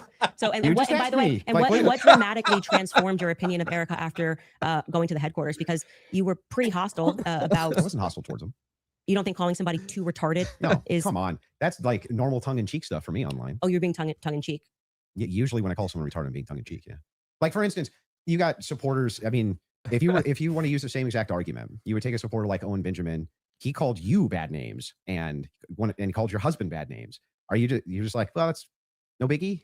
I've never answered him on anything that he said. I'm saying that you now are her biggest offender. So do you still think I'm she's not too, her biggest offender. do you still think she's too retarded? No. I didn't know Erica Kirk. I'd never met her before. Okay, but you had an issue with Turning Point being led by a bunch of fembots talking about Still the do. feminist angle. Still do. And then suddenly you go Yeah, that would be, I think, a powerful rhetorical device if towards the end of this, Andrew comes back and says, so now that we've been through that, can you now tell me what she is complicit in? to the Still think it's a headquarters. terrible idea. You go into the headquarters. Mhm. Now all of a sudden you've got text messages that you're sharing with them. You say that you and your wife are getting involved with management. No. I'm not involved in any management at Turning Point. Well, USA. I'm pretty sure there was a clip of you where you say that your wife went to their recent conference and sat down. And then when you were on Joe Rogan, No. Hang on. I'll explain what happened just so that you understand. Yeah. So I was invited there to do some debate training. That's literally what I was invited there to do on recommendation. So I went down and did some debate. That's the first time I ever met anybody at TPUSA. okay. And then you said you sat down with Erica. Well, I didn't sit down to her. I talked to her in a hallway. So you didn't sit down and speak with Erica? No, I didn't have like some sit down long conversation. We talked in a hallway. Okay. For, Is I that don't when you know, gave her the maybe- hug? Yeah, gave her the hug right there. My wife did too. We were both very sorry for what happened. Okay. to So her. at what point did you start receiving text messages from that you cited in your opening statement? Well, that I just reached out to TPUSA and said, I'm prepping for a debate. Is there anything that's pertinent that I can use here? Do you find it interesting that people have been asking for, basic answers to questions, and you're saying that you walked into their headquarters and reached out and they It's instantly amazing, isn't it? If you reach out in good faith and you're not demonizing them and saying that they're complicit in the murder of people's deaths, that perhaps they're actually willing to release things to you that are pertinent, other than thinking that, perhaps you're diabolical. That's the thing, is that TPUSA knows that if they give anything to Candace, she's going to do the worst spin possible to present them in this horrible light. I think, Andrew, they're going to start thinking Andrew is complicit. That's like, really, Andrew has maintained a pretty neutral position on this stuff online. So when he asked TPUSA, he's like, is there anything you'd like me to, like, any evidence that you think would help me in this? They're probably more than willing to present it. So. Well, I don't know. I, just don't think, have the I best feel like if I was intentions. going to release that information, I didn't demand that it be released to me. I actually never demanded that it be released. I just simply said that this is what was going on in the last 48 hours. Maybe to the media, they could release it. They could release it to PBD. They decided to release it to a guy that called Erica too retarded in June. So what? Yeah, I just think it kind of shows that Turning Point is sending you as their horse. Well, I don't They know just where don't have I the don't know where courage to you- have the conversation. like, I don't If they see were this- just releasing something in Yeah, so she doesn't want to talk about the issues. She wants to talk about Andrew. She wants to make Andrew out as biased. This, like, dude, why? This happens with people that call in too. Like, why are you talking about me? Can we just talk about the issues? Or who was it last that was talking about me? Who's the guy I debated before, the Lutheran guy? Forgot now. Was it JP? I don't know. They're always talking about me. They never want to talk about the issues. Same thing that Candace is doing here with Andrew. Doesn't want to talk about the issues. She wants to talk about Andrew. $2 from David. I know about the doxing site. If you want the deets, yeah, send it to me on X. I'll have my DMs open. Faith can move mountains. $5. Gotta love when the moderator just starts asking questions in the middle of your debate. Yeah, that's derailing, honestly, because you have momentum. You have these things like you're putting pressure on her. There's psychological pressure, right? So when somebody just, like, even if they take the pressure off for a moment, like, you're not helping. Like, it's combat. Let me put pressure on them. Let me do it. Why are you taking pressure off of them? That's not fair. It's like when you almost have somebody in a jiu-jitsu match, like, you almost submit them, and then the ref just resets you guys both to like standing. Like, what are you doing? Why are you taking the pressure off of them? Why are you helping them? You don't do that. Marco called me all sorts of stuff in his short as a reason why he can't debate. We should cover that. Maybe if I still have time after this. In Let good me ask faith you a to answer question. Do questions. you have any I've never evidence of that demanded. claim? It's not evidence. No? You're sharing your opinion No. that she's too retarded. I can't share my Uh-huh. opinion that I think it's Well, going I to never register met the as chick. really obvious to the Yeah. public that rather than presenting that throughout the course of everybody wanting to know what Charlie was Mhm. going through his last days, they decided to give it to you to come to my house as some sort of a surprise. Well, do you think the when- public's not smart enough Yeah. to see through that? Do you Good think point. that if Like, you talking know about terrible PR. if you know that there's a huge debate that's coming out that's going to be probably one of the most viewed that year, and one of the debaters calls you and says, I'm taking this position. This is the position that I feel like there's the most evidence for. And Candace also agreed to answer many of my questions in regards to this. So if you got pertinent evidence here that I can use, I definitely like take a But look. what is It was actually amazing to me. It really was actually amazing to me how if you approach people in good faith and just say, hey, I'd actually like to know what the facts and details are Marco around this, and, they actually do talk to you. It's amazing. Yeah, I just do not believe that they are doing this in good faith. Really? I don't believe that anything you Huh. have done has demonstrated that's in good faith. It demonstrates that you walked into Turning Point USA headquarters and came out a different man because you were critical. Yeah, so she wants to talk about Andrew and not about the points, actually. Content brained insurance MLM scammer. Well, yeah. This is crazy. Of the organization. Still am. We're critical of Erica, and now you're sitting here going, Well, Candace, first I of want to all, interrogate you for Have an you hour ever and a half been, about hang everything on, you've hang ever on. Have said you ever about been Erica. critical of somebody that you hadn't met and then you meet them and you're less critical of them? And the inverse has happened too. I was You're right, less critical about exactly. Erica, and now I'm more But I'm critical asking about you, her. but I'm asking you, isn't it the case that there's people you've been critical of and then Mhm. you've met them and you're less critical after you meet them? Too retarded. I feel like if you think that she's dumb and let's just talk about your record. I mean, you're a person that has spent time Why are we talking about Andrew, dude? Like, in I what don't get most it. people would term to be the manosphere, talking about Kind of. well, yeah, I debate against the against feminists. and red pillars Okay. and a lot of the actual. So I'm a Christian ethicist. I and then always you take go the on to ethics Joe position. Rogan and you're Mhm. like soft explaining away why Erica had to take over Charlie's company when they don't have a parent at home. So now you're a feminist icon. Like you just go into the headquarters and you just shift all of your perspectives. That's a bizarre criticism. Like nobody's in the bigger girl boss position than you. Yeah, I'm actually no. You're in the this biggest is, of the girl boss positions. Like you don't have to do this. Look, You just It's true. do Doesn't this. she You have could the biggest definitely not do it at podcast? all and be fine, right? But I you don't- still do. I would say that you are making a comparison that cannot be compared because Erica's husband was just assassinated in front of the world. Which The makes sense why parents- she would take the organization No, over. that it makes sense why you would go home to your kids. Just so you know. Wait a second. That's Yeah, bizarre. You because wanna they don't have a protect- parent. They don't have a you wanna parent, and they've protect- just suffered a trauma. You don't Yeah. go into the office. You 6 want to days later. protect your husband's legacy, Yeah, right? no. And you're trying to find something The legacy normal. is his children, not the organization. It's both. No, Yes, it is both. It's totally rational and reasonable to Nope. believe that it would be both Turning Point USA, that is part of Charlie Kirk's legacy. He worked his whole I life think this for is it. why people think she's and, sus. and his children. Now, for you though, to say that anybody's a girl boss, right? That's like the pot calling the came out kettle of- black. That came out of your mouth. No, that was you. You brought up girl boss. Girl boss came out of your mouth. Yeah, I'm telling you that you brought up this idea that I'm defending some feminist nonsense. I'm not. I'm pointing out that there. By the way, She's not qualified always to take over objective- his company. there's always objective outliers to So what was Erica complicit in? I still don't know, guys. I still don't know the answer to this question.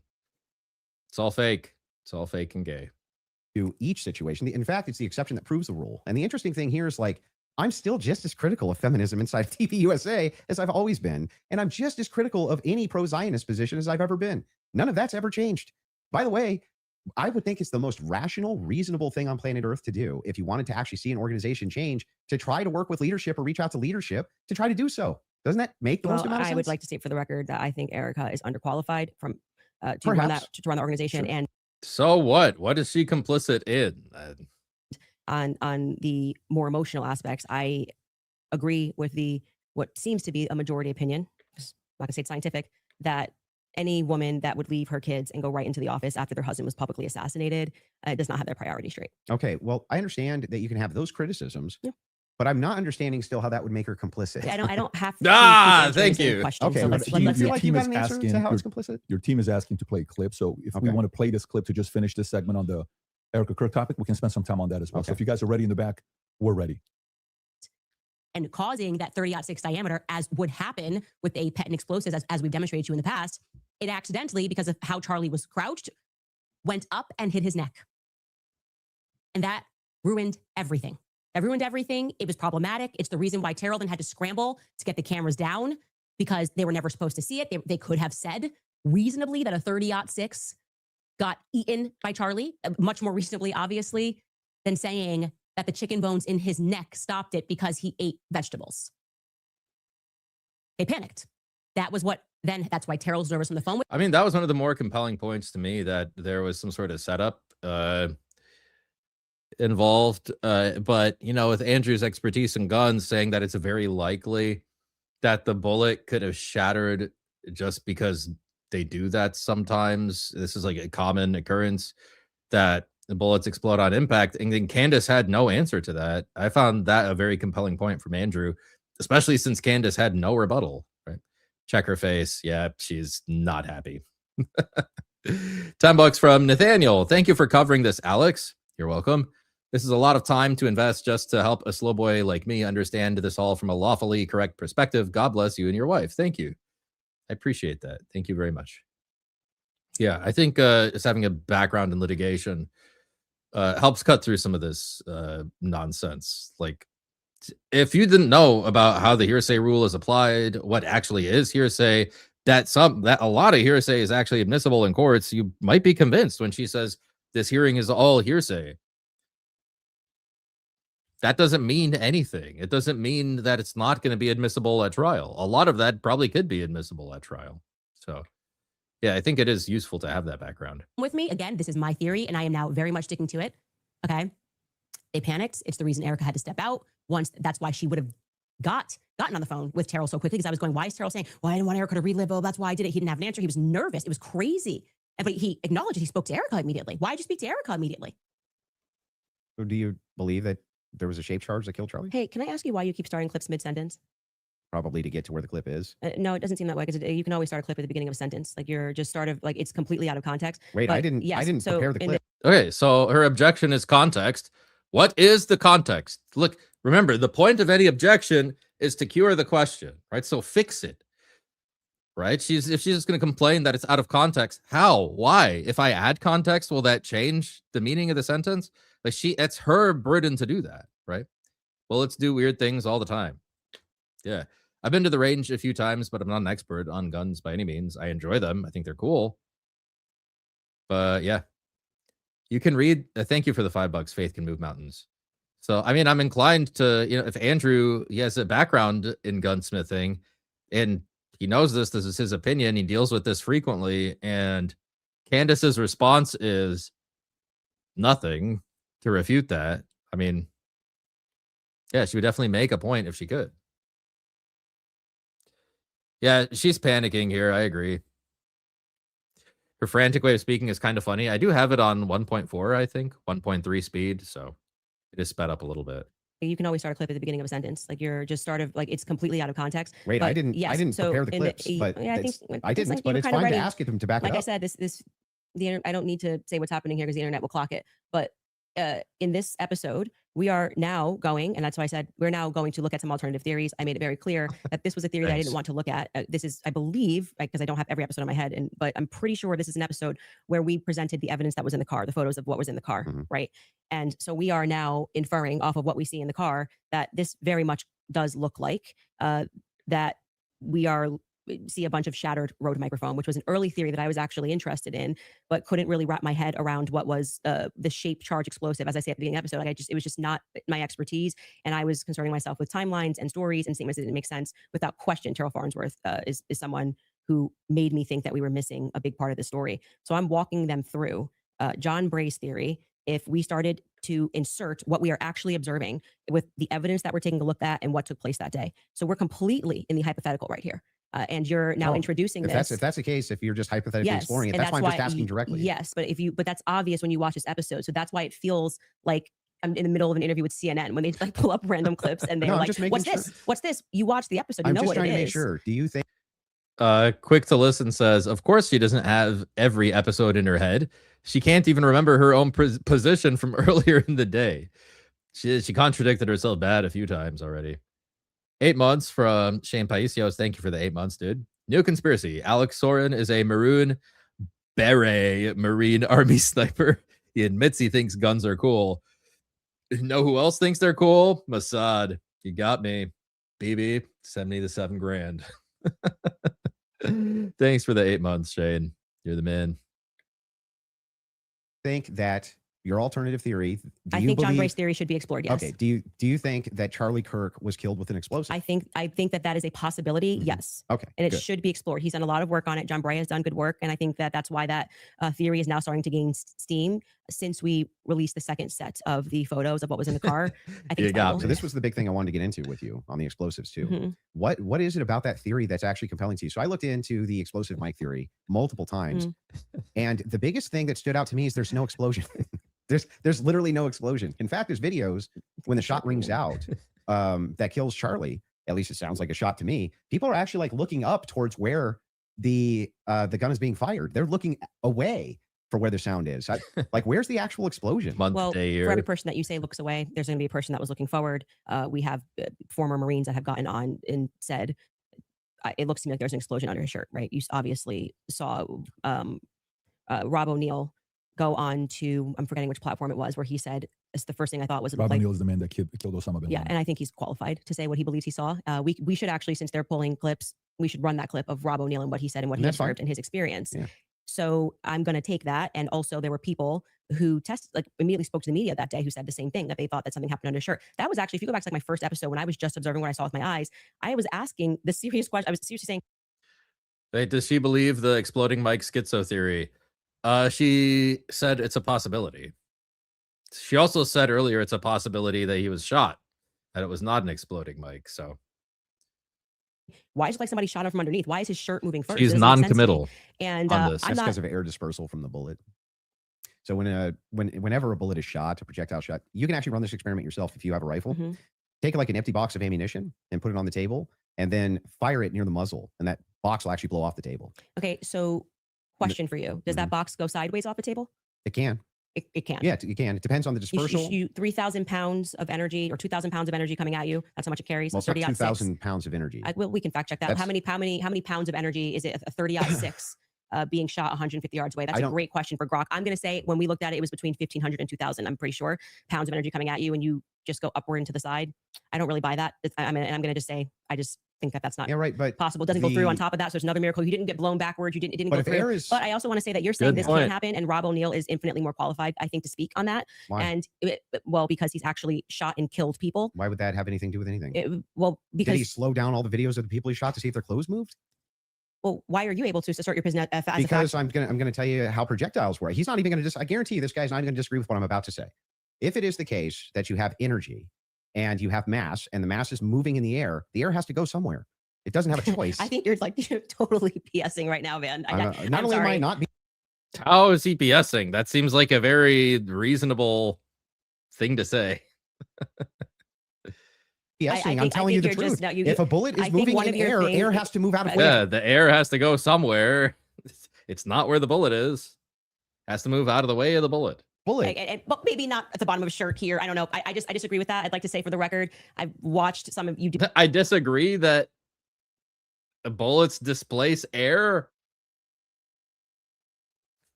What is she disagreeing with? She picks like the weirdest, most non-controversial statements to disagree with. I don't get it. Do these sorts of things where you assert something with a lot of confidence, and it's, You can fact check it's it. your Fact check if shirts- bullets displace air.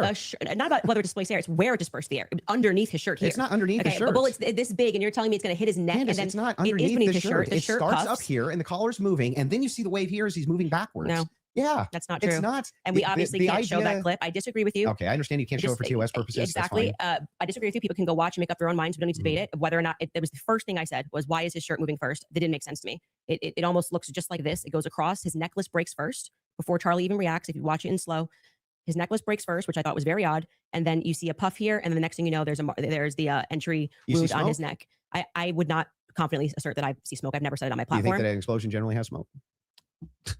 I don't think that there's any quality version of video that would get us to be able to answer that question other than Terrell's 4K footage that he has from the front. So There's a lot of, if you look at the Israeli pagers, it's assumed that it's a similar, if not the same type of explosive that was used inside the pagers that would have been used inside of this road mic. I think that We have an expert here, a pilot. He can confirm that air moves around objects.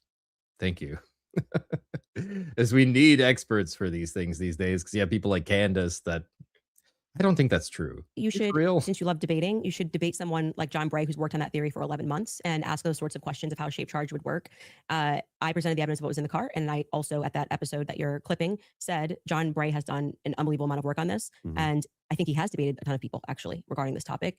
So that's the route that I would send you on. Yeah, that's fine. That's For fair. the purpose of my show, Mhm. I do believe, to answer your question, that it is a hypothetical. I mean, that it is a theory that should be thoroughly explored. There's two clips your team wants to show. One of them is the Rob O'Neill clip since we're on it. So if you guys are ready in the back before we go to ad break, if you want to pull it up, this is a good time to do so. Yeah, Marines are good at shooting people. That doesn't mean they're experts in how guns work. They're just experts at using them. And good to see you, General Holt. You too. A lot of things bothers me about this. Nothing in particular. It's not like I'm out there saying big lie or conspiracy or someone did it. I'm just saying I've been in a lot of shootings. I've killed more than a handful of people, and this thing looked shady off the bat. I mean, I've killed people closer than I saw the camera, and I've never seen a shirt move like that. That looks like an explosion to me.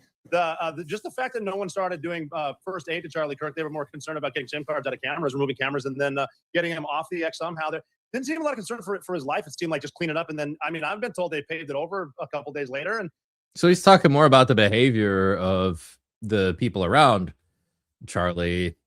He did make one comment that he said it's weird that the shirt puffed like that. It looks like an explosion. I think Andrew has a pretty compelling alternative theory. It's just air moves around the bullet.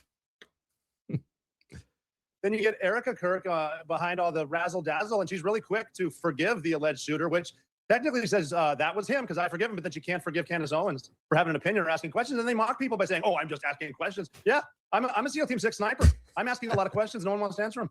And you're able to. He's actually said very little about the explosive there.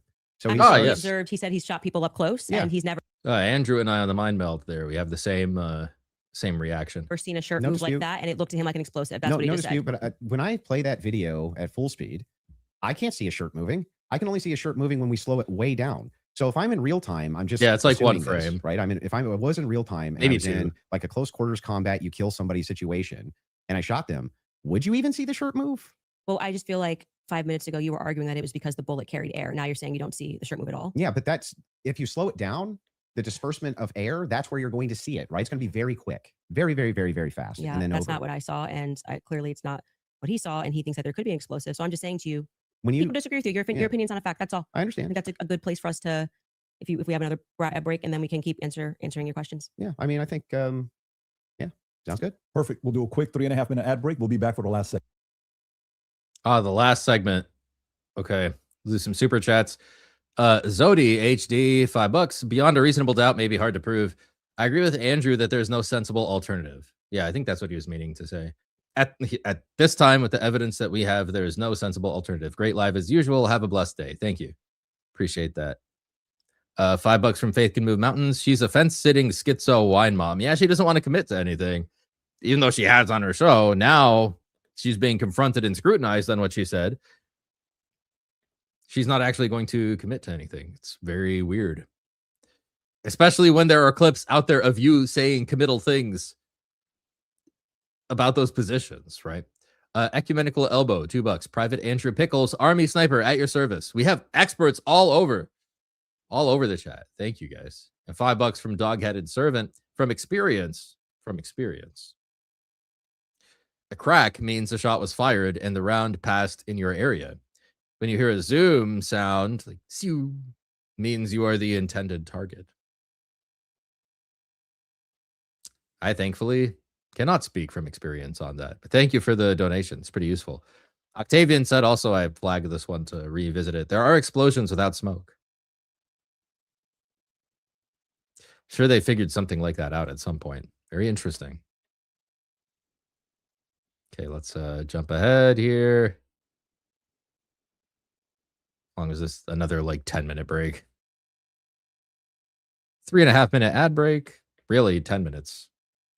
Thoughts? Yeah, so I just have two. All right, fantastic. So, Andrew, if you want to go with your last couple thoughts. Yeah, so I just have two more clips to play. Okay. Right, and then He really should, in his closing, talk about all of the conflicting statements that, like on this break, he should have asked his team, like, okay, go back, review this, put together all the conflicting statements that she made, and we'll put that together and we'll demonstrate it in our closing, right? That would be a very powerful closing, I think. And we can do final thoughts. I'm guessing. I feel like we got where we were trying to go, or at least for the most part. So the two other clips, I do want to play the Twigs clip. That one is important to me, the Twigs DNA clip. Yeah. And they're going to pull it up just to have you respond Well, to it. you don't have to play it because, like, if you're saying that when I initially watched it, I thought that Lance Twigs' DNA, like, he was directly responding to that because the testimony was a bit confusing. They started by saying that they were going to, like, explaining how they got the samples, and they said Lance, Matt, and Amber Robinson, how they got their DNA samples, and then they started speaking about the gun and said, multiple prints were found on them. And then they moved and they said Lance Twigs's DNA was found on the screwdriver. When I went back and rewatched it, I realized, well, they haven't officially said that Lance or Amber are on the gun. So I think I've already conceded that we don't know that. So I think, like, but if you want to play the clip, this is directly you saying it is on the gun. Twigs' DNA I'm saying is that on I the feel gun. like I've already said to you, like, I've made that concession.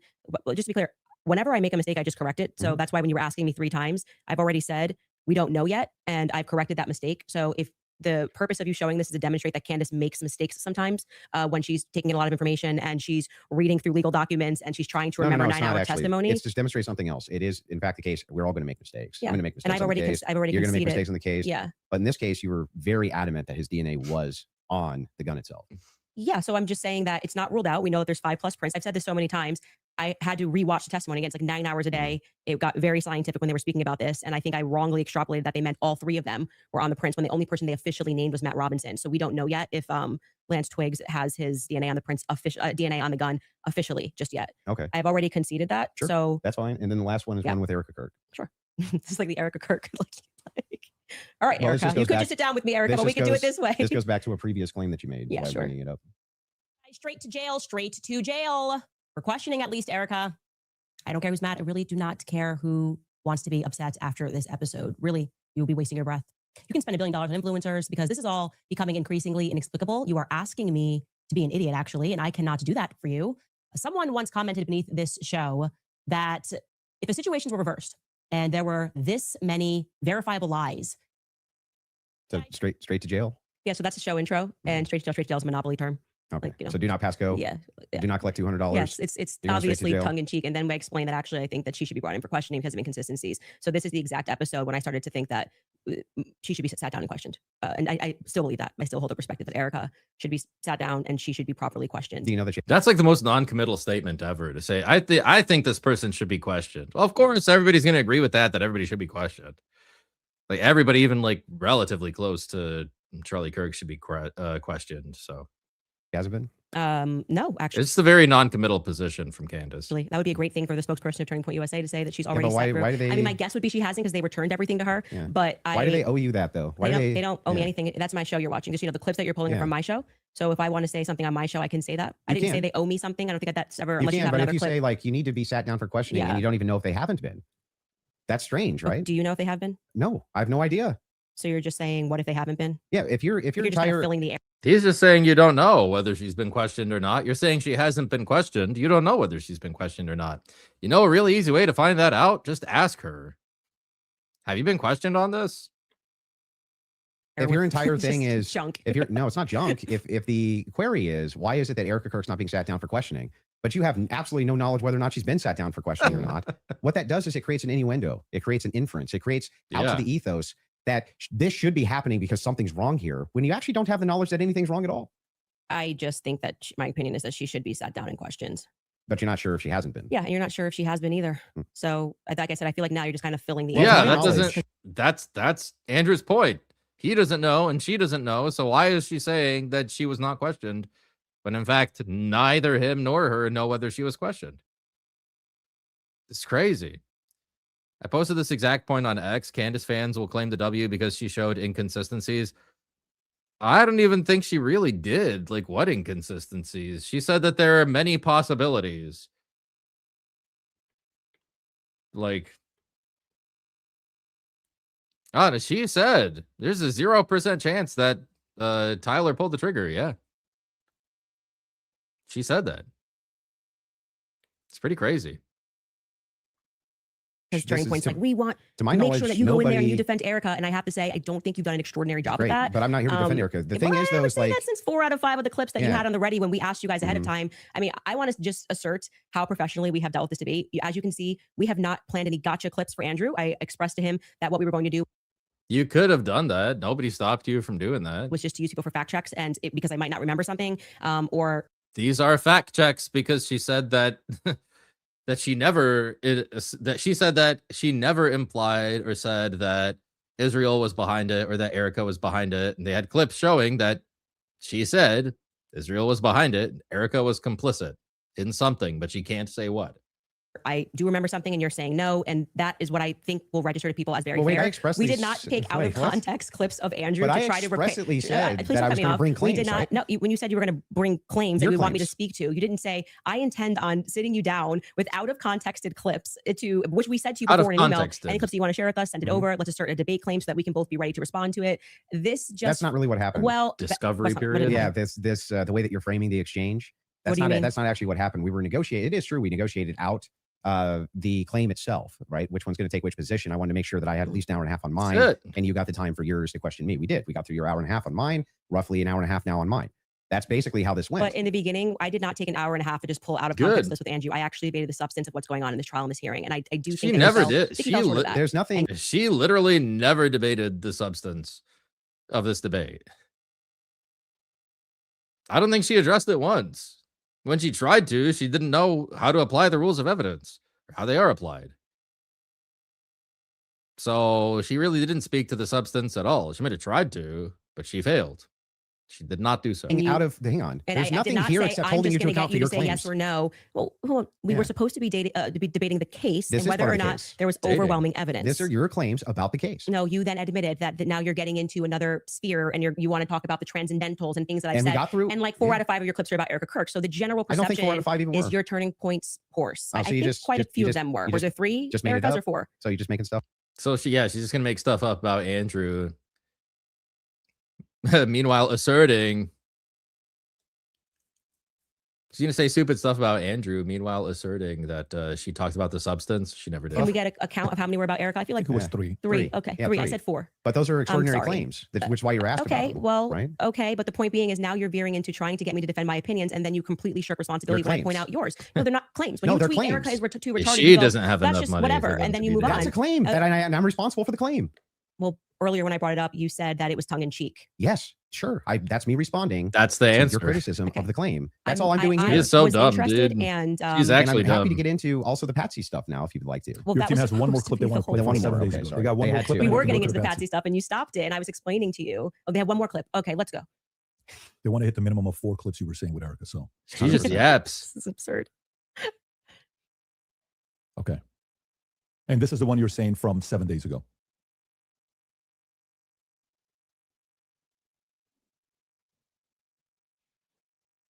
Okay. While they're looking for that, do you want to continue? Yeah, I mean, Yeah, can I yeah. ask a question? I know it's been, or like, can I ask a question? Or are we Not just in really. I'm just gonna. Okay. We're gonna hold to the actual contract itself. the contract does not say that you are allowed to just question me without me being able to respond to you I've never said you or can't have respond. a conversation. You've There's given no a response to every question on the I've asked you. table. And by the way, the other thing is like Let's have I'm it your still- way. I want it to look like Still have to we've have done the everything debate. Andrew wanted to so that people can fairly assess the situation. So you have it your way. I will He He not ask a paid question. for Are you it. fair He with should me? get what he paid for. So are you good with her asking a question or He no? said no. Waiting for the clip. Okay. So you want to wait for the clip first. Okay. You guys have it in the back? Okay, beautiful.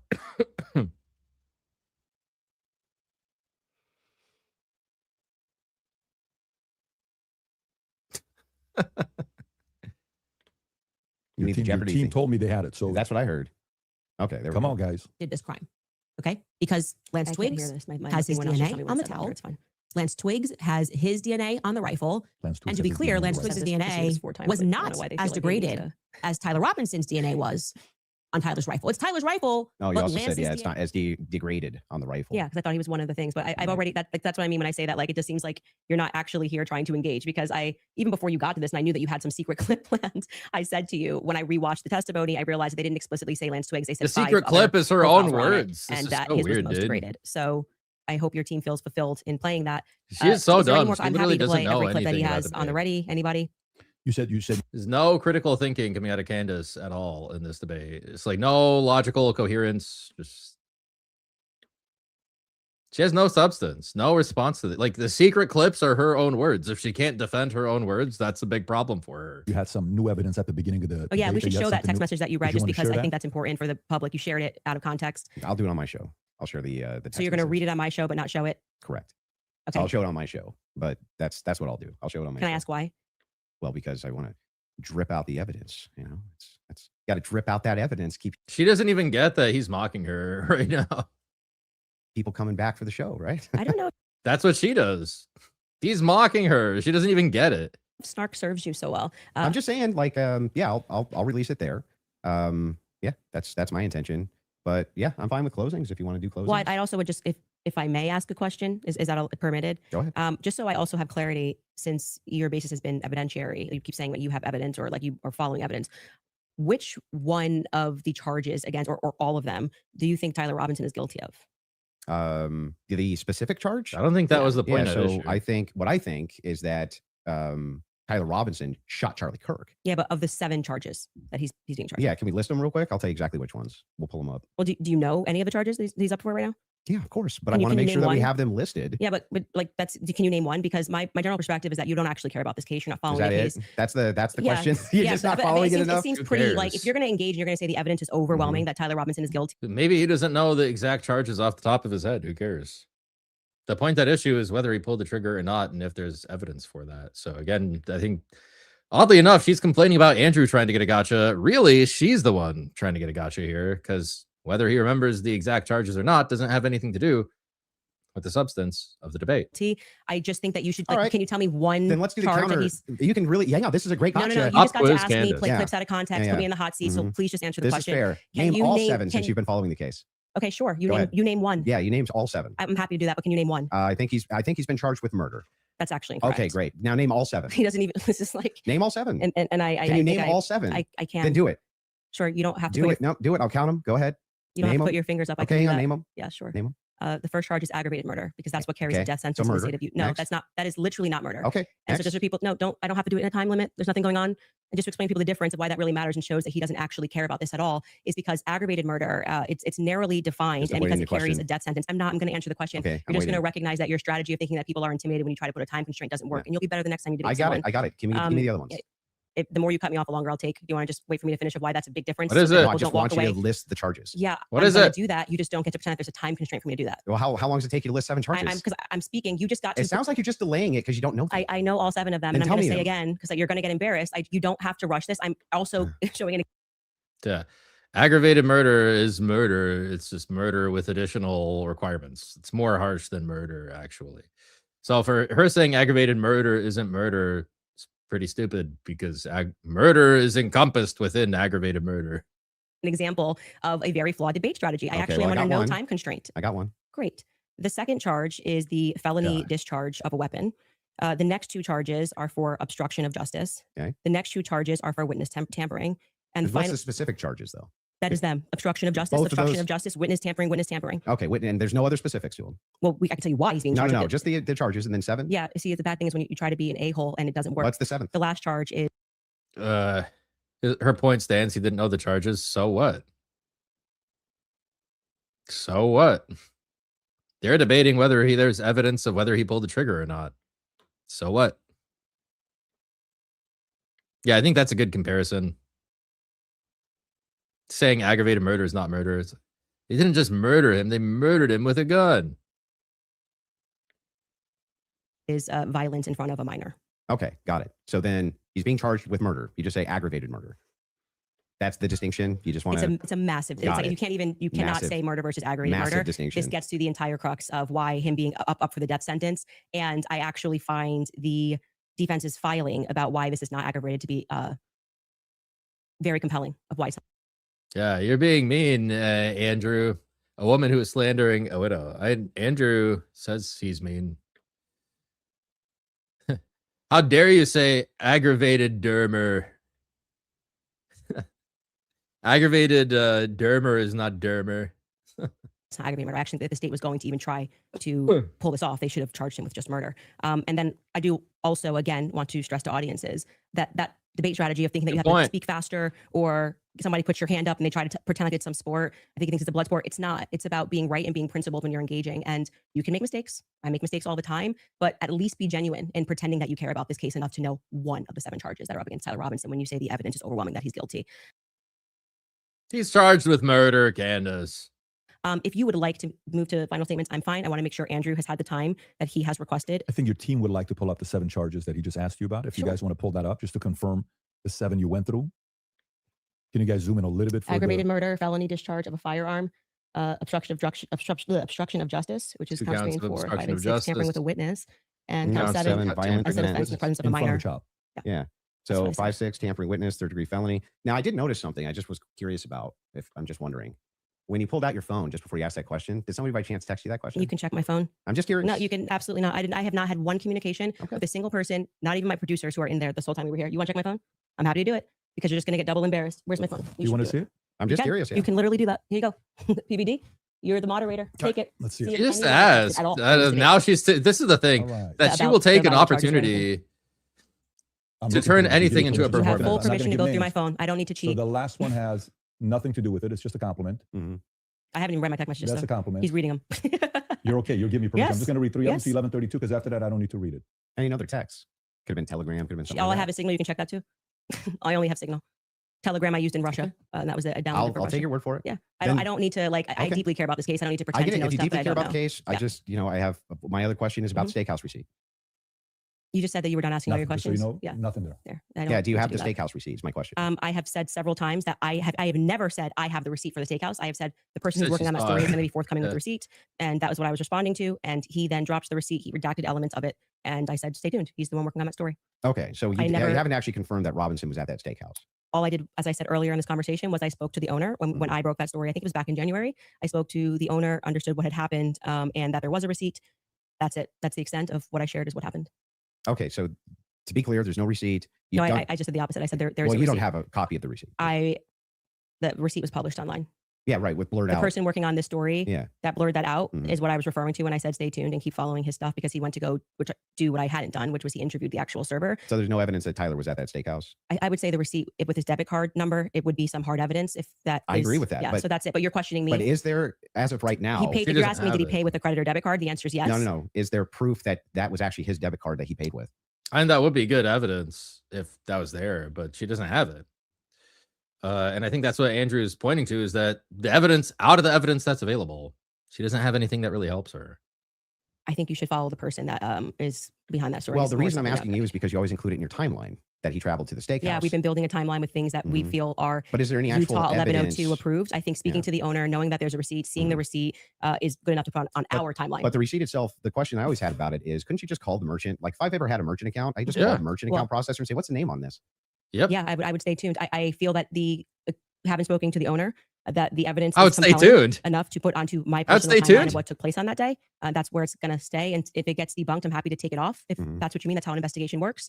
Like I said, I did more than enough. It would definitely pass the test by the Utah 1102 rule for sure, for certain. To be submitted as hearsay.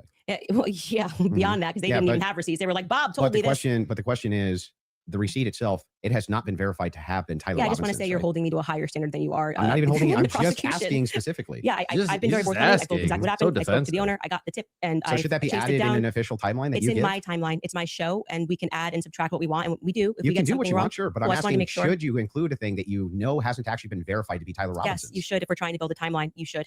You don't think that falls And then under? you should remove it if someone somehow debunks it. But I think that there is very strong evidence that is where he was, and that What's the is. strong evidence? Just the two people who said that they saw him? You know, I'm actually all good with being. I feel like Okay. I've sufficiently answered your question about how I got All the right, fair enough. information, what happens next, with the next stage of this investigation being somebody accessing his, knowing what his debit card was and confirming it. Yes, and I do believe that will happen. If it does not happen and it gets debunked, I'll remove it from my personal timeline that I share on my show. that officer, the first officer that was up on the roof. Mhm. Do you remember his name? Officer Bagley, Yeah, what was his first name? Christopher. Christopher. When Christopher got up on the roof, you talk a lot about how his camera died. Well, he talked a lot about that during Yeah, the about his preliminary camera hearing. died. Yeah. Do you think that he planted that screwdriver up there? No. Who do you think planted it? If we're just going on am I allowed to have an opinion? Of course. At this stage, I would say that I don't buy his assertion on the stand that he didn't check to see if anybody went onto the rooftop before he got up there.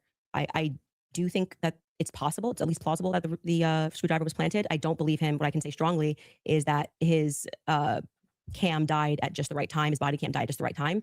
I think that, as you were just grilling me about whether or not I had got the merchant receipt for a debit card, that kind of makes it difficult that we just have to sort of trust that a screwdriver was found and we don't have any should be evidence of a police body cam. But like I said, you accept that stuff and then are like, did you call the merchant and get, like, it just seems like you Well, I'm not adding. hold, I'm like not I said, adding you this hold the to prosecution to Well, a wait a state to a second. bit a higher standard I'm than not you do to adding people. unconfirmed evidence to an official.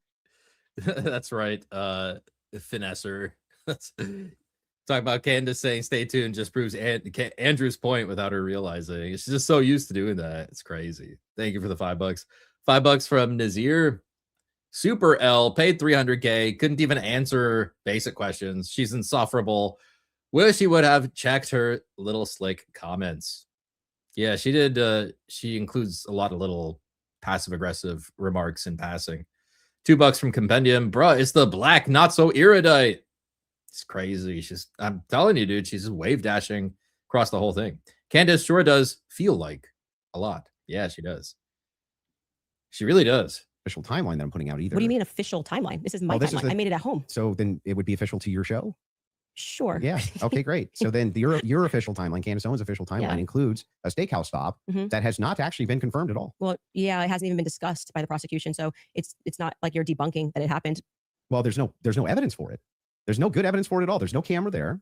And the steakhouse receipt itself has never been confirmed to be Tyler Robinson's. I'm assuming this is just like a talking point they gave you and you got to like keep pushing this or like. I've been following it very No, it's a pretty important point is that all you have is trust me, bro, on the steakhouse.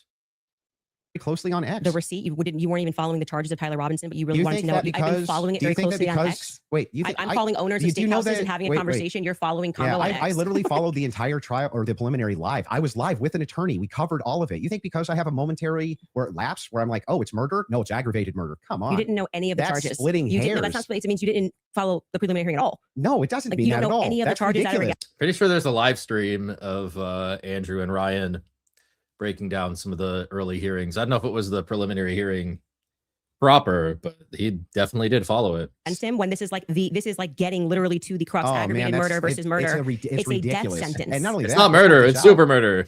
One of the major things here is that this is your official timeline. It's mine. Yes. Who else could it be? Who else? There would be Candace What's your Owens' issue? I just timeline. don't know what his What's your issues with my time. What's your issue with that?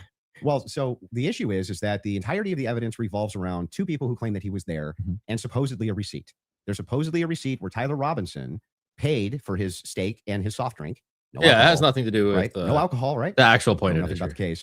But anyway, this particular receipt, they could have called the merchant account, confirmed it, this type of thing. Totally irrelevant. To date, this receipt has only the blurred information on it that would actually give you the information to confirm whose receipt it is. We have to date, nobody has confirmed that this was actually Tyler Robinson's receipt. And yet inside of Candace Owens' timeline, which she states over and over again, when she says, this is the longest 13 hours, this is 13 and a half hours. The requirement for about what, roughly 5.5 or 6 hours of that is that he went to the steakhouse. And that's not been confirmed at all. Not even a little bit. I feel like saying that I spoke to the owner of the steakhouse is me, like, not just being on X looking at opinions, but actually doing the legwork. And that's why like I said, if you think this builds up a rapport with your audience and makes you seem like a serious person, we don't have to keep belaboring the point here. I feel like I've demonstrated that I did as much as I could to confirm this when it came in. I spoke to the owner of the restaurant, obviously took down everything he said. Wouldn't you ask for a copy of the receipt? Like, I think any normal person would be like, you have, like, that's what I would do. I always do this. You have something, you have a document. Can I have a copy, please? Or will I have to get a court order? Right? That's like my first instinct is. Yeah, she just wants to attack him over and over. She doesn't want to talk about the issues. She wants to talk about how bad Andrew is. That's it. That's all they got, man. That's literally all they got. It's pretty crazy. Noted that there was, in fact, a receipt that he pulled. That receipt that was published is real. A debit card and a credit card was used. if for some reason somebody misidentified something down the line, or we find out it's a different Tyler Robinson, I'm happy to remove it from my timeline. But for right now, I think that there's enough under the Utah 1102 rule for me to keep it there. I don't really think we need to keep going into circles about this receipt. It's my timeline. I don't know why the 1102 rule would apply here for you. Sounds like Because your whole you timeline revolves constantly around cite this things that are said receipt. in that courtroom that have less evidentiary support Uh-huh. than me contacting and speaking with the owner of the restaurant. It's not like I dreamed it, as to use your expression. So I it's in kind of my want to timeline, call and the I'm gonna restaurant keep and it ask there. about the Sure, you can receipt. keep whatever you Great. want there. I'm Okay. just saying that there's no evidence he was ever there. Okay, thank you. No Thank hard you. evidence That's fine. anyway. Yeah, I'm fine with close. The lawyers can send subpoenas for that stuff. Why don't they do that? Also, I am still waiting to hear what Erica was complicit in. I still don't know. It's a mystery to me. $2 from Compendium. We need a Candace versus not so erudite debate. I don't care about what. I don't know. I think we'd all lose brain cells in that one. Thank you for the donation. Anti-retardism, $10. Been at work for 5 hours and haven't gotten shit done. Thank you, Candace.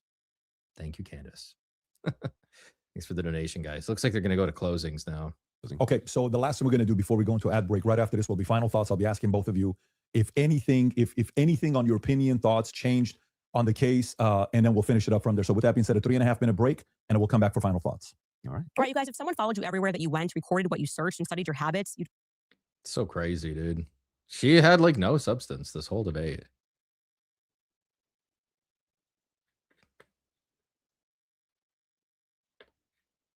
I just got here. How bad is it?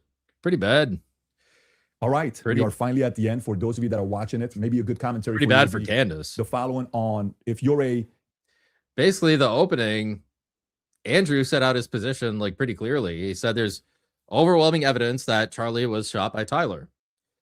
He has communications from September 9th that show Charlie is worried that leftists are trying to kill him, not Israel, and that the problem with Candace's approach is in evidence the gaps, right? These are my notes from the opening. He says that the position that Tyler Robinson is a patsy is not supported by overwhelming evidence. Candace's opening, she didn't really state what her position is. She just said that the government is not reliable, that she has more than just dreams and vibes, but she didn't say what exactly that is. She complained that all Andrew presented in his opening was just some text messages, although she didn't present anything in her opening. She said Charlie's relationship with Israel is relevant, but she didn't explain how. She said, why are there meaningless lies? Which maybe she might have a point here, like the government talking, like just getting things blatantly wrong from the outset. That could also just be, though, they're getting things wrong, that it's not actually a lie. And then she just asserted that we know now Charlie was betrayed by TPUSA. She never actually presented any evidence to support that. So very weak openings. And then you see that she didn't present a position in the opening, and throughout the entire debate, she never actually presented a position. She actually moved her position all over the place. And at one point, she said that there's a 0% chance that Tyler Robinson shot Charlie Kirk. And then she said she's open to the possibility that Tyler Robinson did shoot Charlie Kirk. So really, it's quite bad for Candace. I think that Andrew could have been a bit more performative about demonstrating to the watchers and the listeners that these are like enormous contradictions within, her presentation. But I think it's like the clipping will probably take care of those like nasty contradictions, like huge contradictions that she made. So thank you for the donation.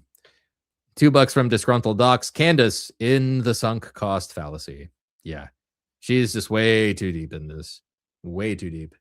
Andrew fan, and you are still saying, you know what, Andrew's arguments over here, this would be an interesting commentary to hear. And of course, for all the people that are watching, I was just whispering to them here before we wrap it up. I think whether you're a fan of Andrew or not, whether you're a fan of Candace or not, nobody can dispute the fact that these guys agreed to sit down and talk live. Others were thinking this was pre-recorded. This is not pre-recorded, just so everybody knows. This is purely live. This is a little bit scarier than pre-recorded, because pre-recorded you can do edits. So whether you agree with them or not, let's make sure we respect both of them for having to sit down. And before the final thoughts, I want to make sure you guys hear that from me as well. Thank you For inviting me. I thought it was a good Of course, summary. I do know one day, I think it was last week, you sent a message on one of our accounts. You said, can I talk to Patrick? We got on the call. You said, Patrick, can you moderate this? And then I said, great, let's do this.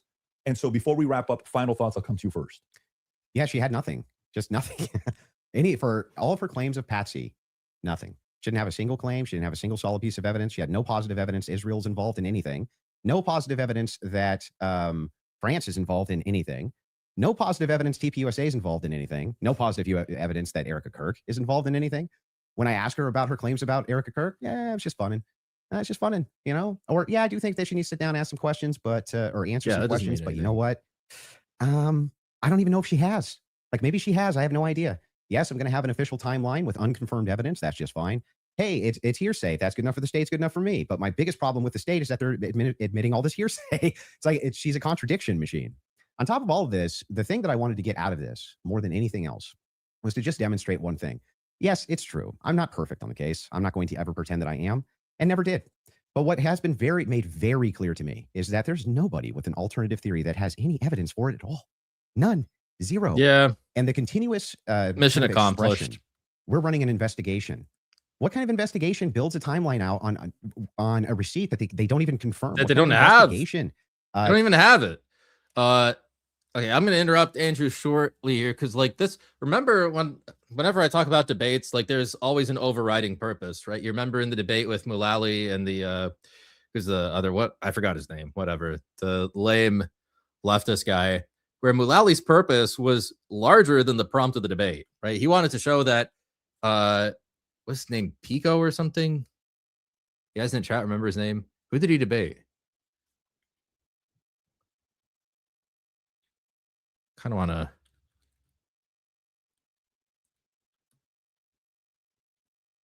Who did he debate?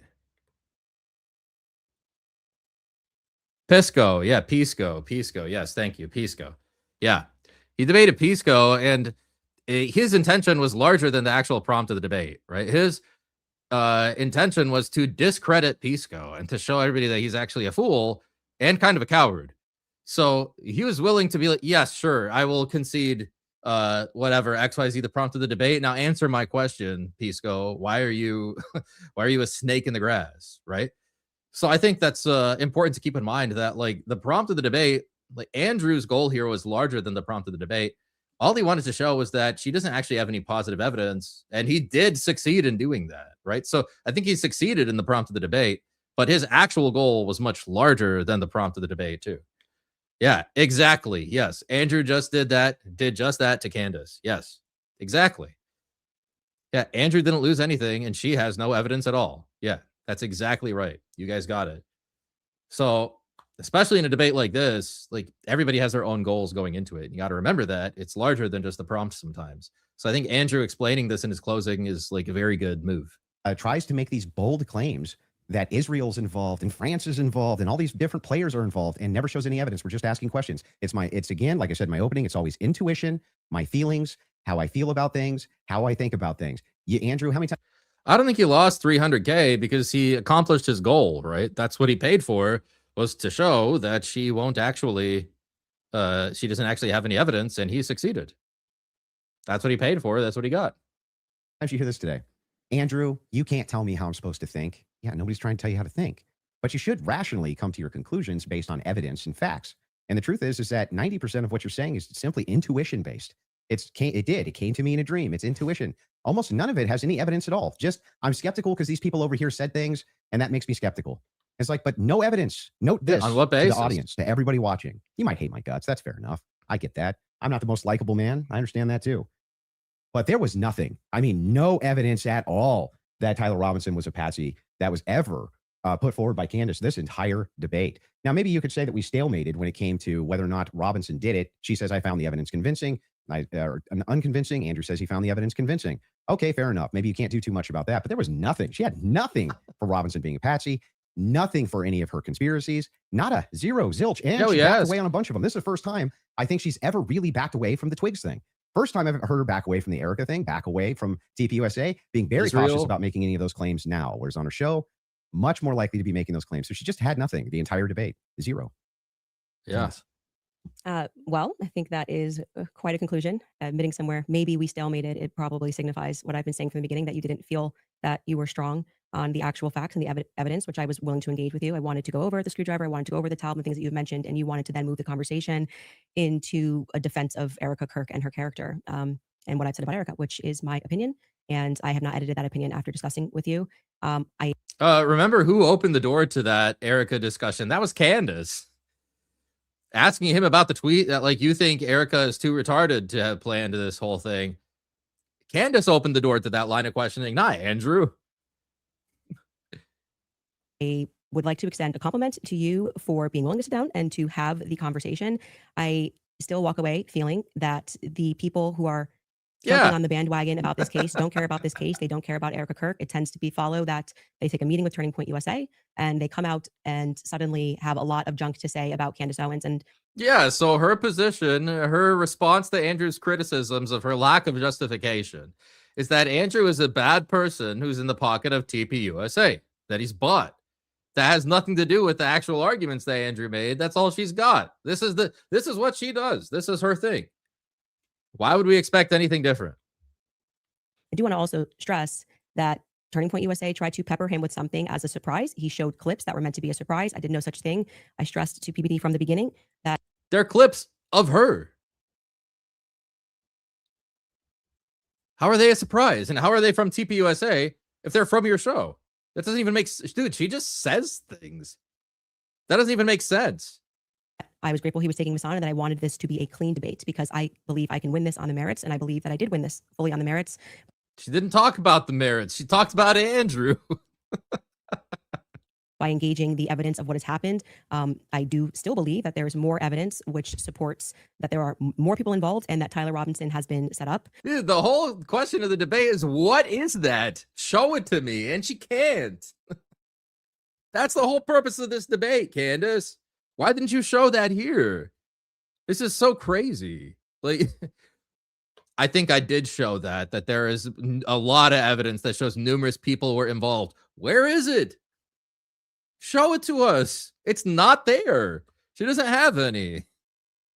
That's Andrew's whole. Andrew let her do that. He said, what is your positive evidence for this? Tumbleweed. Crickets. Oh my goodness. And that none of the evidence that was presented was in any way overwhelming, which is why I think you wanted to move to end that discussion quickly and to speak to me about France and to talk about this Penguich receipt and my timeline. Yeah, where is the receipt? How and on what basis do you think France and Israel are involved? That's literally the topic of the debate, Candace. This is so crazy. I want to remind people that a lot of the at-home investigators, which you were open to, as you called them, internet sleuths. I think it was on a show that you did right after Charlie was assassinated that internet sleuths would solve this. This is the reason why Charlie, a year on, is still a conversation every single day trending on Twitter. I knew Charlie. I cared about Charlie. I care about finding out what the truth is here. My heart is in the right place. I think anybody who watches my show or even just watch this debate knows that if I get something wrong, I'll instantly correct it and own it. I'm not arrogant. I don't need to sit here and pretend that I didn't misspeak on the Lance thing. It hasn't been ruled out. But you saw that he just really wanted to hammer that point. You know, part of being a well-meaning person is to concede when you are wrong, to take something off a timeline when you know it's not wrong. Yeah, so she's talking about how she's a good person and how Andrew is a bad person. This is her shtick. She's not talking about the merits. She's not talking about the evidences. She's saying, dude, what a freeze frame I got there. Right. She's saying, I'm a good person. Andrew's a bad person. That's it. That's her argument. This is the thing she does. Remember when she tried to run earlier saying, you're not going to depose me? Yeah, she ran. That's literally what you signed up for in a debate. It's pretty close to a deposition. That's what the moderator is there for. If somebody asks a valid question and you don't want to answer it, the moderator will make you answer it. Right? This is so insane. And I would like to think that that is why I have earned the audience that continues to follow me, because they know my heart's in the right place, that I deeply cared about Charlie and I deeply care about the answers. None of that has to do with whether her position is justified, which is the topic of the debate. She's really bad at this. Like, she's way worse than I expected. I thought at least she would have something. I want to thank Andrew's team who are providing the fact checks. It's a very small room that they're in. I want to, as always, thank my team who worked really hard to make this happen and flip this set. And to you, PBD, just for being a great moderator. I think very fair, letting us both speak and making sure that. I don't think PBD pushed on Candace like once, like maybe once, when he might have reiterated Andrew's question of what is Erica complicit in after he asked those interview questions. But other than that, I don't think he ever pushed on her on like any causal connection between the fingerprints on the gun and the The fact that the Patsy theory that she has, she never showed a causal connection between at any point. Andrew got out of this what he wanted, which is a little more than what I wanted, but I'm very content with how I dealt with this, and I don't need to convince the audiences with the magic trick of what they need to think about this. She got debate. They can watch it and destroyed, draw their own dude. conclusions. Let's be honest. She got obliterated. She got destroyed by Andrew, and he was very polite about it too. Didn't even have to push that hard. I think there was room for him to push a little more, but I feel like there were some points where Candace was pretty close to like just straight up walking out, and I think she was warning him about that when she said, "I'm not here for a deposition." I think that's what she was warning him about, that she would just straight up leave if she got the vibe of that. So, I mean, she got rocked. She got obliterated. She was destroyed. It's pretty crazy. Beautiful. Fair from both of you. I think the audience won. And again, from the beginning, all of this is because of how much love and I don't respect know we have if for we Charlie Kirk, a great man that's no longer here with us. His Andrew one-year won. anniversary is coming up here. I can't believe it's that quick that is here. The audience, I think you also won if you did. Support the Crucible, support the Candace Show, support the PBD Podcast, subscribe to the channel. This is how you help these voices get out even more, especially going into future when this happens. You want a lot of independent creators to have these types of discussions.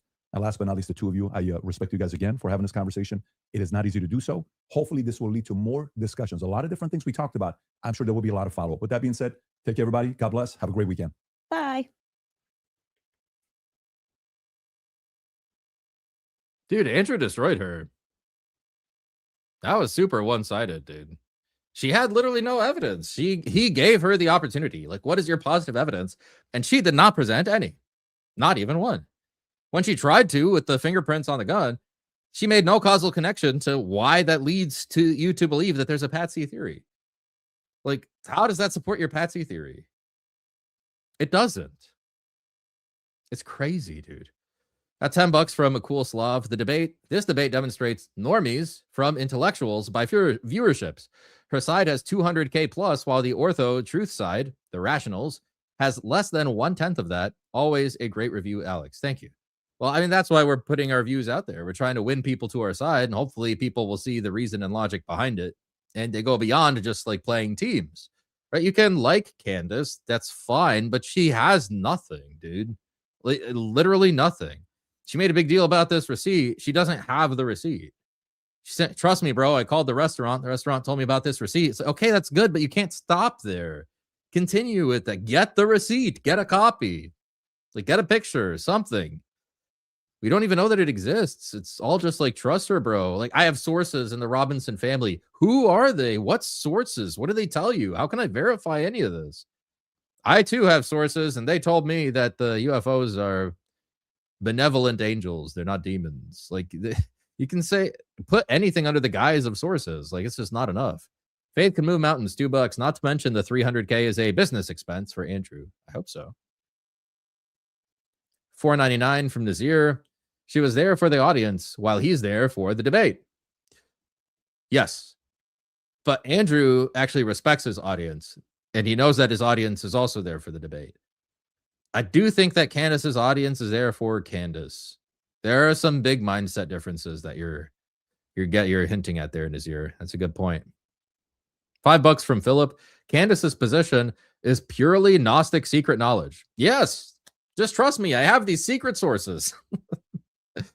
Trust me, I have the sources. Trust me, I talked to the restaurant. They have a receipt that shows he was there. You didn't add any scrutiny to that, Candace, because that's like a pretty big deal. And it seems to have fallen apart with the smallest bit of scrutiny that Andrew applied to it. Go watch Wine Mom Warlock Slayer after the stream. What is that? Wine Mom War. Is that a real thing? Or am I just, what am I signing up for here?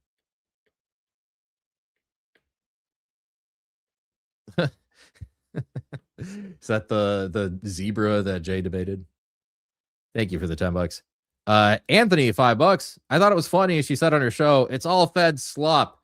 But who does she send evidence to? The Feds, when she gets her sources. Yeah, that was pretty bad from Candace Owens. I did expect a lot better from her.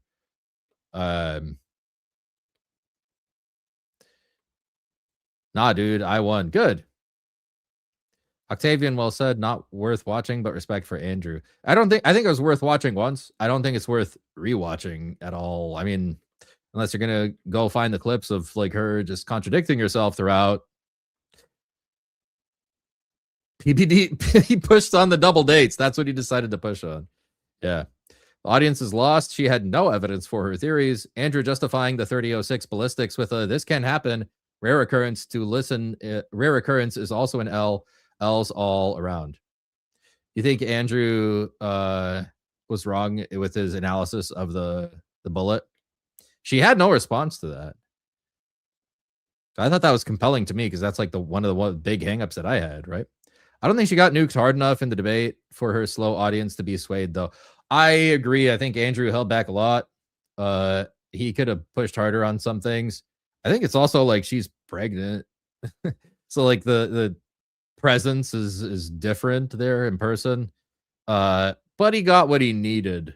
I think he could have made more of a show about when she blundered a few times. But I think Andrew did well. He did exactly what he intended to do, and I think he won that debate. So I think Andrew could have been a bit more aggressive, but not a huge deal. Yeah, I wonder if he was worried about Candace just straight up leaving. She annihilated him? Tell me you're joking, dude. How did she annihilate him?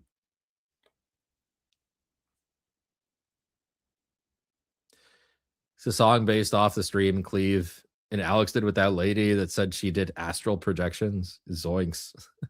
It's crazy. The clip battles from this will be crazy. She contradicted herself totally. Yeah.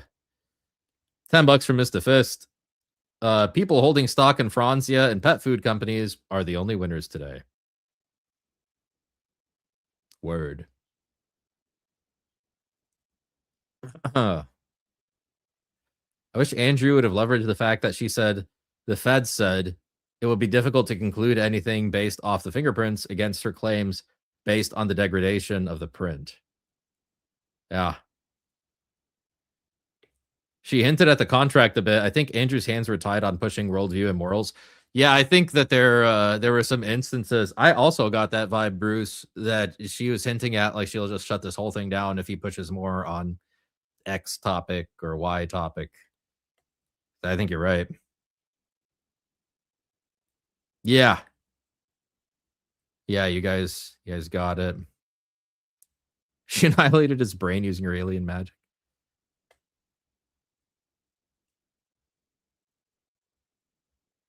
$2 from Disgruntled Docs. Insert Billy Madison quote, "What you have said." But all right, guys, I'm kind of tired. I'm kind of hungry. Been going since 11 here. It's almost 4. We are all dumber now. She probably annihilated him by by pooping on the board and knocking over the pieces. Guys are wild. That went exactly the way I thought it would go, but I was still entertained. Yeah. I think Andrew was a lot nicer than I thought he would be. He's a lot more patient with her. Because he could have gone for the kill shot, I think, a lot earlier. I feel like going into a debate knowing that I cannot hold the opponent's feet to the flames on some topics would infuriate me. Yeah. I think people expect too much from her. She's like Alex Jones. Just leave her be. Let her have her secret sources. Keep your secrets. We will find out if she is right, like Alex Jones usually is. Yeah. Father Chris Johnson. God bless you, Alex, and all here. Think clearly, people. Thank you. Thank you, Father. And yes, this is probably something we could all get out of this, is the importance of thinking clearly. And emotions are not bad, and intuitions are not bad. However, emotionalism is bad. And relying on your intuition at the expense of the rational faculties that God gave you, that is bad. You should not do that. God gave us all rational faculties for a reason. That is to use them. Right. So I think it is like a political issue. I guess it's a side to what I normally cover, just like debates and like theological topics, but this is important for all of us, is that you need to think clearly. It's very easy to get swept up in conspiracies. But you need something to hang your hat on at the end of the day. You need affirmative evidence. Right? And here's another thing. Don't pretend to know something you don't actually know anything about. Don't pretend to know the rules of evidence when you don't actually know the rules of evidence, right? Are you ever going to take any call-ins? I usually do, man. But it's the middle of the day right now, and I don't really have the patience for it at this time. Sorry, dude. I just had to listen to Candace for 4 hours. He was paid to go in there and destroy a trip up, get gotchas for his TPUSA overlords, and fail. How do you know that? You know, TPUSA hired him to go in there? Yeah, you're just making things up, dude. Sounds like he did one thing, and I don't think it was even TPUSA who paid him.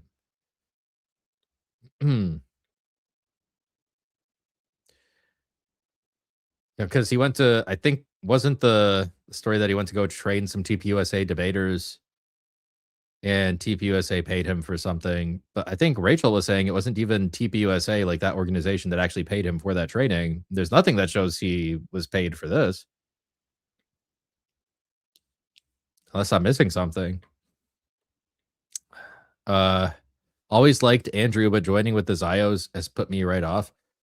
I don't think he ever supported, like, even in his debate with Owen, his position has always been that if we have to choose between Republicans and liberals, we should choose Republicans as a lesser evil.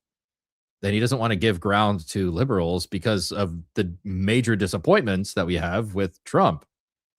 So Rachel clarified that he's never received money from them or worked for them. There you go. So it sounds like he was contracted by somebody separate. I don't know. Why would he need two TPUSA overlords? He's pretty successful on his own. Yeah, he doesn't need them. The Crucible is pretty successful.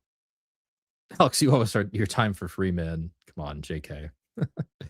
Well, I mean, I do love that stuff. It is fun for me. I was a Candace fan until she started going deep down the deep end about Israel, Erica Kirk, TPUSA. It just got too weird.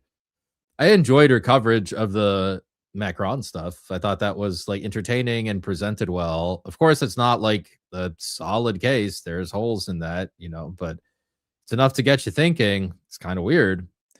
It is not the case with the Charlie Kirk assassination. The fact that Andrew's just straight up like, what positive evidence do you have? And she can't say, it's pretty bad, dude. Hey, here's your chance. Show it to me. Prove me wrong. She doesn't have any. Saying Andrew is Zionist is a low IQ take. Yeah, I think that is a low IQ take. I agree. So people saying Andrew is a Zionist have clearly never heard of his debate against the apostate prophet. Yeah. I think he has publicly taken a position against Zionism, which is good. That's the Orthodox position. I think he just doesn't want people to get too ahead of themselves in saying that Trump is no different than the rest of them. He's bought too, which he might be.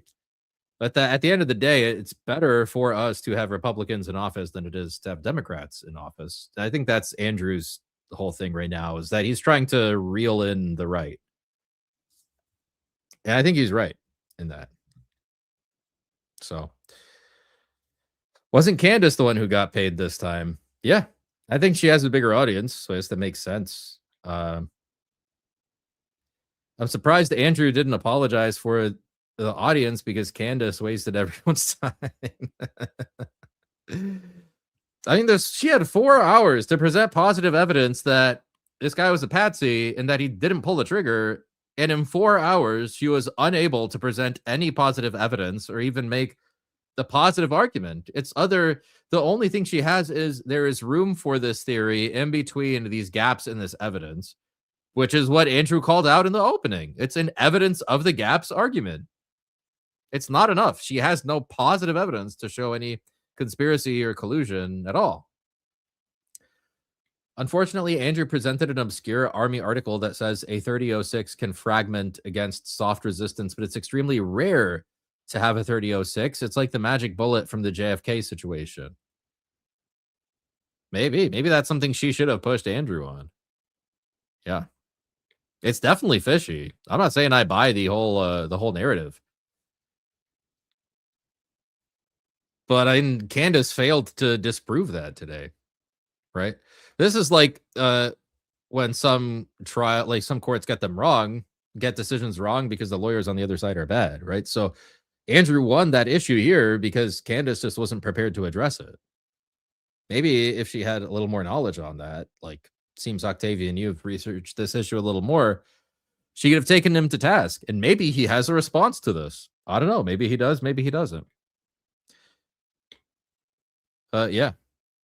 Blessed Feast of the Dormition. Yeah. I think we have church tonight at 7. I guess it's good. I streamed earlier in the day. She's made so many definitive claims. I expected more. Yeah, and Andrew showed them, and she complained that Andrew showed them. But she said, she did say, I don't care about positive or negative evidence. It's pretty bad. But she said, I think France and Israel are involved. I think Erica Kirk is complicit. And then she said, her response to that was, well, I didn't say she was complicit in his death. And then Andrew's response is, what is she complicit in? And he asked her like 5 or 6 times, and she never responded. She never said what she was complicit in. She never said what Erica Kirk was complicit in. So, can we recognize the line, I can explain it to you, but can't understand it for you, was fire? I don't think it was, because it would work if she actually had a point, but she didn't actually have the connective tissue between the evidence and her theory that Andrew was asking for. So she could just repeat herself over and over, but there's nothing to understand in what she was saying. So she can talk. I'll give her that. Yeah, she's a yapper, dude.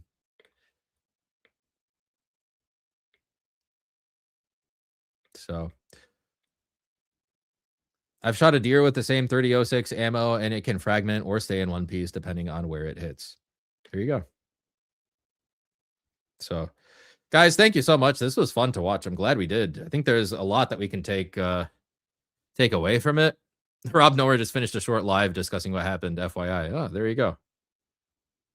Funny how she did not want to be deposed. Yeah. I think all in all, that was a very definitive win for Andrew on substance. I think maybe at some points he could have been a bit more performative, but it seems that he did rein himself back because Candace maybe was hinting at some provisions in the contract and maybe hinting that she would just shut down the whole thing if he did end up pushing on that. So I think Andrew overall did very well considering the circumstances. And I think Candace fell apart, honestly. She didn't have anything. Andrew was right. Not a lick of positive evidence. Not even a little bit. So I'm looking forward to see like Andrew's reaction to the thing. And I'd like to see if Ryan Mullally, because it seems like he's been keeping up with the filings on the case. I'd love to see what he has to say about it. So Alex, do you know if there's actually a gag order on Tyler's parents? I don't know. I could find out. But you know who probably knows off the top of his head is Ryan Mullally. To go see if I like that guy a lot. I don't think he's Orthodox. I think he's just like a classical theist, but maybe we can win him to our side, guys. He's a good debater and he's a good litigator. He's like a pretty heavyweight litigator. So he's argued in the Supreme Court, I think. Jennifer, $20. I don't know why Candace didn't push the fact that Andrew admitted he worked in the Chernobyl exclusion zone as a based operative in his 100% real resume on X. An Orthodox Christian working in Russia, KGB op, case closed. There you go. You got him. That's it. Credibility nuked.